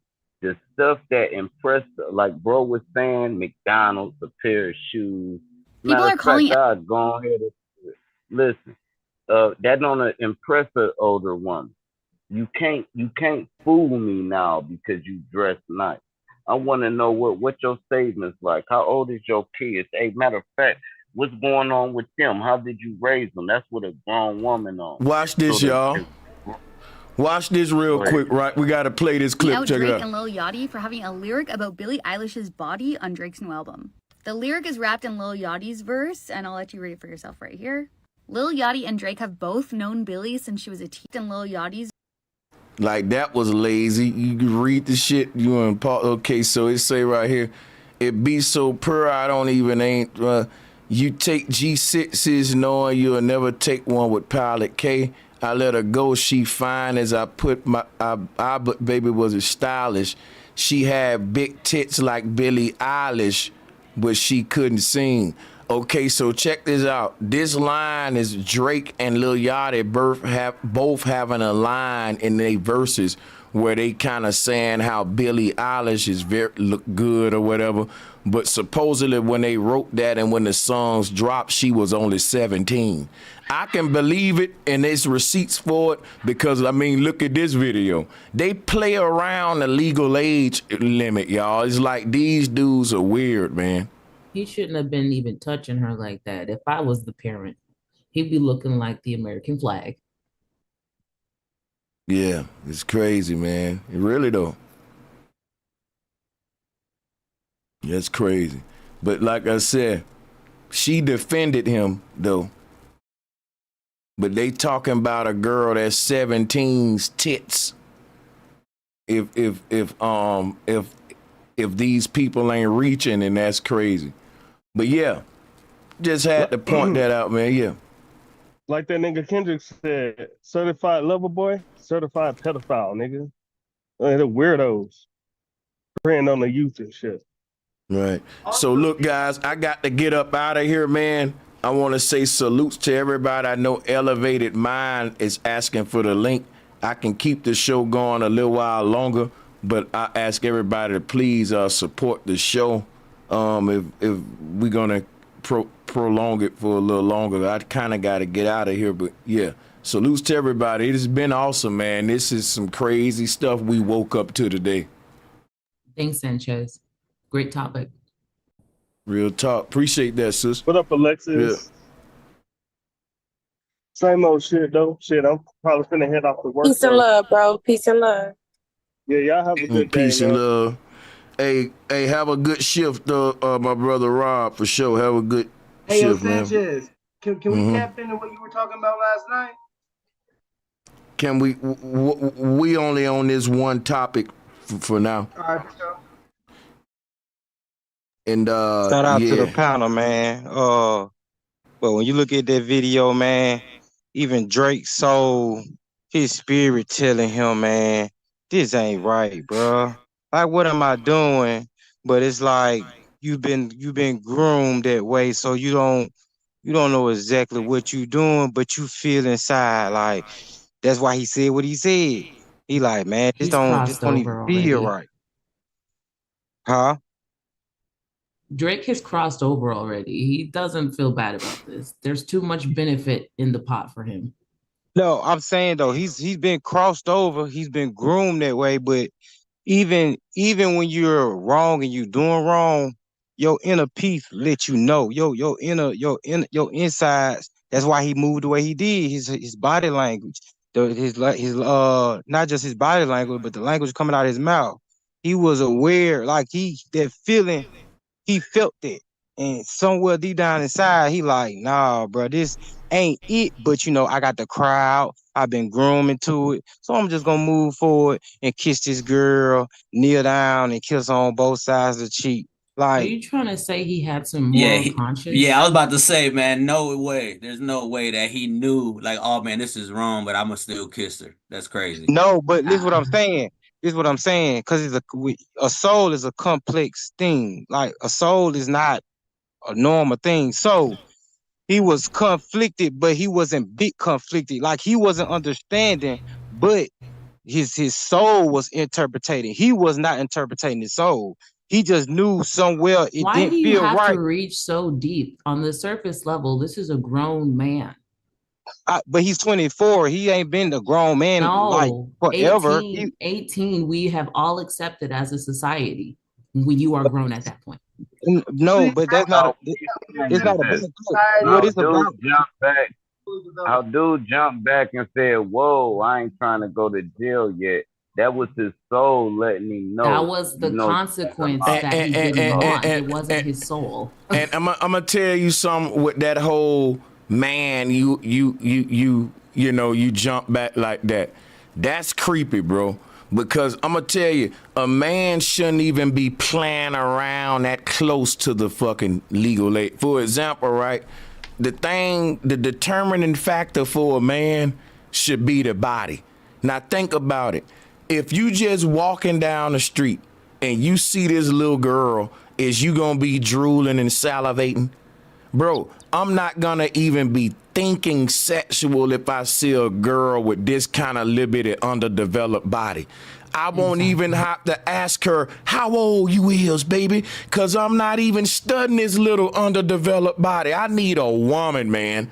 Like, bro, let me just say this, no homo. Let's just say I got big shoes and, you know, I need a woman is what I'm saying, son. Like, I don't play. If you cutting it, like I said, if you gotta ask the age, you weird. If you gotta ask the age, you That's should exactly be. what I'm saying. Yeah.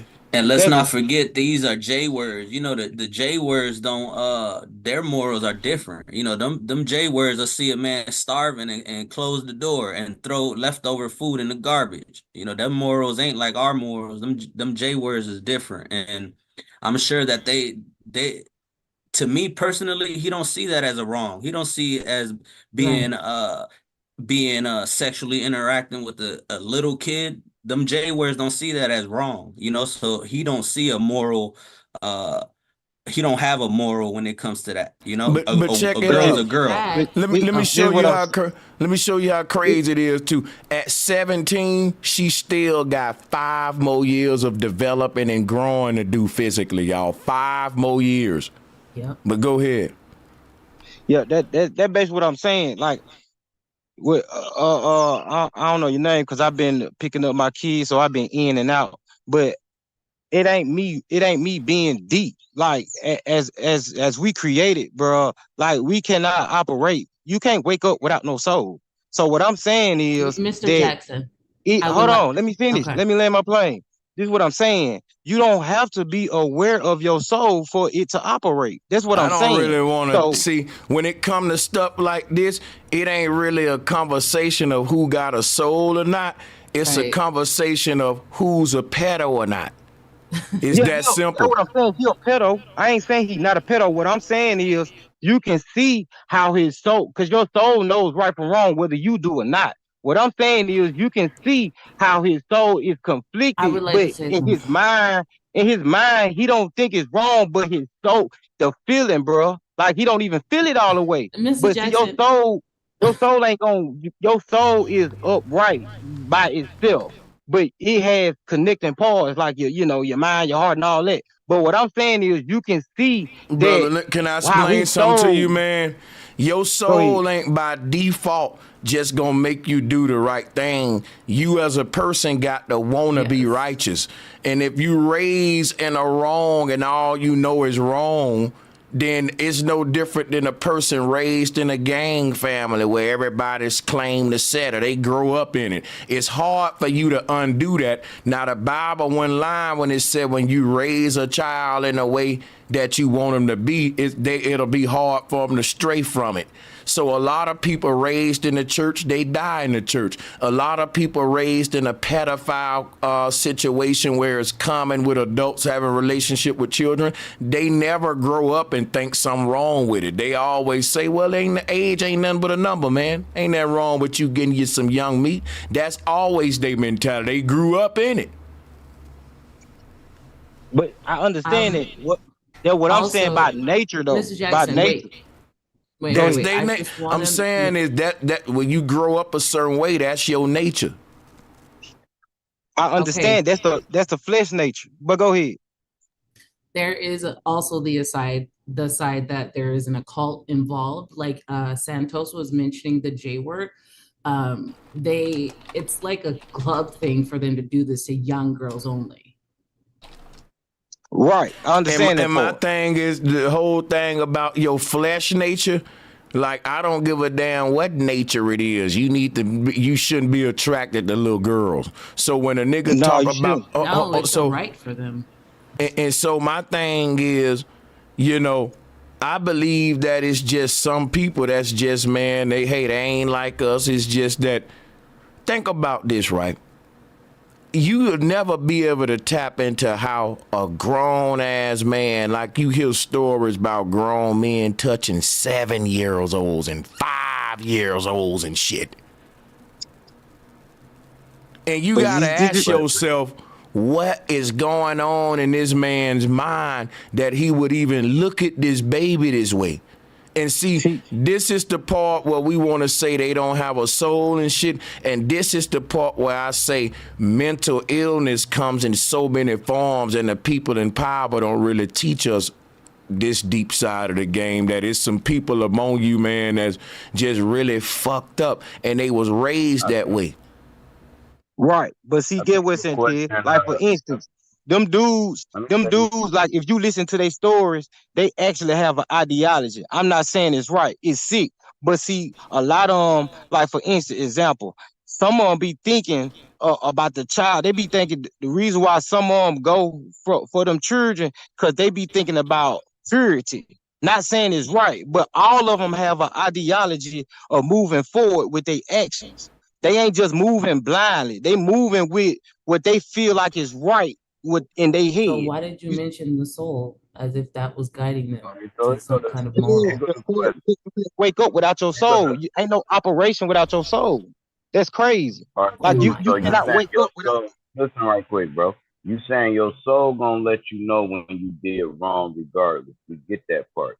But we can't give a pass for that. Just because your soul told you what the word. All right, now cool. Now, do they know they doing wrong when they do it, or do they think they doing right? Put like this. This is what I can say. Listen, man. Hold on, I got you. I got you on that one. All we gotta do is play the video, and this man know damn well he doing wrong. He the one said, you said I'm gonna go to jail. Let me explain something to y'all, right? I'm one of those guys that was watching To Catch a Predator. What's that white dude name? I hate that I forgot his name. He's those shows. Listen, Chris Hansen, he's a fucking hero. They should give him a fucking Purple Heart, even though he was never in the service. He deserves a Purple Heart. Now check this out, right? Now, the thing about Chris Hansen, right? If you ever watched his shows, which if you didn't binge watch them, what fucking planet are you living on? Like, you tripping if you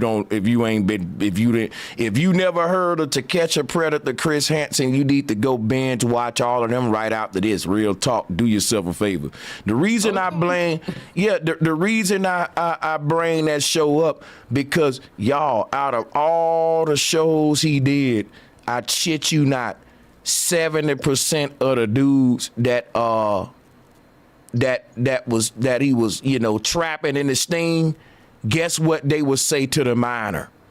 I can go to jail for this. Now listen, that's exactly what Drake said on stage. I can go to jail for this. That is the #1 pedophile quote, bro. And that quote, indeed. And they say it that so much, and that when and guess what? Chris Hansen would always use it on them and be like, you're doing wrong, because even you said it. I can go to jail. What do you think you could? Because when they play dumb, right? Guess what Chris Hansen will say? He'll bring them back to. So what do you think you was gonna go to jail for then? Come on, because she's under it. Because they'll go to playing dumb, and he'll use that against them. That is damning when they say that. When they say, I can go to jail, and they got that face palm energy. Like, watch this. Y'all gonna have me get carried away again. I get in trouble for shit like this. How old are you?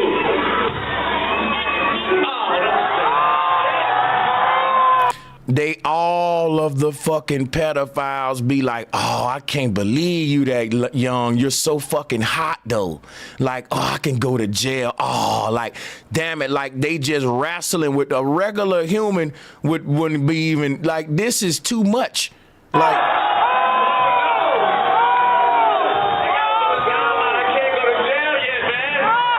look at there. I can't go to jail, man. All of the pedos say that line, and they end up still going to jail. Know what I'm saying? He whether he don't know or not, but his insides know.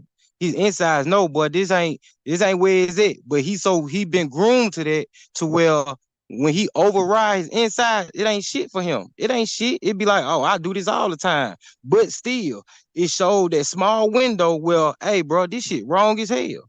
And that's what I'm saying. That's exactly what he I'm saying. didn't want the consequences. He doesn't care that it's wrong. Oh, you know what? You know saying. what? Hold on, wait. Damn, don't let what she just said go over y'all head. Think about it.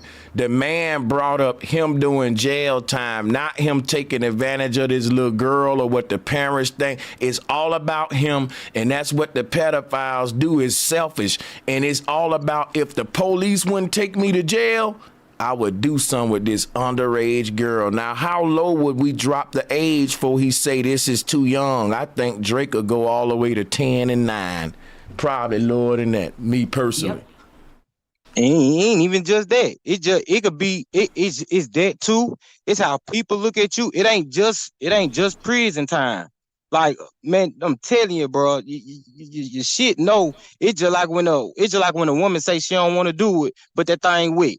You feel me? It's the same thing. It has nothing to do with it being wet. If she said no, she said no. Why is That's there crazy. a writing it? Yeah. I understand what you're saying, but listen what I'm saying. Like, still, you got two conflicts of interest. Your mouth saying no, your body saying yes. And that's what I'm saying about the let me tell you how it work in the world, right? You got to listen to what they mouth say, okay? Let me just help you out real quick, brother. This is going to help you out. You're going to thank me for this later, right?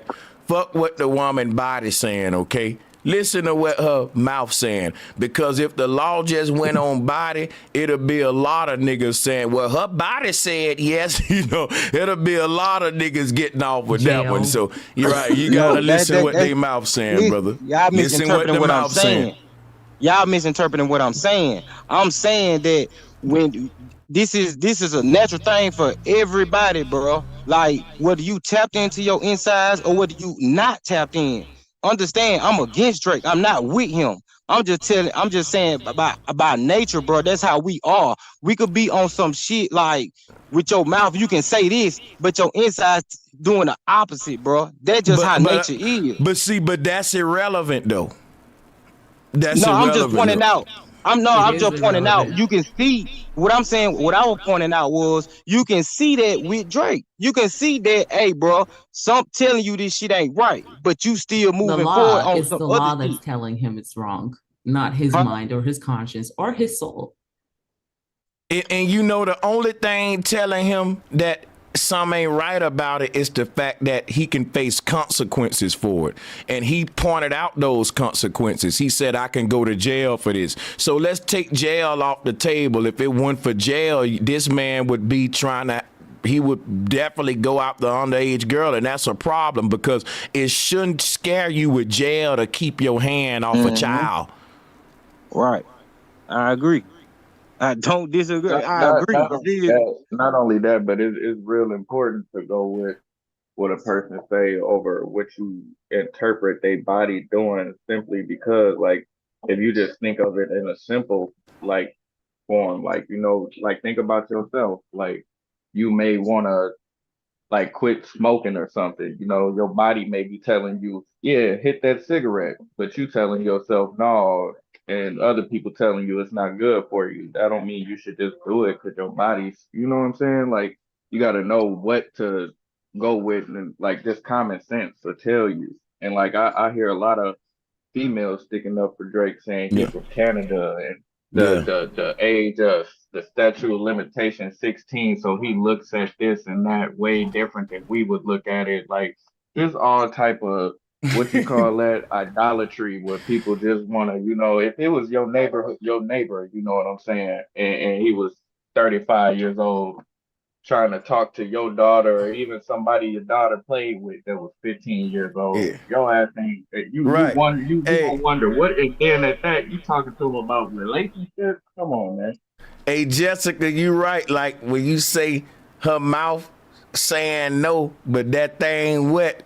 Listen, you shouldn't even know that thing wet if her mouth saying no. That means you doing too much already. Like you finna go to jail around this bitch. He's already like. But see, he trying to use deception as an example for the soul, and it ain't making sense.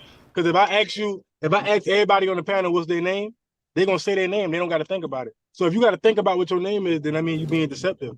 So he talking about the soul and people will be naturally, but that's just being deceptive. That ain't got nothing to do with nobody's soul. Right is right and wrong is wrong. No, period. Bro. You still right y'all, is right all and y'all, wrong is wrong. Hey, all y'all you mixing up the wrong thing. I know what you're trying to say, but you ain't saying it right, bro. You making yourself look crazy. But listen, bro. It's okay, bro, because I don't bound myself, bro. It's okay. I don't mind being wrong. But if you get me misunderstood, you gotta let me defend myself too, though. But that probably wasn't. Let me ask you a question. Listen, if I ask you the day you was born or your name, you're not gonna study. You're gonna give me that shit instantly because that's not giving you time to think. So naturally, the human is honest. Naturally. So when you being deceptive, you're gonna be thinking. You're gonna be studying over your words. So that's just deception. That's the natural thing. Bro. Listen, I ain't gonna do with no soul or waking up with no soul and none of that shit. Listen, bro. Now listen to me, bro. Because you still get me misunderstood. That probably was a bad example, bro. You keep on saying exactly the same thing. I've been listening to you for 10 minutes. I know exactly what you're saying. I've been listening to you for 20 minutes. I've been listening to you for 20 minutes, bro. I understand what you're saying. You're just not saying it in the right context.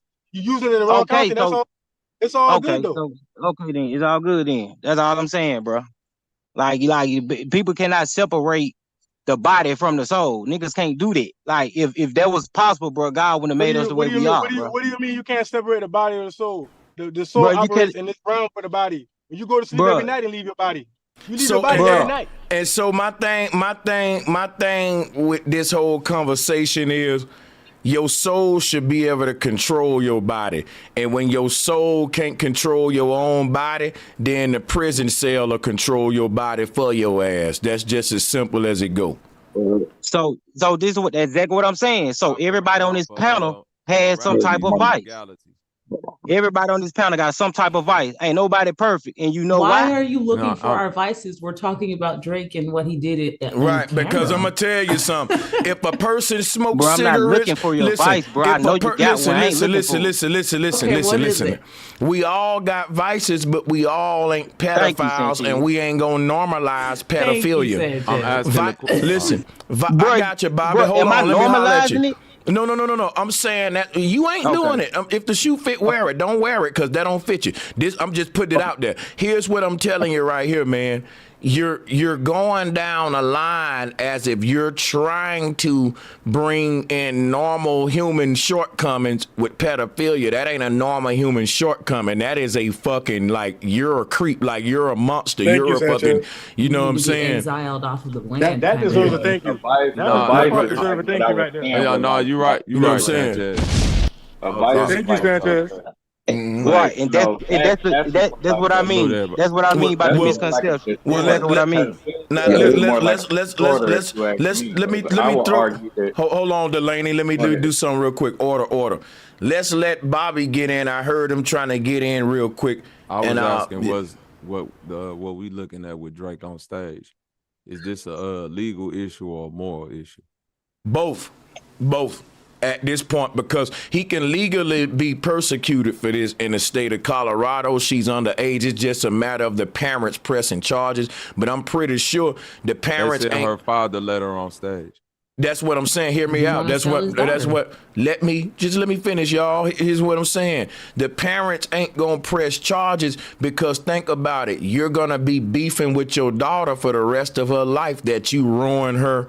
Like, think about it. She got this moment with Drake that she wanna value for the rest of her life, and now her parents finna call the police on the man, and all of his fans gonna be mad at her, stalking her, emailing her. You trying to get Drake messed up? All of us would have think about. Just let me cook.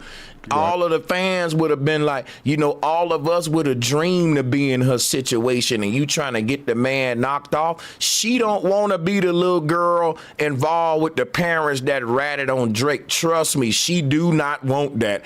And she will fucking beg and scream to her parents, please don't do this to Drake. And I'm telling you what the fuck I know here. If she's a real Drake fan. Right. So her father was at the concert with her and let her go on stage. And I think you're wrong that like the age of consent in Colorado was 17. So if this little girl was 17, I'm bringing it back to my original question. Well, let me say this then. Maybe Drake was wrong because when she told him that she was 17, he said, damn, I'm going to go to jail messing with you. So I went off what he said. Maybe wherever he at, he thought he was going to jail based on the laws there. So I just went with what he said. Right. I mean, I would assume that because he Canadian, he probably going off the assumption of 18 in America and whatever the age of consent, wherever he at, is the difference. But he probably ain't familiar with each state got their own age of consent But laws. see, it all go back to the question you asked. Is it legal or moral? It's still both, because it's still a legal issue. Because it's still a legal issue. The fact that the state that the age of consent is this age. So now we got to go back and debate the legalities of the age of consent as a society and see, because you see shit like that. So it still is a legal issue. But my thing is, you know, even though it's a legal issue, Bobby, here go the part I'm going to throw at you and I'm going to yield the flow. He's just performing. So how can we prosecute him? It's just a performance. See what I'm saying? Wasn't that something he been doing in different states? Right. But listen though. Hey, I got something I can but listen, that's deep I'm that saying, he just performed. That's deep. No. No, it's not deep. It's not deep. Why Listen is to that what I'm deep? saying. Oh my God. So what I'm saying, outside I'm of just him saying just a lot of people get away like that. You got to go ahead. But listen, outside of him just performing, in all fairness, if he would have performed, took this young lady back to the hotel room and had intercourse with her, he wouldn't have did nothing illegal. So I'm still asking the same question. Is it a moral issue or a legal issue? It's still both of them. Just because the age of consent. You only care if they say age of consent. You don't care that he's messing this girl up. No, I don't. No, you missing. No. I was just trying to figure out. Listen, sis.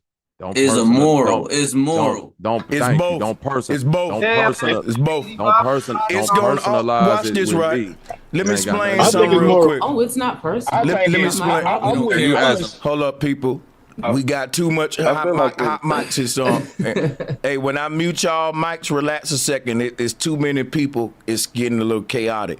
There's a debate on the table. Is it moral or is it legal? If you think that what he did was immoral, then we need to seek legal actions on him. If we can't, then it's still a legal issue, because now we got to address the powers that be in our local areas and vote this motherfucker out of power who got the age of consent so low. So you dealing with legalities now. I'm saying that you can't separate the legal aspect from the immoral aspect, because the legal system was made to deal with humans' immorality. And if we do that, then we're saying, well, since the age of consent is that age, leave them alone and let's just deal with it with a moral aspect. Guess what happened when we do that? We lead the fathers and all them to take the law in their own hand. Now, there's a lot of fathers that'll knock your top off playing with their little girl, no matter what the age of consent is. But I don't want them niggas going to jail for it. I want a daddy to be able to knock your top off playing with his little girl and the law say, hey, he did right. So now we're dealing with a legal issue. We're dealing with, why is it a legal issue? Because there are pedophiles that are at the forefront of the legal system. I agree.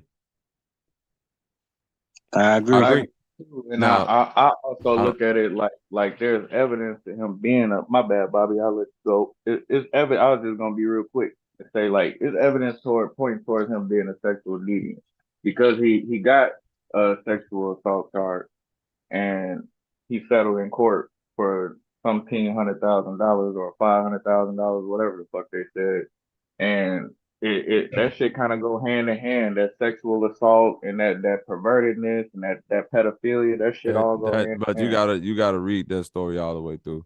He settled on a court case with a young lady that was trying to scam and said that she had a child by him. Then she changed the story and said that she was sexually assaulted. He settled out of court, and they signed a non-disclosure contract. She then broke the contract. I don't know why all of that. Two This things ain't could me. be true This though, ain't. right? But wait a minute. This is not me defending. The thing was all about a sex act. It was all about a fellatio sex act that she said she didn't agree with being that extreme, quote unquote. So then take that with context how you want to. He paid her. Trash. He paid her. You say what? So about Drake trash? is trash. You say is Drake trash? Right. I don't. Yeah, all these niggas trash. That ain't got nothing to do with the point. The females they deal with is trash too. The whole situation is trash. Not if they're underage. I'm explaining the trash. I'm explaining the trash situation. That was I'm possibly explaining the somebody trash trying to situation come that they getting into. You see, Yeah, that's what I'm saying. and the reason possibly say it again, sis. Finish. Yeah, I Can't can't even have my- finish my thought. Yeah, what you said, Damn. sis? Because I couldn't hear you, sis. What you said? Just go ahead and finish your Oh, thought. sorry, I was letting you finish. Oh, okay. Yeah, so basically, the whole reason I was bringing this up because I didn't want to, how do I say this? It's been a lot of shit about being messy and all of that, right? And I know Sanchez said, let's not have this conversation over here. That's why I said I wanted him to pull up and come have the conversation with me because it is questions that I have about this situation and another situation involving particular individuals within the so-called conscious community. And I find it, wait, why y'all cutting in real quick, man? Me personally, I find it hypocritical within the conscious community as a whole that when it comes to other people messiness, because this Kendrick Lamar and Drake shit is some messy shit, regardless of how we want to view it and make it deep and all that, it's messy shit. And when it comes to that messy shit, we can touch on it. But when it comes to messy shit, meaning that Sonetta would be the Drake of the motherfucking conscious community. No, let's talk about it. Well, I'll talk about it. Wait, why everybody want to cut in, man? Because I'm in the stream. Okay, go ahead. Let me ask you a question, Bobby. Can't land your plane? I wanted to land it, but I can't even really. I don't want to answer no questions right now, man. I just all right, hold your thought. Let them finish and hold whatever you got. Write it down. It ain't nothing against you, Thug. I promise you, it's not. It ain't nothing against you at all. It ain't nothing against you at all. I don't fuck with Drake. I really thought that we viewing the whole rap community as just like some Illuminati nefarious shit in the whole, and they all playing the game. But in total, I thought that, as far as it comes to the conscious community, we taking these things and, it is messy when it's us checking our own, but when it's us viewing other people mess, we can view it from a distance. But when it comes to like actually putting people feet to the fire, because the motherfucker, how many pedophiles and came out the Sonnet account? How many pedophiles is in this very chat right now typing and doing, you know what I'm saying, weird shit that have been called out and exposed and on the panel. So that's what I'm saying. It's who on the panel? I don't want to have that conversation. That's just hold up. I want to bring up some real shit and I'm gonna fall back, right? Guess what? If there are any pedos on Sonetta channel, I've called them all out. As for the pedos that may be around me or in my chat room, if I don't got no evidence, like look at this video on the screen. Like, I wish I had this kind of video footage of every pedo in my chat. I'll put it on the screen and call them out. I'll say, hey, y'all, nigga, I'll point their name out in the chat. I'll say, here go a video of such and such caressing a 17-year-old. Look at it, y'all. It's just that I never saw this video before. I never even knew Drake. Yeah, listen, hold on. I just want to say one thing and land here. I never even knew that Drake was a pedophile. This is very brand new to me. I never knew it. I never knew it. So that's why I'm breaking it. With all due respect, Kendrick Lamar called Drake a pedophile, and he didn't show any proof.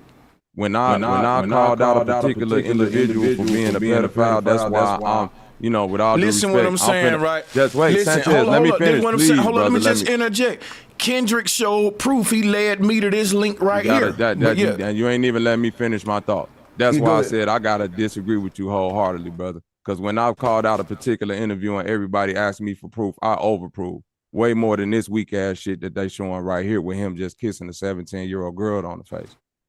Okay, so check this out, right? And if people keep asking, wait, hold up, let me say, if somebody asks me to prove it again, then I'm gonna just say the first time I proved it, everybody turned a blind eye and wanted to act like they weren't looking at what I was showing them. Okay, let me say this, because we ain't the police. Now check this out, right? Let me explain. We being the police right now. You calling this man a pedophile without acting. Watch this, bro. Why are you gonna keep cutting me off, bro? I'm going to say something to everybody on the call right now. When I mute your mic and you unmute it one more time, you getting booted off my show. You niggas got fake ass outrage. You can miss me faking like you motherfucking care. Because you picking on one dude in my damn chat room and that's some petty shit. I bet you can't name me the pedophiles that live around your direct house right now. You probably can't even name. You probably. I got the app on my phone. Well, guess what? If you can, then you need to go this hard on your channel with them, nigga. That's in your direct threat. This what I'm saying, bro. If you making videos about anybody pedophilia online, then do that shit. Cause I'm making videos about pedophilia online. Why would I make videos about the same people you going at? God damn it, we all need to get on our own assigned pedophile, nigga. And I'm not looking for no kudos for this shit. I've been consistently calling out pedophiles, from Sonettas to Polite to all these niggas when niggas was protecting them. And I don't give a fuck about kudos for it. I'll call this pedophile out today and be talking about the shape of the earth tomorrow, then be back calling out the next pedophile next week. Nigga, this shit is nothing to me, dog. This shit ain't. So my thing is this right here, bro. I got children. That's why I have these conversations. I'm not trying to compete with a nigga with who calling out the most pedophiles. You know why? Neither one of us can talk about who doing the most work with pedophiles. You know why? It's people online that literally set up their own sting operations. They are called parade catchers. They are civilians. They locking up more fucking predators than the police. I'm subscribed to a couple of them. I donate to them whenever I get the chance. That's how I put my feet to the people that's putting their boots on the ground. Let me show you something real quick. Hey, Bobby, have you ever heard of ALC? Yes, sir. Have you ever heard I've heard of predator catchers, the ones in Detroit, the dude that got killed in Detroit, the one that got over in Europe. So let me ask you something, right? Yeah, I know watch this, right? A bunch of these. So watch this, right? This is what I'm talking about right here, bro. Ain't nobody nobody on YouTube. And first of all, let's talk about what's going on with the whole community right now. Big Dog Philly is married to the person you saying that he, allegedly did anything with. And that person is grown, they're married, and she's saying, leave me alone about that. And I'm with my husband when I'm done.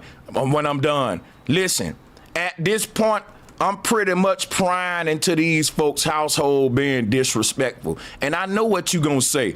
Hey, Sanchez, don't most of the victims that's groomed in it, don't they have Stockholm Syndrome? That's not what I was going to say, bro. Well, hold on. You can say, interject real quick. I'll come back. I ain't going to keep you waiting. Interject. That's what I'm saying, bro. I don't want this to become like me and you beefing thing, because nigga, I don't got a horse in the fight, but it's like you trying to make it like I know that. That's why I'm not trying to posture with you. I never said that, and I don't know why you taking it that way.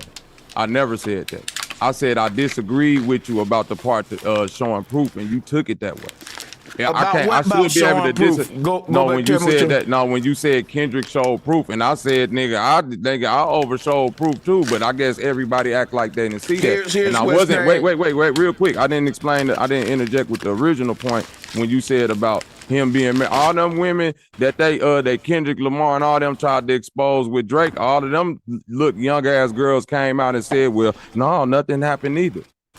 That's what I'm saying. So it's like that's why I'm drawing the parallel with the two. And with all due respect, Sanchez, I'm making it like, you know, when it comes to what I do at home and within the community, I've said that before, man. I don't do that as far as YouTube content. So if that's a fallacy on my part, cool. But that's just how I choose to involve my real life. No. But I agree that me and you both have children, and it is a wholehearted subject with us both. And it ain't me shooting at you or trying to make it like you protecting nobody or nothing. Well, here's my like thing. Here, let me just make a point, right? In my opinion, right, we don't have the time as a community, right? Let me see something real quick. Let me make sure. Hold up, Bobby. Drop a 1 in the chat room if y'all can hear me, if we still live, and do me a favor. Like and share the video. I'm going to tell you what I don't like, right? I don't like when a brother make a video about some celebrity pedophile.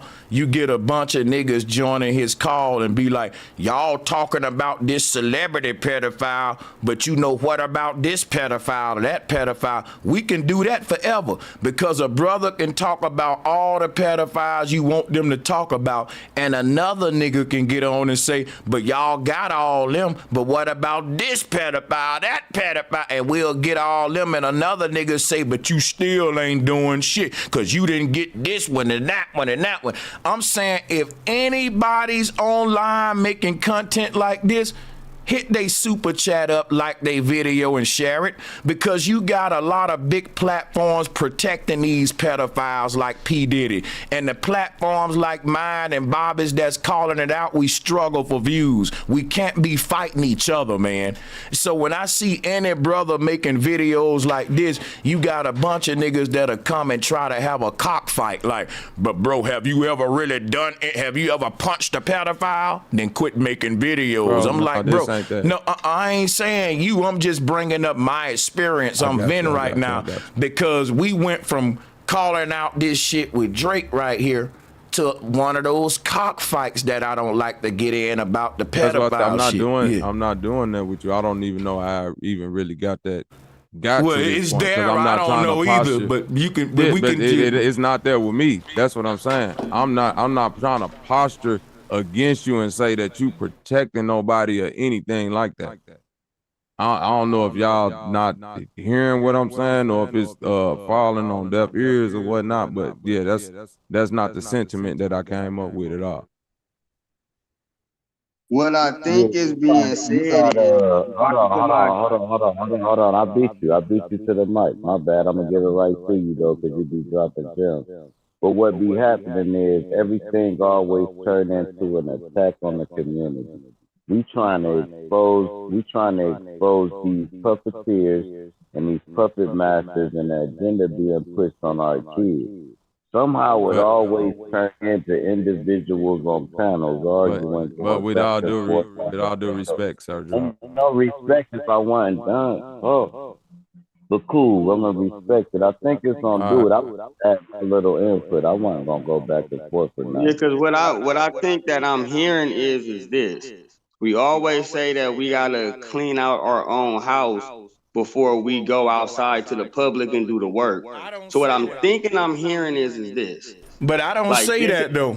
I don't say that. Here's what I'm gonna say right here, man. Speak out about it wherever you are. I prefer you to clean up your own house before you clean up the neighborhood. But if I see you outside picking up trash in the neighborhood, I ain't gonna ask you that you make your bed up. I'm gonna say thank you for. I'm gonna say thank you for picking that can up, man. Now the only parallel that I was drawing was that all the information that I got about a certain individual is public information. The same way we got this information about Drake. And when it comes to particular individuals, just like the individual Sonetta, you speak against him, Sanchez, but you know, just like I know, it's a large group of people that sit around and defend that shit, right or wrong. And my point is just to show how when it comes to another foot, Kendrick calling this person a pedophile, all of us within this thing that we call conscious can see that as, yeah, that nigga's wrong. But when it come kind of close to us, it's like, man, that we play the same game, kind of like, man, but I like this person. I don't want them to be like that. This how these Drake fans acting like about Drake. I'm gonna This tell how you. I see I'm gonna people tell act you about right now. OG Philly. I'm gonna tell you. Let me speak on it. Let me speak on this real quick. Let me speak on this real quick. Nature right? Boy, go ahead. I feel like sometimes a lot of people who want to get in the music industry, a lot of people who've been the Diddy parties, a lot of people who secretly still want to get in the rap game, they'll come to channels that are going in on these rich celebrity pedophiles and try to deflect the attention off them. Right? Because guess what? I'm going to tell you right now, I tell people to email me all the time, and you can go live with me. I'll do a show with you. My platform always open. And guess what? Nobody never email me when I'm not talking about pedophilia and say, Sanchez, you ain't doing that right now. Let's have a pedophilia show to raise awareness about it. Niggas don't do that. They wait right till I talk about pedophilia, then try to come and take the fucking energy out of my show.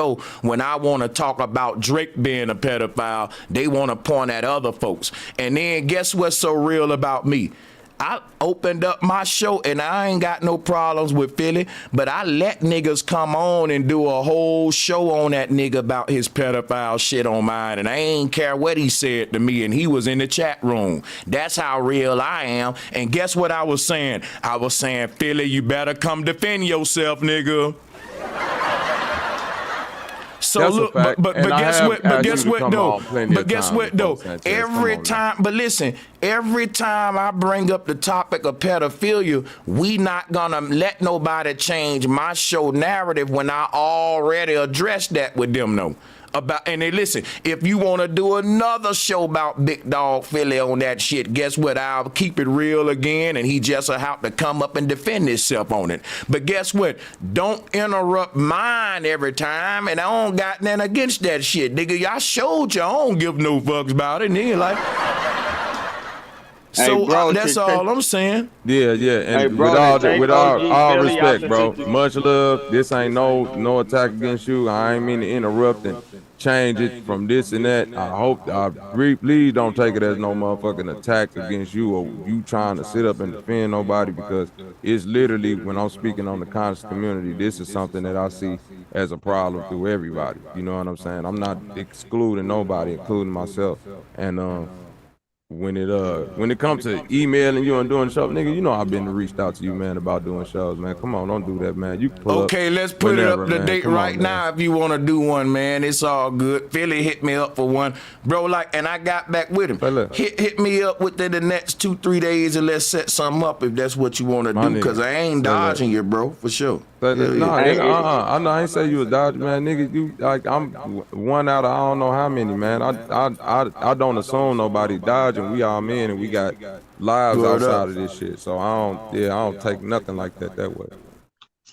Hey, so now let me say this though, because it's almost seeming like we might have to defend Drake on this one, because the girl is 17, Drake is just kissing her on stage. But is you saying it's okay for a man to be 40 and the girl to be 18? See, this where you go wrong at. This where you go wrong at. When you say, am I saying something is okay and I'm not okay in a damn thing? And guess what? It's a fine line when you do that, my brother. When you try to make another man okay something he didn't okay. Because okaying something is a big thing. So you're trying to do that to a brother, and I don't know why the fuck you trying to do that, but you trying to do it. Well, no, you use the word marriage. You were just like, you know, and I'm not. Let me ask you a question. Can I ask you a question real quick? I'm finna ask you a series of questions, 7-30, and I'm gonna let you get the mic, but can you answer my questions first? Yeah, Where you go? All right, keep your mic unmuted. I got questions for you. Okay, these are yes or no questions. Is Big Dog Philly married to his woman? Yes. Okay, now I got another question for you. Is Drake married to this little girl that he on stage with? No. Did Bobby just say that the little girl father was in the audience and let her go on stage? Yes. Y'all should be getting mad at her father, right? Yes or no, right? Yes.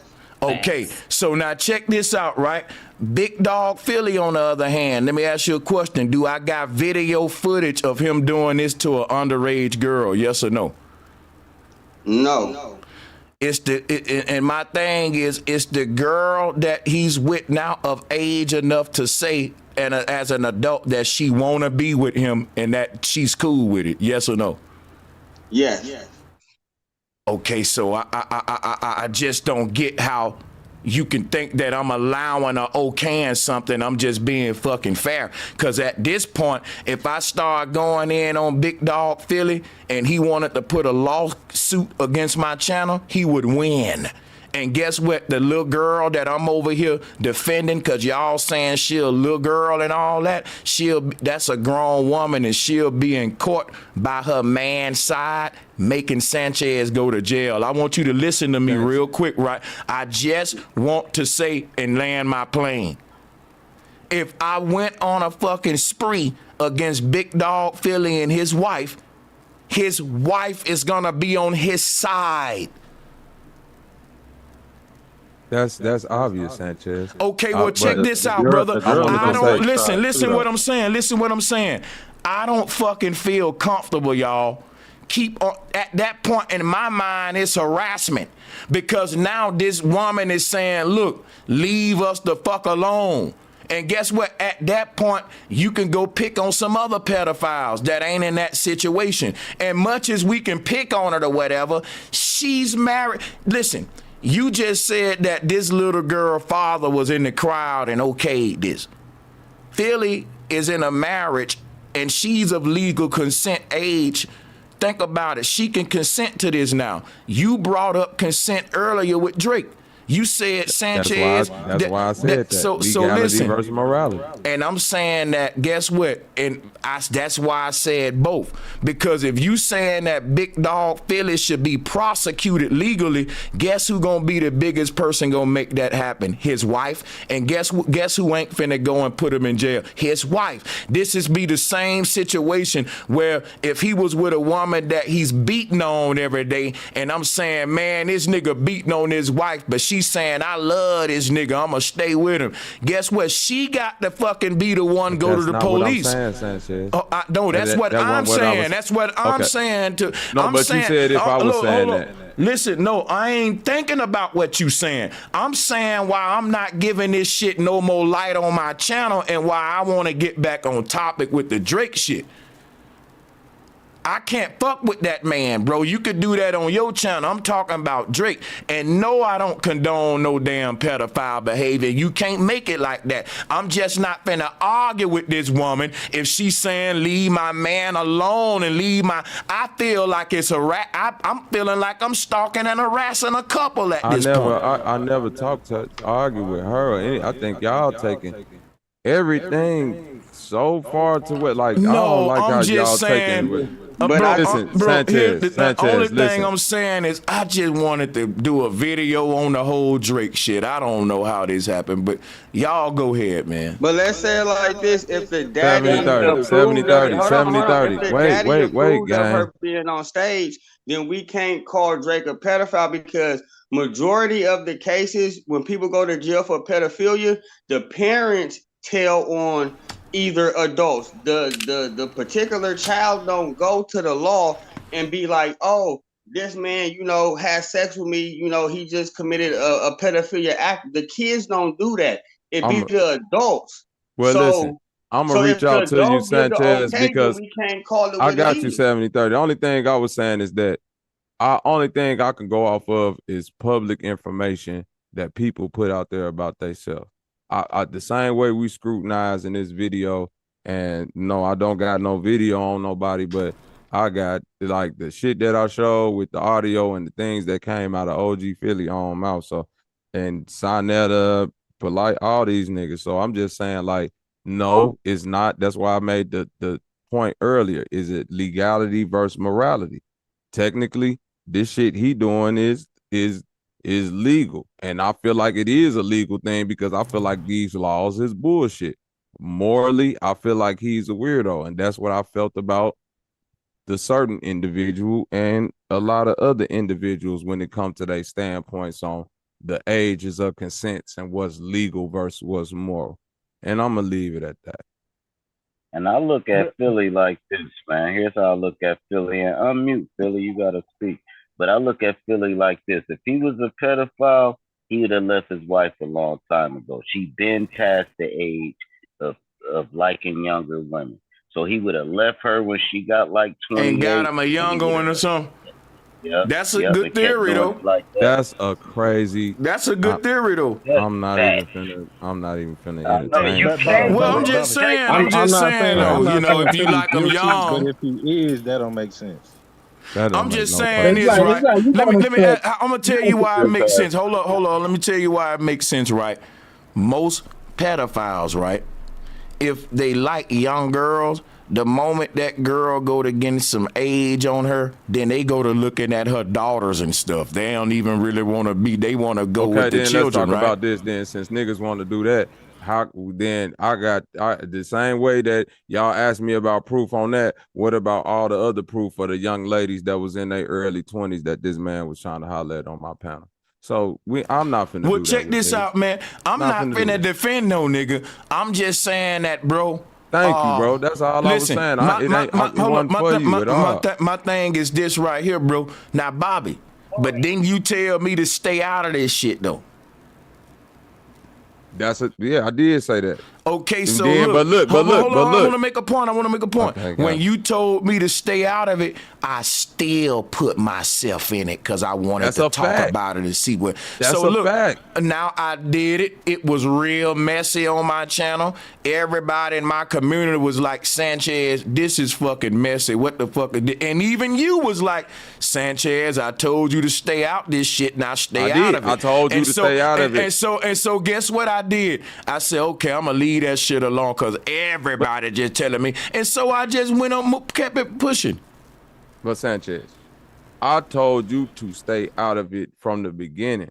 Once you interject yourself into it without me interjecting you in it, you in it. And that's why. Wait a minute. Wait. Hold on, but listen. Let me finish real quick. That ain't what happened, Bobby. You got to tell the truth real quick. I'm gonna give you the flow, but you got to tell the truth real quick. Like, I hopped in it anyway because I'm passionate about the topic. And I was telling you when I hopped in it, nigga, I ain't protecting no pedophiles or nothing like that. Now, guess what? This what I want to remind you of, Bobby. Even after hopping in it, you still was telling me, leave it alone, stay out of it. And so I never made another video about it. Even though I hopped in it. And not only were you telling me that, my people was, too. So check it out, man. If you want me to hop back in it and help you go against Big Dog Philly, just ask me. No. My thing is, I'm speaking on I'm speaking on all parts of the situation, even the part where you said it was messy. That's why I said I consider this situation with Drake messy. You see, I consider the shit with. Because guess what? I'm gonna tell you why. Well, look, it might be messy on your channel, but it's consistent content on mine because you can go through the history of my channel and see I ain't just picking on Drake. This is a common topic that I've always covered on my channel was child sex trafficking and all that. Me too. No, I'm not saying it's messy as far as the content that you do, Sanchez. Please follow me because you keep on taking my words and think that I'm applying it to you. I'm saying this particular situation he got going on. He's in some messy shit, right or wrong.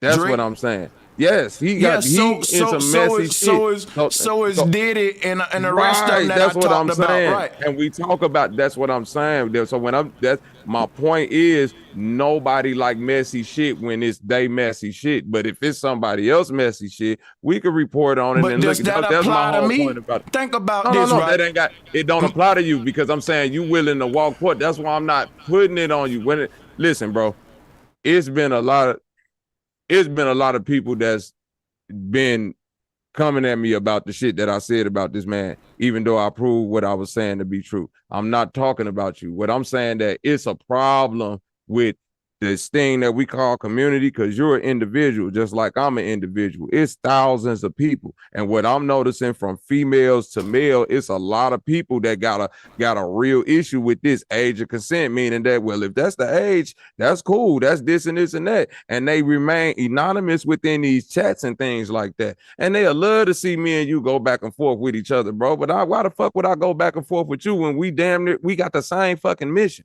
This ain't about no me and you, bro. I'm addressing the big elephant in the room that it's a lot of eyeballs out there that's peering into these communities that's a part of this type of goofy shit. I said that to you before, like, man, notice when you talk about certain things, who don't show up? Well, look, man, my whole thing is this, man. Hey, Brother Sanchez, let me know when I can talk. Matter of fact, let me fall back and let the OG grab the mic. Salutes OG Philly. You got it. Take your time, man. Y'all got it. Yeah, appreciate you, brother. Flat motherfucking power to the Flat Power family. Like I said, I can give y'all my real name, and you won't have me on no predator list in my community or any other community. That's the same shit Drake saying. I didn't come to talk to you. Fuck you, Bobby. I don't want to talk to you. Just let him go, Bobby. Sanchez. I did not interrupt you, brother. Please don't interrupt me. I've been trying to keep this real respectful. Like I said, I can open up a child care business. You know, I haven't never been charged with a crime. You can Google me, you know, and it'll tell you I got one case. Threaten somebody with a weapon. I have no other cases. Bobby can talk all the shit he wants. No cop can knock on my door and say I'm attacking any kid, trying to go at any kid today, last year, 15 years ago. I'm not a pedophile. Pedophile is someone who repeatedly does that or does it once. I've never done it. My wife was legal. Now, legality versus morality. 19. We're celebrating 18 years this month. You didn't say that before. She was you said 18 when I met her. 18. You said she was 37 18 going now. on We 19. can do the. Why you interrupting me, Yeah, brother? let him I come go, up bro. here to talk to Brother Sanchez. I didn't come to talk to you. Yeah, you retarded one at or a something? time. You the only one tapping in, like you some fucking superhero out here or something with a cape on. Like I said, the sheriff can't do nothing to me. I'm not trying to go to anybody's schools. I homeschool my daughter, you know, because I don't trust the school system. You know what I mean?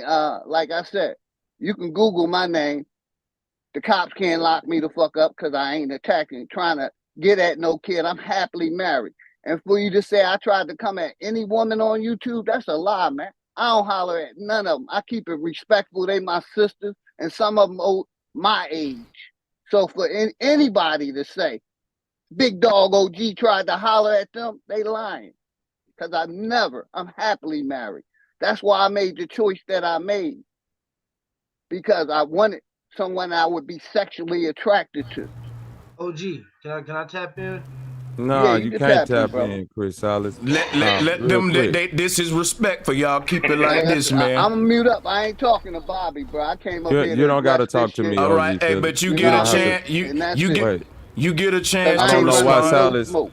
I don't know why Salas get to hop in when literally this ain't got nothing to do No, with him. Salas need to mute his mic. It's just only OG and Bobby talking right now for a second. Yeah, It's and already. I don't even need to speak to OG Philly because it's a now sensitive. again, Yeah, it's sensitive right now, man. Mute up, y'all. I ain't You got go nothing ahead, Bobby. against it. All I know is this: the last time we had this conversation on Sanchez panel months ago, OG Philly said, "Nigga, I'll get my wife on here to say this shit and prove it to niggas," and we have not seen that shit yet. And for two, now he's saying the age is 19. Last time he was on here, I'll pull up Sanchez live again. He said she was 18 going on 19.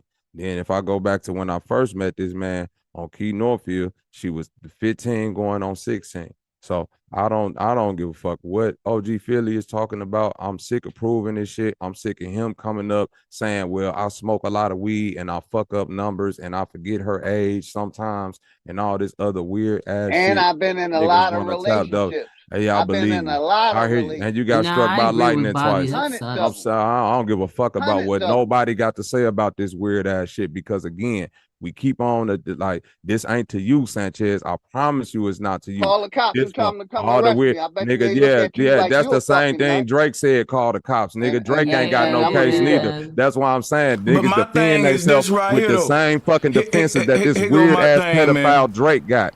And I ain't even finna get amped up about this shit. Here go ahead, my man. thing, man. I'm gonna say this real quick, bro.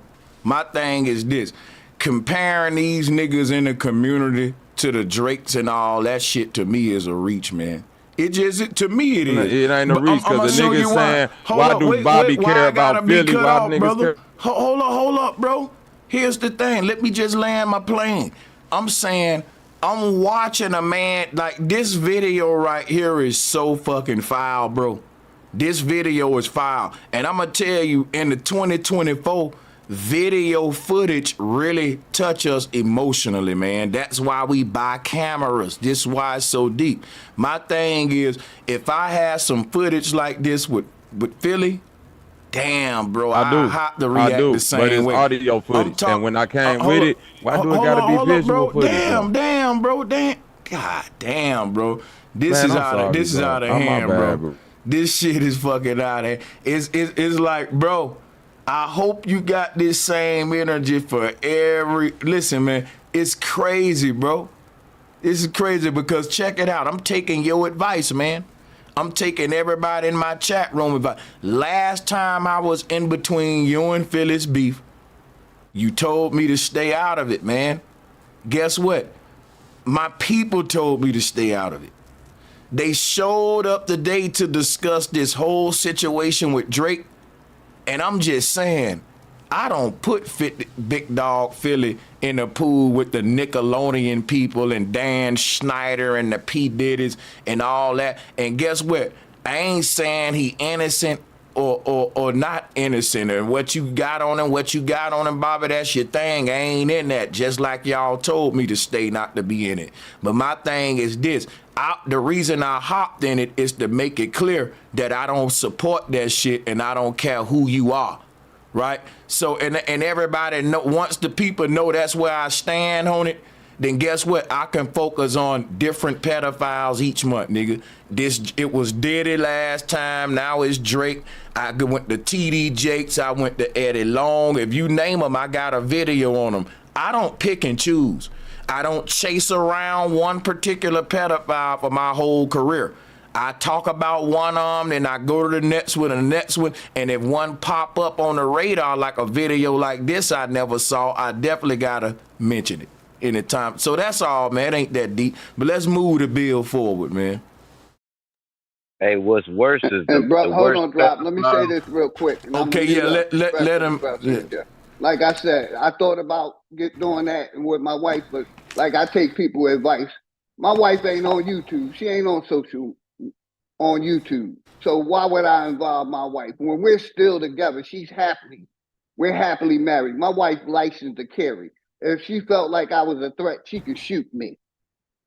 If she felt I was a threat to other little children, she could turn me in. So, enough of this, man. Like I said, I was in the chat being respectful like I always was. And as soon as Bobby, I guess, got hyped and started typing my name in there, and I reacted back. Other than that, I wasn't thinking about no Bobby or what Bobby's saying. And I'm going to render the mic right there, man. I'm done. Yeah, I had to time you out, K-Paper Chase, because you don't really, hold on, let me holler at him. Yeah, you don't get to say what I can't see. When Bobby just admitted what the hell, long as you know I don't support pedophilia, I don't have to have proof and here's my thing right here, man. I don't support pedophilia, and I'm consistent with calling out different pedophiles all the time. If I see a person picking on one dude, I'm going to say, that person acting like they really going after this pedophile shit, but they got a beef after this person and they using it against them. For example, right? Kendrick Lamar, my nigga, but he been knew this shit about Drake and he chose to use it when the beef came. So my thing is, I don't care when he came out with it. He came out with it, and I ain't got no receipts on him doing it. It's on Drake, so I'm going to be all over it with my roast. Now, my thing is this right here, man. If you really serious about these P words, keep that same energy for everybody. And I want to see you shooting in the crowd. That means every other fucking month, I ought to see you on a different pedophile's head, because Sanchez do that. I do it. I do it, buddy. I make sure I get me some child sex trafficking content on my channel because I want to keep people riled up about it. I do that for the kids. And I don't care when niggas say, well, why you making videos about it if you ain't shot nobody and you ain't punched nobody, man? Shut up and you go make some videos about it and let's raise our voices, man. We on this bitch talking about everything else, man. We ain't competing about that, man. This ain't a dick fighting contest. But yeah, let's keep on, guys. Go ahead. And we can start touching down on like the priests and the presidents and how they be dealing with these little it's videos out there too. The priest never go to jail. He never gets spoke upon. That's how powerful they is. And then you got what's the president's name right now? Little senile cat. He up there twirling little girls' hair and saying, "Don't tell your mom." They got videos on all this shit. So we gotta attack everybody, not just the blacks, not just the whites, but all of them, man.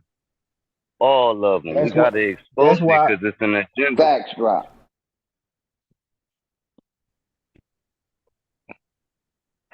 So that's why I'm I'm against that age of consent shit, man. Like, I think that's the biggest thing. You gotta understand, like, that culture over there, talking about the pale ones or whatnot. That European culture, that's why they got the age of consent so low in so many states, 16. Like, I think that's a big issue. It's a big problem. But when they drew all this stuff up, we weren't in the conversation. We weren't sitting at the table saying that, oh, okay, we agreeing with this. No, they just forced that on us. And so now I think the bigger question is, how do we bring awareness to try to possibly change that age of consent? I think that's one of the biggest issues. Hey, I got a question. When I was 16, I was dating this 15-year-old. And I dated her till I was 18. Is that bad? When I was 18, she was 17. No, that's normal. That's real close, man. Y'all are same peer groups. Y'all the same fucking age, basically. Peer group. No, that's not. That's nothing. That ain't even close to you being. Yeah, that's regular shit. Oh, okay. And she more. And again, the thing that I find like disheartening about this conversation is that motherfuckers like to posture me against Sanchez. I ain't got no smoke with Sanchez. Who doing that? I'm just looking at the chat and just different people who always try to posture like, motherfuckers want to position. Man, I do music, make beats, and do a whole different type of thing. That's why I come over here and talk with Bro about the type of shit he's talking about, because we all have different interests. Point being is that certain conversations Bro Sanchez would not be privy to, because like Sir Drop know, we all visit other sites and pages and panels after this particular thing is done, and we have different conversations. You see what I'm saying? And within those public forums, your word still gets scrutinized. So just because it don't make it to the quote unquote big stage for, you know what I'm saying, Brother Sanchez to critique, it's been plenty of people who have heard the same things, who have come to the same type of conclusions, who scrutinize the same type of information. Sanchez would agree. The only thing we get to go off of is the shit that y'all give us. I don't know nobody on here. I'm not prying into nobody extra life or none of that shit. We going off of everything that nigga say. And the fact of the matter is, once you say it, that you can't then go back on it and say, well, I was doing this and doing that, and I was on drugs, I was high and all of that, man. This is not that type of thing, man. Okay, so let me ask you a quick question. And salute. Now, anybody familiar with Chris Hansen? I just brought him up. He the Godfather. Yeah. Now, I'm going to say something. When it come to catching pedophiles, I want to say something that might sound, I'm going to say something that's going to sound controversial. I think Chris Hansen has done more to catching pedophiles than the police have. That's my opinion.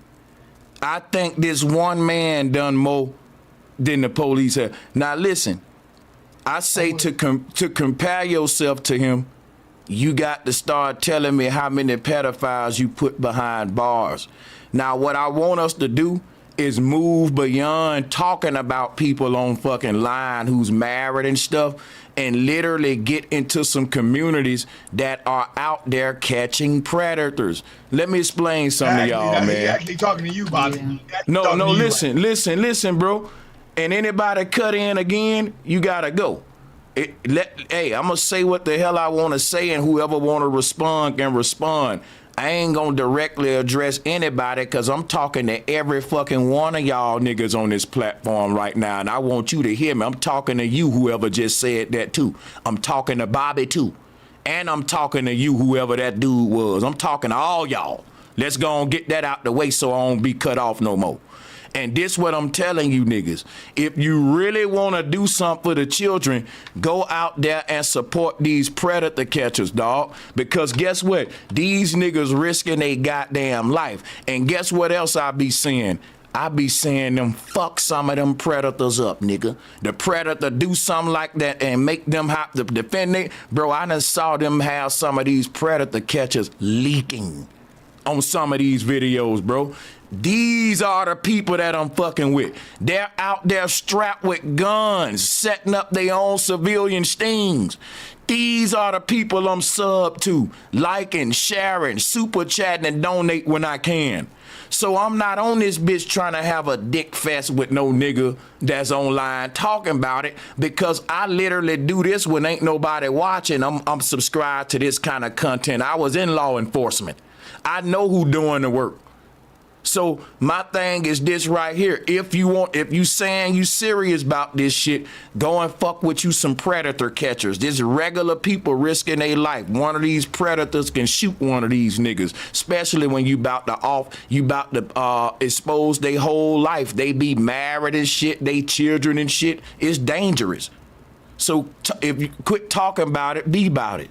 And ain't nobody being about it like these niggas. These are the next group of people walking in Chris Hansen shoes. All of us just talking about it. So when it go to giving a nigga the props who really need the props, I'm gonna always reach out to the predator catchers and say, look, y'all doing way more than me.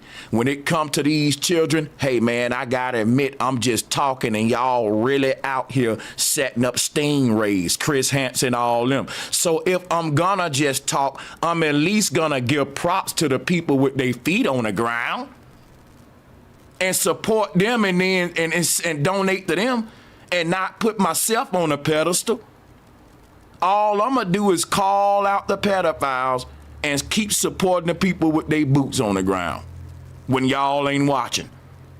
And if you ever catch one of these guys live, you will probably see me 9 times out of 10 in the chat room sending a little super chat.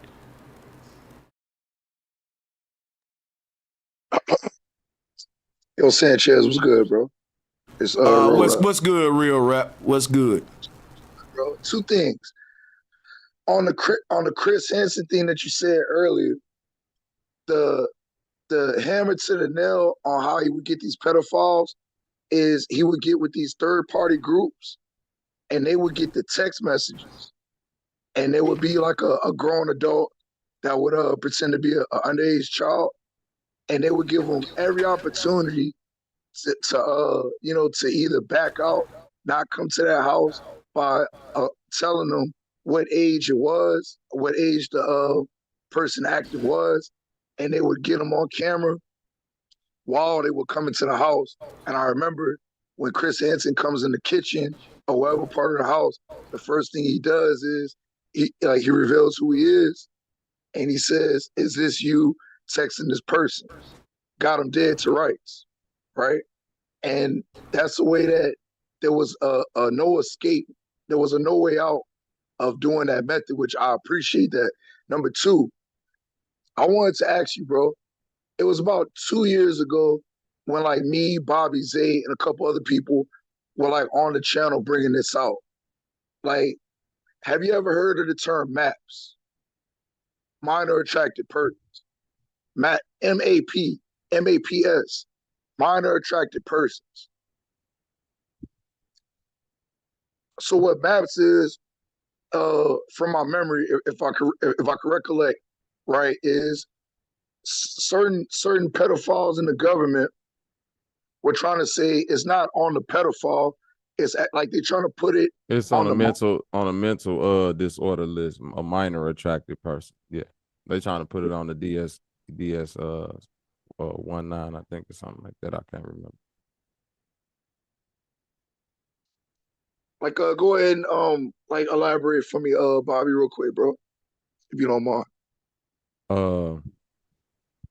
Well, first off, when it comes to Chris Hansen and what they was doing, if you actually look into the details of the Catch a Predator, a lot of the people, a majority of the people will go free because of the entrapment clause, right? Which is why a lot of these predator YouTube sites that I follow, like one dude I saw, he had to stop doing it because he got too frustrated that people weren't actually being convicted and followed through. They were just letting the police would let people go, which was disheartening. Two, I suggest anybody and everybody, whether you had children or not, you should have the Predator app on your phone to show you if anybody is in your neighborhood or your vicinity with any type of sexual charges. You see what I'm saying? And it lets you know the severity of it, because you know it's people on that list that might have just pissed in public somewhere. So you know what I'm saying? Not every crime is, you know, due to the same type of severity.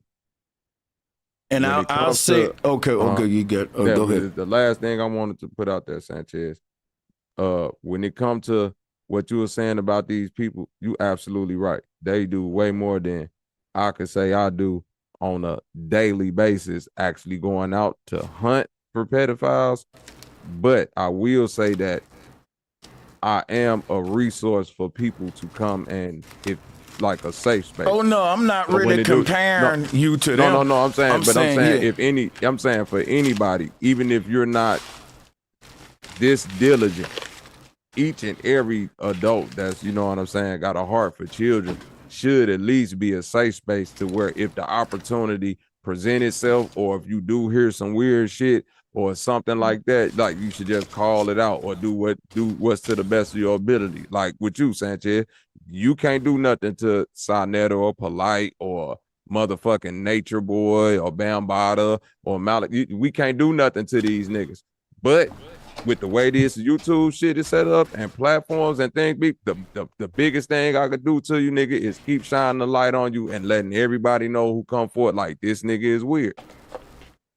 So if that's the thing that I can do, that's what I'm gonna do. If somebody got it in their heart to do something more than that, do that. But everybody within their real life should keep their eyes open and observant to be in action for the sake of a child. Okay, yeah, I respect that. Well said, for sure. And second link that I put in chat, Sanchez. Say what now? Like the second link that I put in the chat, it gives an explanation of and I'm gonna say quote unquote because I don't trust none of these people, but so-called professionals that's in the field. If you check that second link out, like that's the link that I played back in the day on the channel, and to what Bobby was saying, you know, it's they're trying to list it as a mental health disorder, and they're trying to take Like the same sting that you putting out there to get people riled up, they trying to take the intensity off of that and make it more of a docile term, from my understanding, and not use the term pedophile anymore, but minor attracted persons, which me personally, I think is sick. Yeah. The sick part is they treat that shit like a misdemeanor, bro. No motherfucking pedophiles go to jail and get right out, bro.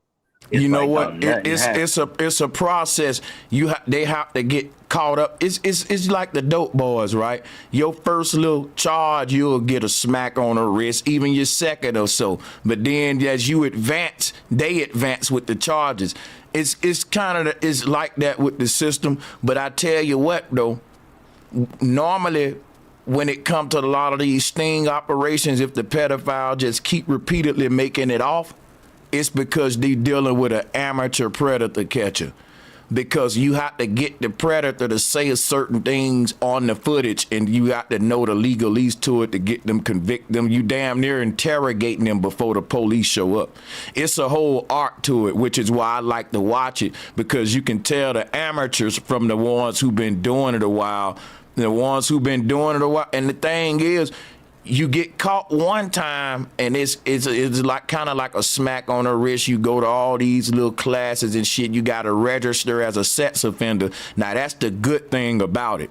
The thing about it is when you say they get out of jail, you're right, and I hate that. But they do they have to register as a sex offender. And it had to be public record that they are, and it can affect their jobs. They can't work around children and shit. They free though. They ain't doing jail time. But the only thing about that law I don't like is that this sex offender don't have to tell you verbally in any space, but the jobs know. And they can fucking say, well, we ain't hiring you because you around children or whatever, but they can still be at churches and stuff, and nobody'll know that they're, SO. It's certain places where they ain't got to disclose it, where, and it's a tricky game with that. But yeah, most of these guys, once it's brought to the light and they bust it like that, a few times, once they get ran through the system once, twice, thrice, that's when they start doing a heavy time on them. It's unfortunately that they get this many strikes. We say 3 strikes you're out, but for shit like this, we be thinking, hey man, one strike at one. We say, hold on, I don't know why what just happened, but yeah, we normally say 3 strikes out, but for stuff like this, it's really 1 strike, man, and you out for real. But that's the law kind of crazy like that. And that's why I was saying before, when it comes to like to catch a predator and things like that, Sanchez, that Chris Hansen, with all due respect, I know I'm gonna say that a lot. He locked a lot of predators up. No. Yeah, I thought your mic was He did. He locked a lot of. Now a lot of them got off, but he locked a lot of them up too. No, even the ones that supposedly got locked up on the show, they had to be released that day. Most of their cases got thrown out because of the intent to commit a crime wasn't there. It was a lot of things that they did to skip journalistic integrity for the sake of views. And, well, here's the thing, most though. of the people on that show were able to beat the charges. You know what I mean? And you could look into that. You know what I mean? So that's why I say here's the thing right here, right? A lot of times these amateur predator catchers, that happened with them too. Chris Hansen, everybody forget Chris Hansen was an amateur too at one point. The show was on for a long time. And to say that man didn't get a lot of predators caught, don't you know if you get more than 10 predators locked up, that's a huge amount. When you think of how the law is built and its pedophiles in power, I ain't never got no predator locked up. So listen, we got to start somewhere, because right now, most black men will defend predators and a fight for them like Malachi York and Nature Boy, and we saw it. So why would I even say anything to discourage the kind of Chris Hansen atmosphere that he had? Even if a nigga say, every damn predator Chris Hansen brought in that room made it out because he didn't do it right, man. Guess what? That nigga's still a hero. It's the intent. It's the passion you got with trying to snare these creeps. And you can say, well, he didn't do it right. Some niggas ain't doing it at all. And they defending them, the creeps. So we can't be hard on the Chris Hansons, the pred catchers. They doing more than what we doing. And even if the predators get out, guess what? They risk their life, dog, for children that ain't theirs. When you got niggas online dissing stepdaddies, and you got predator catchers out there willing to die for your damn children, and they don't even know them. That's all I'm saying. Hey, when I can get a minute, bro, let me know. You got it, Key. Hey, salute, man. Salutes to everybody. I like the way, you know what I mean, that the temperament of the stream going, especially focusing on the actual you know, intent behind the stream. You see what I'm saying? And not really taking this shit kind of personal. You know what I mean? And then, man, I don't want to hear my name involved with nothing messy, man. Like I said, if it's about helping the children and shit, I do that shit openly, publicly. I work with organizations, the WOO organizations, working out obstacle organizations. They have a 24-hour hotline. I do what I do in the community for them as well. So y'all can reach out to them. I don't have the number on hand, but it's the WOO organization, WOO, working out obstacles. So if there's anything like that, we put boots on the ground. We making phone calls and shit. Yeah. I don't mean to cut you off. Block all the people that's trying to take the heat off Drake, y'all. Block them. Because check this out. I'm going to tell you something. A lot of these people are starstruck. They hate that we here talking about Drake and they trying to protect Aubrey. Okay? If they really cared that much about Big Dog Philly, they'll be pursuing the legalities with that man. They'll be trying to donate to the predator catchers in his area. They'll be trying to seduce the woman he married to help them press charges on him. But she seemed to be married. Ain't much you can do to him, but it's something that can be done to Drake. You know something about these fake folks who they protecting pedophiles. Because this footage right here alone is enough to get some investigations going with Drake when you consider what his affiliations is. And you'll have a lot of people, they don't want to sit 6ix9ine God to go through. They hate that. These people are idol worshipers, and I get it now. They trying to get the smoke off Drake, y'all.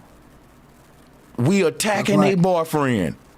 Drop a one if y'all think I'm on to something here.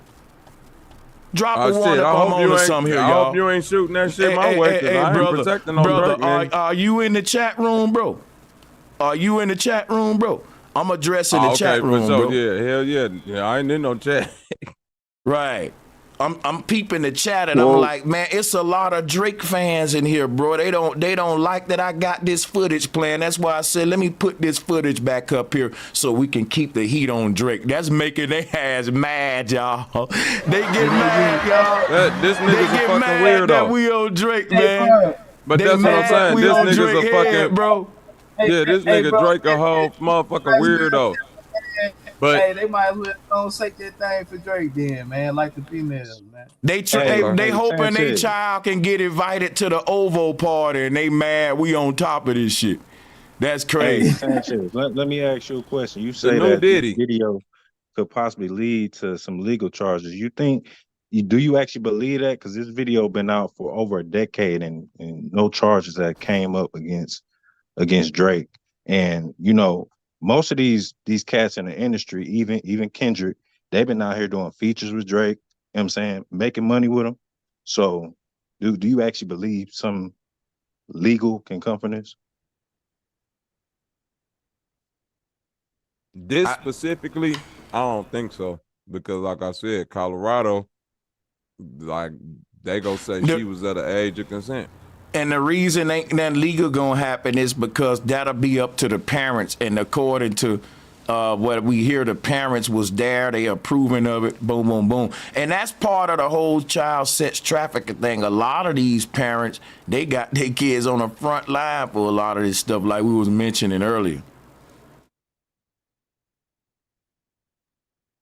That's why when I came on first, Sanchez, I prefaced it with legality versus morality. Like you said, I'm a father, so it's a lot of fathers that's gonna crash out. They not gonna say, "Oh well, legally did no, fuck that." I don't give a fuck what the state's saying. You see what I mean? But then that's gonna cause a legal issue. You feel me, Sanchez? That's why I say it's a catch. This some paradoxical shit because we all can sit here and clearly see what Drake is doing is weird as fuck. But guess what? It's legal. That's I just want to say something real quick, land my plane real quick. I'm in Alabama, and I've been talking about the Drake shit all weekend or whatever. But the age of consent here is 16, right? I feel like 18 is too young for a nigga. That's just me personally. I ain't even trying to attack nobody, but that's just the only thing I want to ask. Now look how crazy that is, Sanchez. Is 18 too young? And would y'all fuck with an 18? It's 18. No. Listen, no. I know the age of consent in my state, Alabama, is 16. But the word teen don't sound young to you? A grown ass man fucking with an 18-year-old. Listen to what you saying. So look what Redden just said, bro. Look what Redden just said. Grown man and teen. You gonna hear yourself? Teen. Listen to what we classifying as an adult. A teen. That's what I be telling niggas, and they think, they like, well, you grown, you 18, you can get your life. I'm like, teen, you still a teen. Nigga, if you can't buy me no beer or no motherfucking you rap, can't even get a drink. And that's my thing. So I just been asking. If you're a teen titan, you're a child. Hold on. Let me say this, and I'm gonna land. I'm finna mute up. I've been asking damn near every man I know, would you fuck with an 18-year-old? I just want to see niggas' answers and what they think. I don't even. It is a right or wrong answer with me. If I'm a teenager, a teenager gonna fuck with a teenager. Would y'all do that? Would y'all fuck with an 18-year-old? Hell no. Listen to what you saying. Hell no. Hell to the no. What y'all gonna do? Listen, like, just think about that when y'all at the crib and she wanna play you in Mario World and play you in Uno and shit. You know, and that's what I'm saying. You're gonna realize like this is fucking crazy when it's Let time. everybody answer. You know what I'm saying? This when it's a full panel. You know what I'm saying? When it's time to eat, she wanna keep ordering pizza every day and shit, no vegetables. Like that's a weird. They all on two different worlds and shit. I don't know. Like that's too many Happy Meals and kids meals. Hey, bro, you know what I'm saying? Whoever that was, just ask that question. Can you ask it again? My question is, if you, whatever age y'all are right now, would you fuck with an 18-year-old? The age of consent, pretty much everywhere is 18. I'm in Alabama, it's 16. Let me ask y'all this. Let me ask y'all a real nigga question, because I like that question. Was any of you niggas in here ever idolizing Hugh Hefner? Keep it real. If you thought he was a pimp, I weirdo. Pimps. I don't know about Hugh Hefner, but weirdo. I ain't gonna lie, I grew up on pimp shit. I ain't gonna even lie. Okay, because I will say, you know, Hugh Hefner was waiting to them girls to get right at the legal limit and moving them into that house, man. Facts. Y'all know that. Facts. Yep. Hugh Hefner, the dude from Hustler too. But like I say though, I'm in a state where it's 16. This just. For me, I remember growing up when I was 16, one of the OG niggas, he was like 30-something. He told me, he was like, where the hoes at? I'm like, nigga, I should be asking you. He said, if they 16, they legal. And I just always remember that shit was weird to me. I don't know. I never fucked with that. Fast forward, I'm 31. I got 2 girls. Like, let me ask you a question. Hold up. Wait. We got a problem, Houston. Shout out. Said they legal. Hold up. Shout out to Talk with Unscrambled Minds. Shout out to Dulcinea. We got to bring this one to the table real quick, man. And I need to know this real quick. Yes or no answer with not a lot of chaos. Just everybody hit me yes or no. Have you ever been to a strip club before? Yes. No. Now listen. Never. Yes. You got me. Yeah. Okay, now check this out. If you're a guy, you answer yes, I'ma just say this. It's a 9 times out of 10 chance that you threw money at an 18-year-old. Thank But you Sanchez, for that but Dulcinea. That's Sanchez, but real that's Sanchez, real talk though. I check this never out thought though. about that. I've always thought about that because she probably got that. Listen, I've been asking that question for the past 2 years, and I've been That ought asking to it to Mel. change too. That Wait a law minute, ought to change, man. facts. Because You know. listen, I asked this question, Sanchez, and it wasn't even around the strip club because when it comes to male and female, women wanted to preface that question with the strip club. I said pornographic film. How many of y'all ever watched the flick? Facts. Me and with now the sister can't. Now the sister who just said no, she ain't never been to a strip club. I believe that. You telling me you never seen a porno before? All of us now, we just being adults. What we Who talking about? said that never No, happened? You I'm just not. threw No, that no, no, no, question no, out no, there. no. I'm just saying I heard somebody when it said strip club say no, but I'm assuming that A most lot of them adults, do. right? But I'm saying most adults, men or women. I don't assume all women been to a strip club. I just assume a lot I of know women might many have seen women it. that have been to a strip club. No, And me they're too. proud of it. Me too. I'm not saying women don't go to strip clubs. I'm saying I see it's more of a majority of a male thing than a female thing. From what I've seen, for what I've So seen. are we So what I'm saying condemning about or no, I'm not condemning it. I'm saying in the same way that the majority of people in a strip club is a male dominated society when it comes to like pornography, that's go for both sexes. And we're not age verifying and checking the people that we're viewing on these tapes that's doing these adult sex acts. That's true. Hey, but didn't one of the first Playboy mates, wasn't she 16 That was during the 70s? Jenna Jameson when they had to stricken all of her first pornographic films off of the internet because they found out she lied about her age and she was doing that shit at 16 years old. Correct. Yep. They said so Jessica Long, you telling me that they did another drive-by? It's been a second one, or is that just the same one? Did y'all talk about the weekend house getting shot up and they saying No, I that think he she's talking retaliated? about They saying the weekend retaliated on Drake House. That's what they was Yeah, putting this up the week. earlier. Well, And not they the weekend. Is he bringing from up Canada too, ain't it? they bringing Not up the Kendrick. weekend, but cash out XO. Hey yo, It's a I got a really important question to ask all the males in this in the panel. So when we're talking about age of consent, right? How old were you when you were like, okay, I'm not gonna date, younger girls anymore? Like, how old were you? And I mean, like, in the transition, Let me explain something to you, man. 20, 21, Let me explain something to you, right? When you young, you just date girls.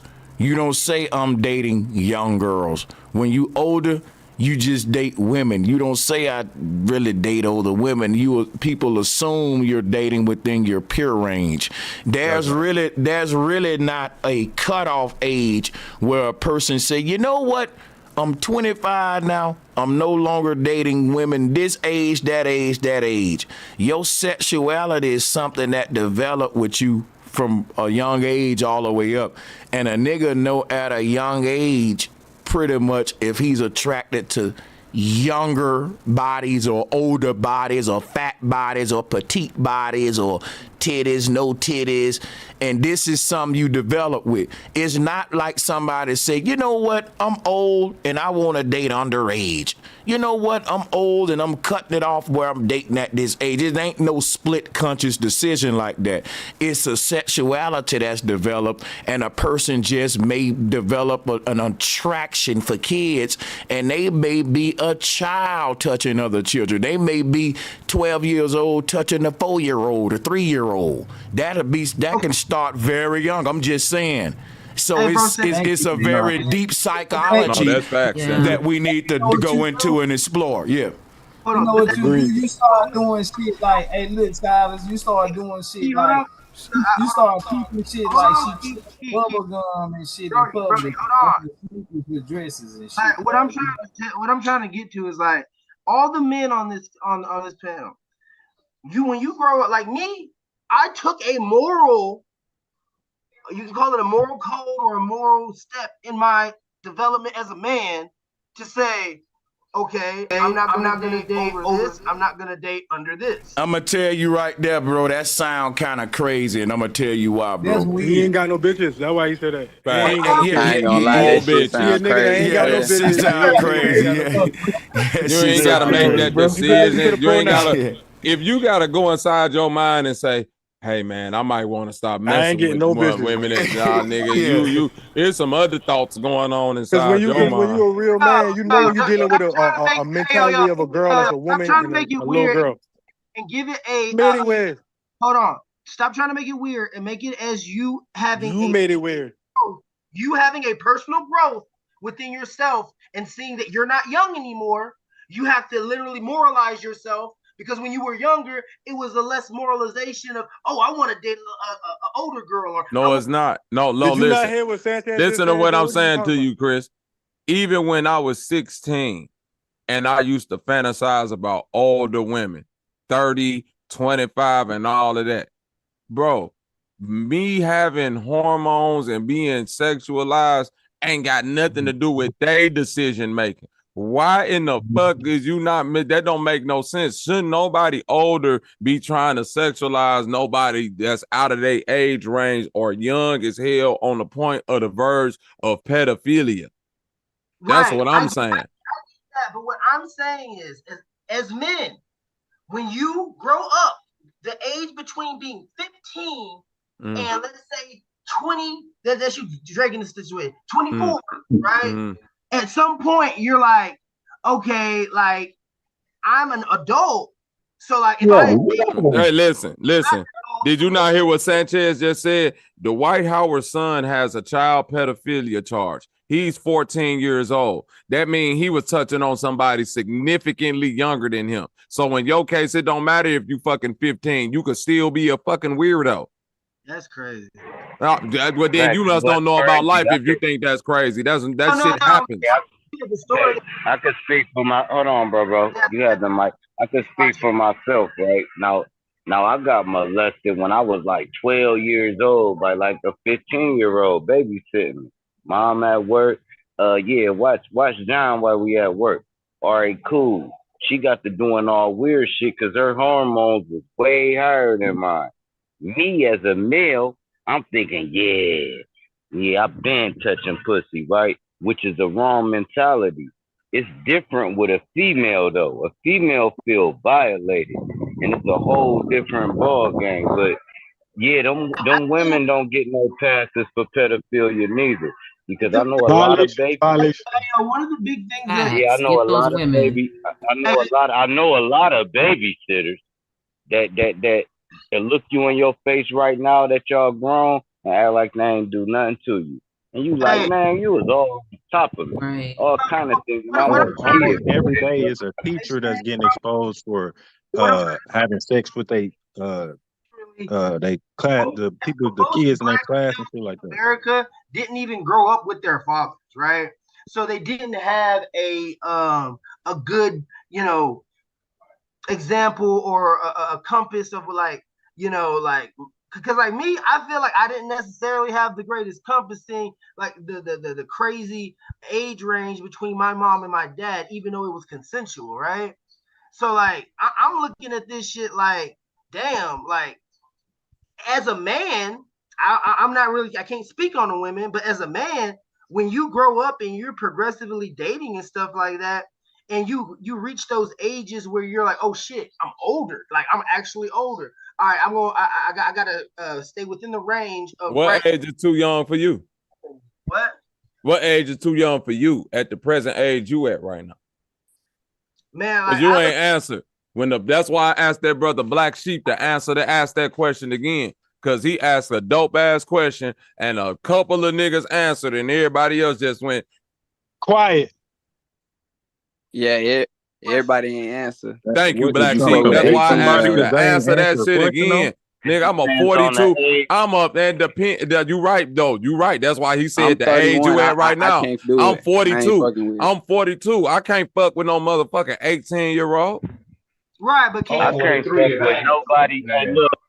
Can you fuck with a 21-year-old? Hell At no. 42, You feel hell right? no, You Hell nigga. no. feel right? You get up there in age. At That's why I 42, asked no, you. nigga. That's like Younger my than your child kid. at that point, nigga. Are you crazy? That's Exactly. why I asked you if Exactly. you was Like my condemning daughter's or 30, condoning right? when So men go to strip clubs. Y'all was just saying that nine listen, times out of Murphy. 10, these is 18-year-old girls in strip clubs and No, no, grown no, men no. up 9 there times throwing out of cash at 10. them. But Do listen we do though. we condemn or Listen, do we no. condone? Listen, we can condemn the whole strip club and porno movie culture. That won't stop motherfuckers from being weird in their real life. Again, I can't bro, listen, right now, if everybody had the choice of walking in a strip club, because here's the truth, let's do it like this. It'll be separate in the strip club if everybody knew, like, them the 18-year-olds over there, them the ones who just turned 18 stripping, these the 25-year-olds, them the 30-year-olds. Then you will see who in who section. If literally inside the strip club, if they had to broadcast their age. The point is they don't have to broadcast their age. In real life, when people broadcast their age and men or women still make decisions, that's when the shit get weird. That's when it start getting tricky. So even though I feel you on the point about the strip club, the motherfuckers ain't in there broadcasting their age. If motherfucker walk around with name badges on with their age on it, yeah, the strip club will be a different type of place, and you will be able to really identify motherfuckers then. So the And the same strip question club still is holds. At 18, right now, who at the age they is right now fuck with an 18-year-old? A lot of look, muted man, I'm mics up so this old. motherfucker. Everybody be Hey, wanting this to why talk. Come on, Sir hey, Drop. this Can why you answer the hey, question? this why Sir hey Drop. yeah, I'm Sir answering Drop. the Instead of question you right He here. stepping chose on it, some instead of random you question stepping on it, now. just now No, it's I'm random. answering the Now it's question, bro. random. Black Sheep asked the Hold question. on, man. Now Hold the it's fuck random. up, bro. Hold Look, on, bro. I'm I'm talking, bro. 35, bro, and the lowest I go He is out here Look, making 31, a bro. that's glance of why I be attack, wanting and to he's scratch asking these ridiculous niggas up, questions. bro. Right. All right, cool. Here That's a go the thing. ridiculous question. Who feel It, like that's a ridiculous question? Because then you got to talk to the brother Black Sheep for coming up with the question. I don't think it was hey, ridiculous. it's a great question, but it still go by the age, right? Me, I won't even deal with a 30-year-old because that's my daughter's age. I can't go under my daughter's age. I can't Respect go that. under my son's Respect age. that. I Cause respect you that. got kids. Cause you got kids, I yo. mean, It's You just got different say for what kids. it I kids. respect age that. It's group. different for parents. If you got kids, it's a whole different ball game. My daughter Even 22. though, So No, I think it ain't she got nothing to do with you having kids. It, It really no, I'm don't. saying even, but when hold you on. have kids, you gonna think But check about this out your though. child age. But check You're this. not gonna talk to Listen, nobody your child age. Sir Drop. No, Nobody. I asked him a specific question, but I understand what he's saying about his children and specific to him. But even if Sir Drop didn't have no children, I would hope that at the age he at right now, he wouldn't entertain no motherfucking 18-year-old. Hey, Bobby. Kids or not. Kids or not.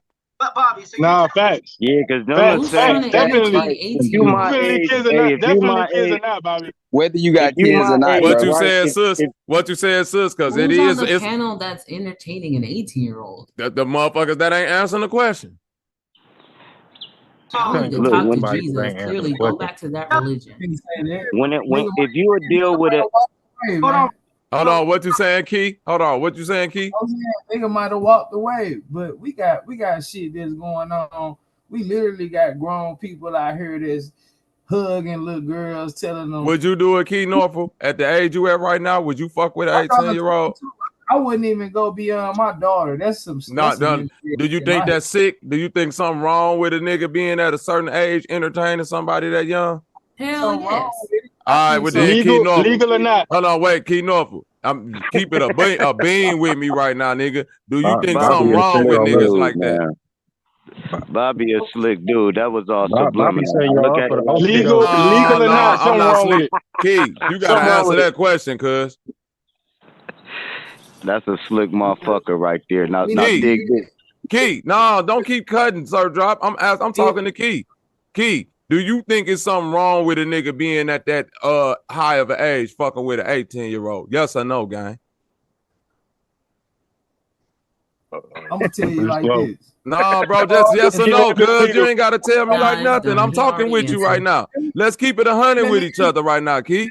Come on, Plead the cuz. You fifth. got babies, niggas. Don't play with me, Key. Me and you Plead both the got fifth. babies. Beyond all the bullshit, keep it a thou wow right now, gang. You if a telling me you nigga would be ain't got cool with it in that? his mind, if a nigga ain't got it in his mind, if he got babies, to be like, man, I ain't finna date below my daughter's age and no shit like that. It ain't Or got nothing to if, do if with the it do daughter age. What if it ain't got nothing? What if a nigga ain't got no kids? Fuck the Right. kids, Key Norfolk. Why I gotta add the kids in? Do you feel like it's fucking weird for a nigga at a motherfucking high ass 30, 40 plus year age to be fucking with an 18-year-old, Key? Come on, gang.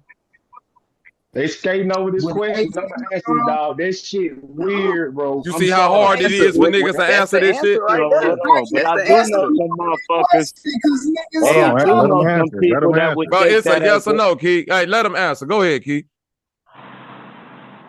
nigga, yeah, it's weird. Okay. No. Okay. All right. That's Even if all I it's need to legal, hear. even if you legal, even That's if it's all I legal need in to that hear. state, That's all I even need if to that hear, shit, Key. listen, That's all I need to hear. Somebody out of here. That's I all. listen, do It's, know if that some shit, sugar Why did daddies. it take him that's Listen, all so I need to long? hear, Key. listen, Hey, Hey, if Sir that Bob, you shit Drop. gotta legal, Hey, Sir clean Drop. You heard that, somebody. Sir Drop? hold on, what he say, man? Bobby, Hold listen, on. why Hey, y'all but keep dig this. shit That was a legal, good one it's too. still weird. Hey, but Don't dig give a this. fuck. as you grow up as a man, you That have shit's still weird if you legal or not. I don't yeah, give okay, a fuck. let It's one super person talk weird. that you that you date, but it doesn't sound weird for any of these niggas with children to say, "Oh, I just don't want to date below my daughter." I Dude, that think is that's Hey, weird. fucking look, you weird, It's got bro. fucked up. That's Yeah. weird too. you got a male ego, right? Here's what be happening. You got a male ego, right? There's some like people, they'll be like 50, 60, right? If they knock a 20-year-old, they look at that as accomplishment. Like, I still got it. Like that. Like, man's ego, like, as we get Is that older, weird or is that something that you should be proud of on your ego?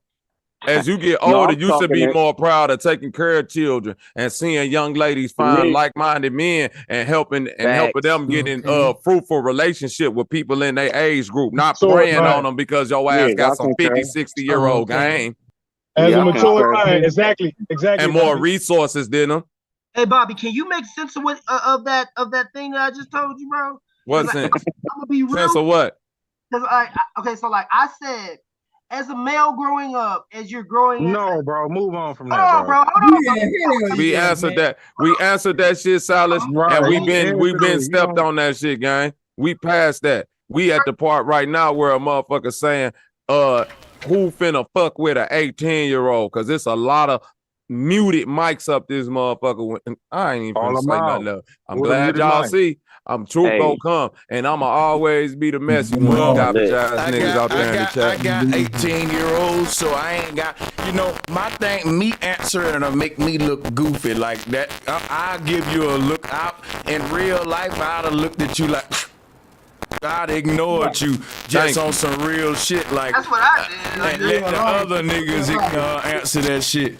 That ain't what you did, Silas. no, that's exactly what I did. No, we not in real life, gang. So you can't take what Sanchez just came up here and said and say, well, that's what I did. I was Hold on. doing what why y'all do why, that, man? why would you ignore me though? Like you have no If I idea. asked that question. Why is that? The brother asked Hold on that 1 question. second. I'm not answering the question. No.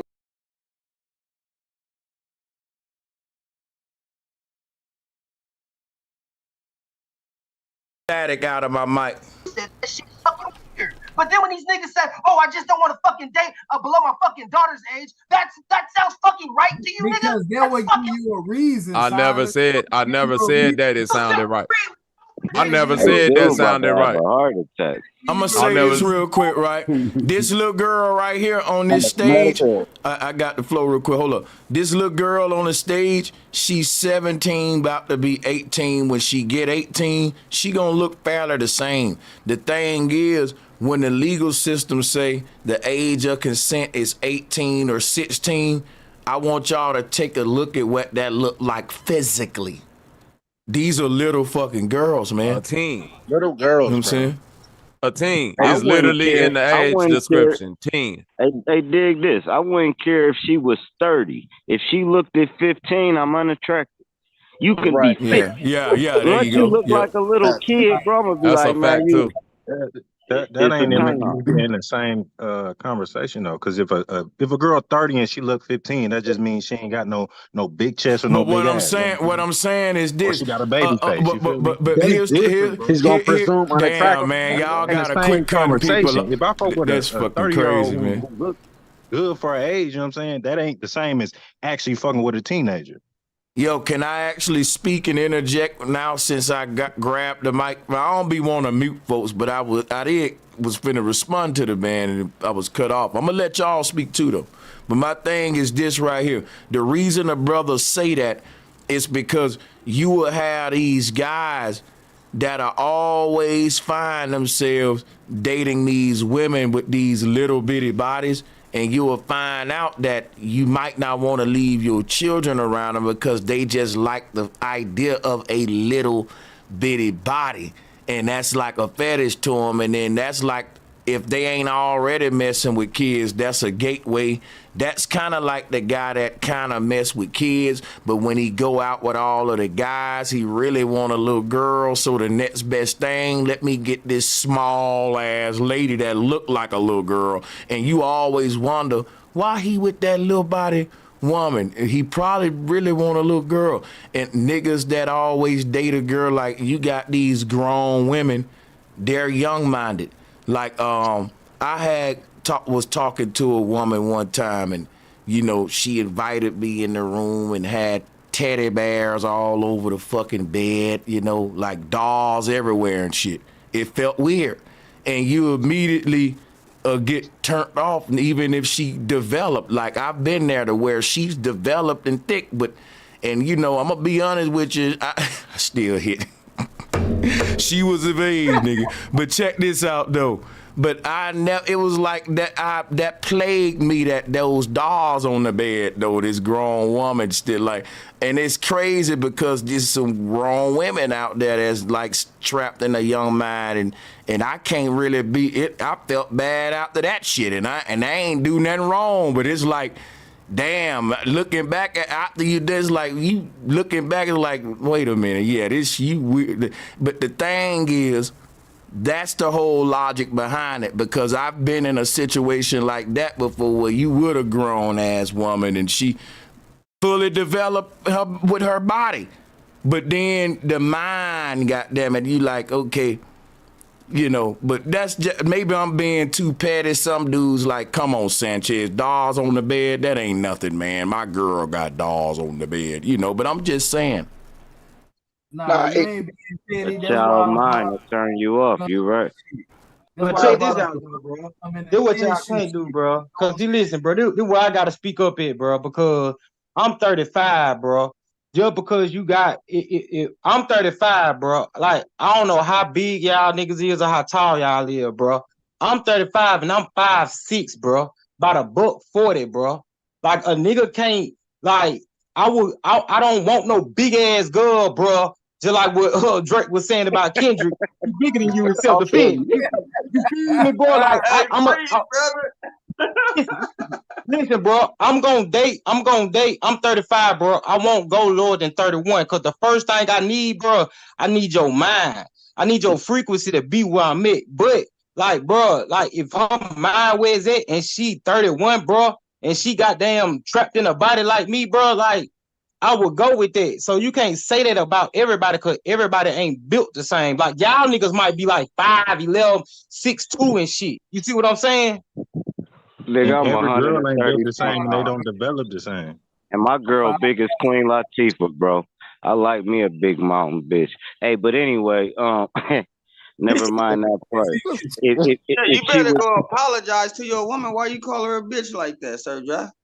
That's Go our second to apologize speak, and bro. then come back to hold the on, man. lingo I'll is be like gonna that, slap bro. the shit out you, man. Baby, no, I don't Yeah, mean like no what is disrespect. Hey, look, Come on, you y'all, violating, bro. hey, y'all, let me get my 5-second disclaimer, and I'm gonna fall back right to my small women out there, petite, scrawny women.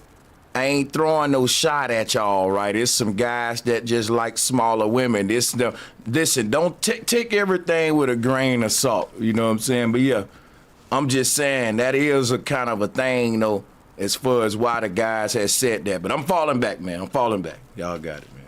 Oh, but no, yeah, I'm gonna apologize to all the women, but me and baby know I never call her a bitch in negativity.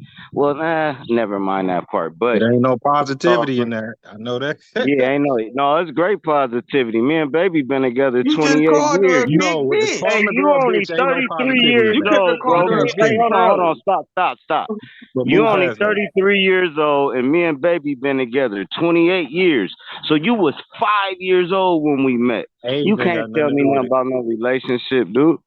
Not at Let all. alone your But own. no, I was just saying that it ain't nothing and I ain't the one who 33, but I was just saying ain't nothing necessarily positive in calling your girl a bitch, you know what I'm saying? But we can move past that. It Oh ain't no, really I that big. agree with that all if I meant it like that. But yeah, I agree with you though. But you know, that's just the lingo. She'd be like, "Oh, you a bitch, nigga," and we'll still be kicking it. We don't look at it like, A You damn, already woman know call that's you just a how bitch, niggas talk. Sir? You if hell she was right yeah, there, you nigga, would we have, be. you know what I'm saying, Hey said man, me something else. and baby is one, bro. Y'all Whatever need energy I therapy. give her, she giving it right back to me, dog. There's no current Y'all out. need therapy, There's man. no what they call it, submissive. No, ain't none of that. We the same person and we gonna move as one. That's the only way it works.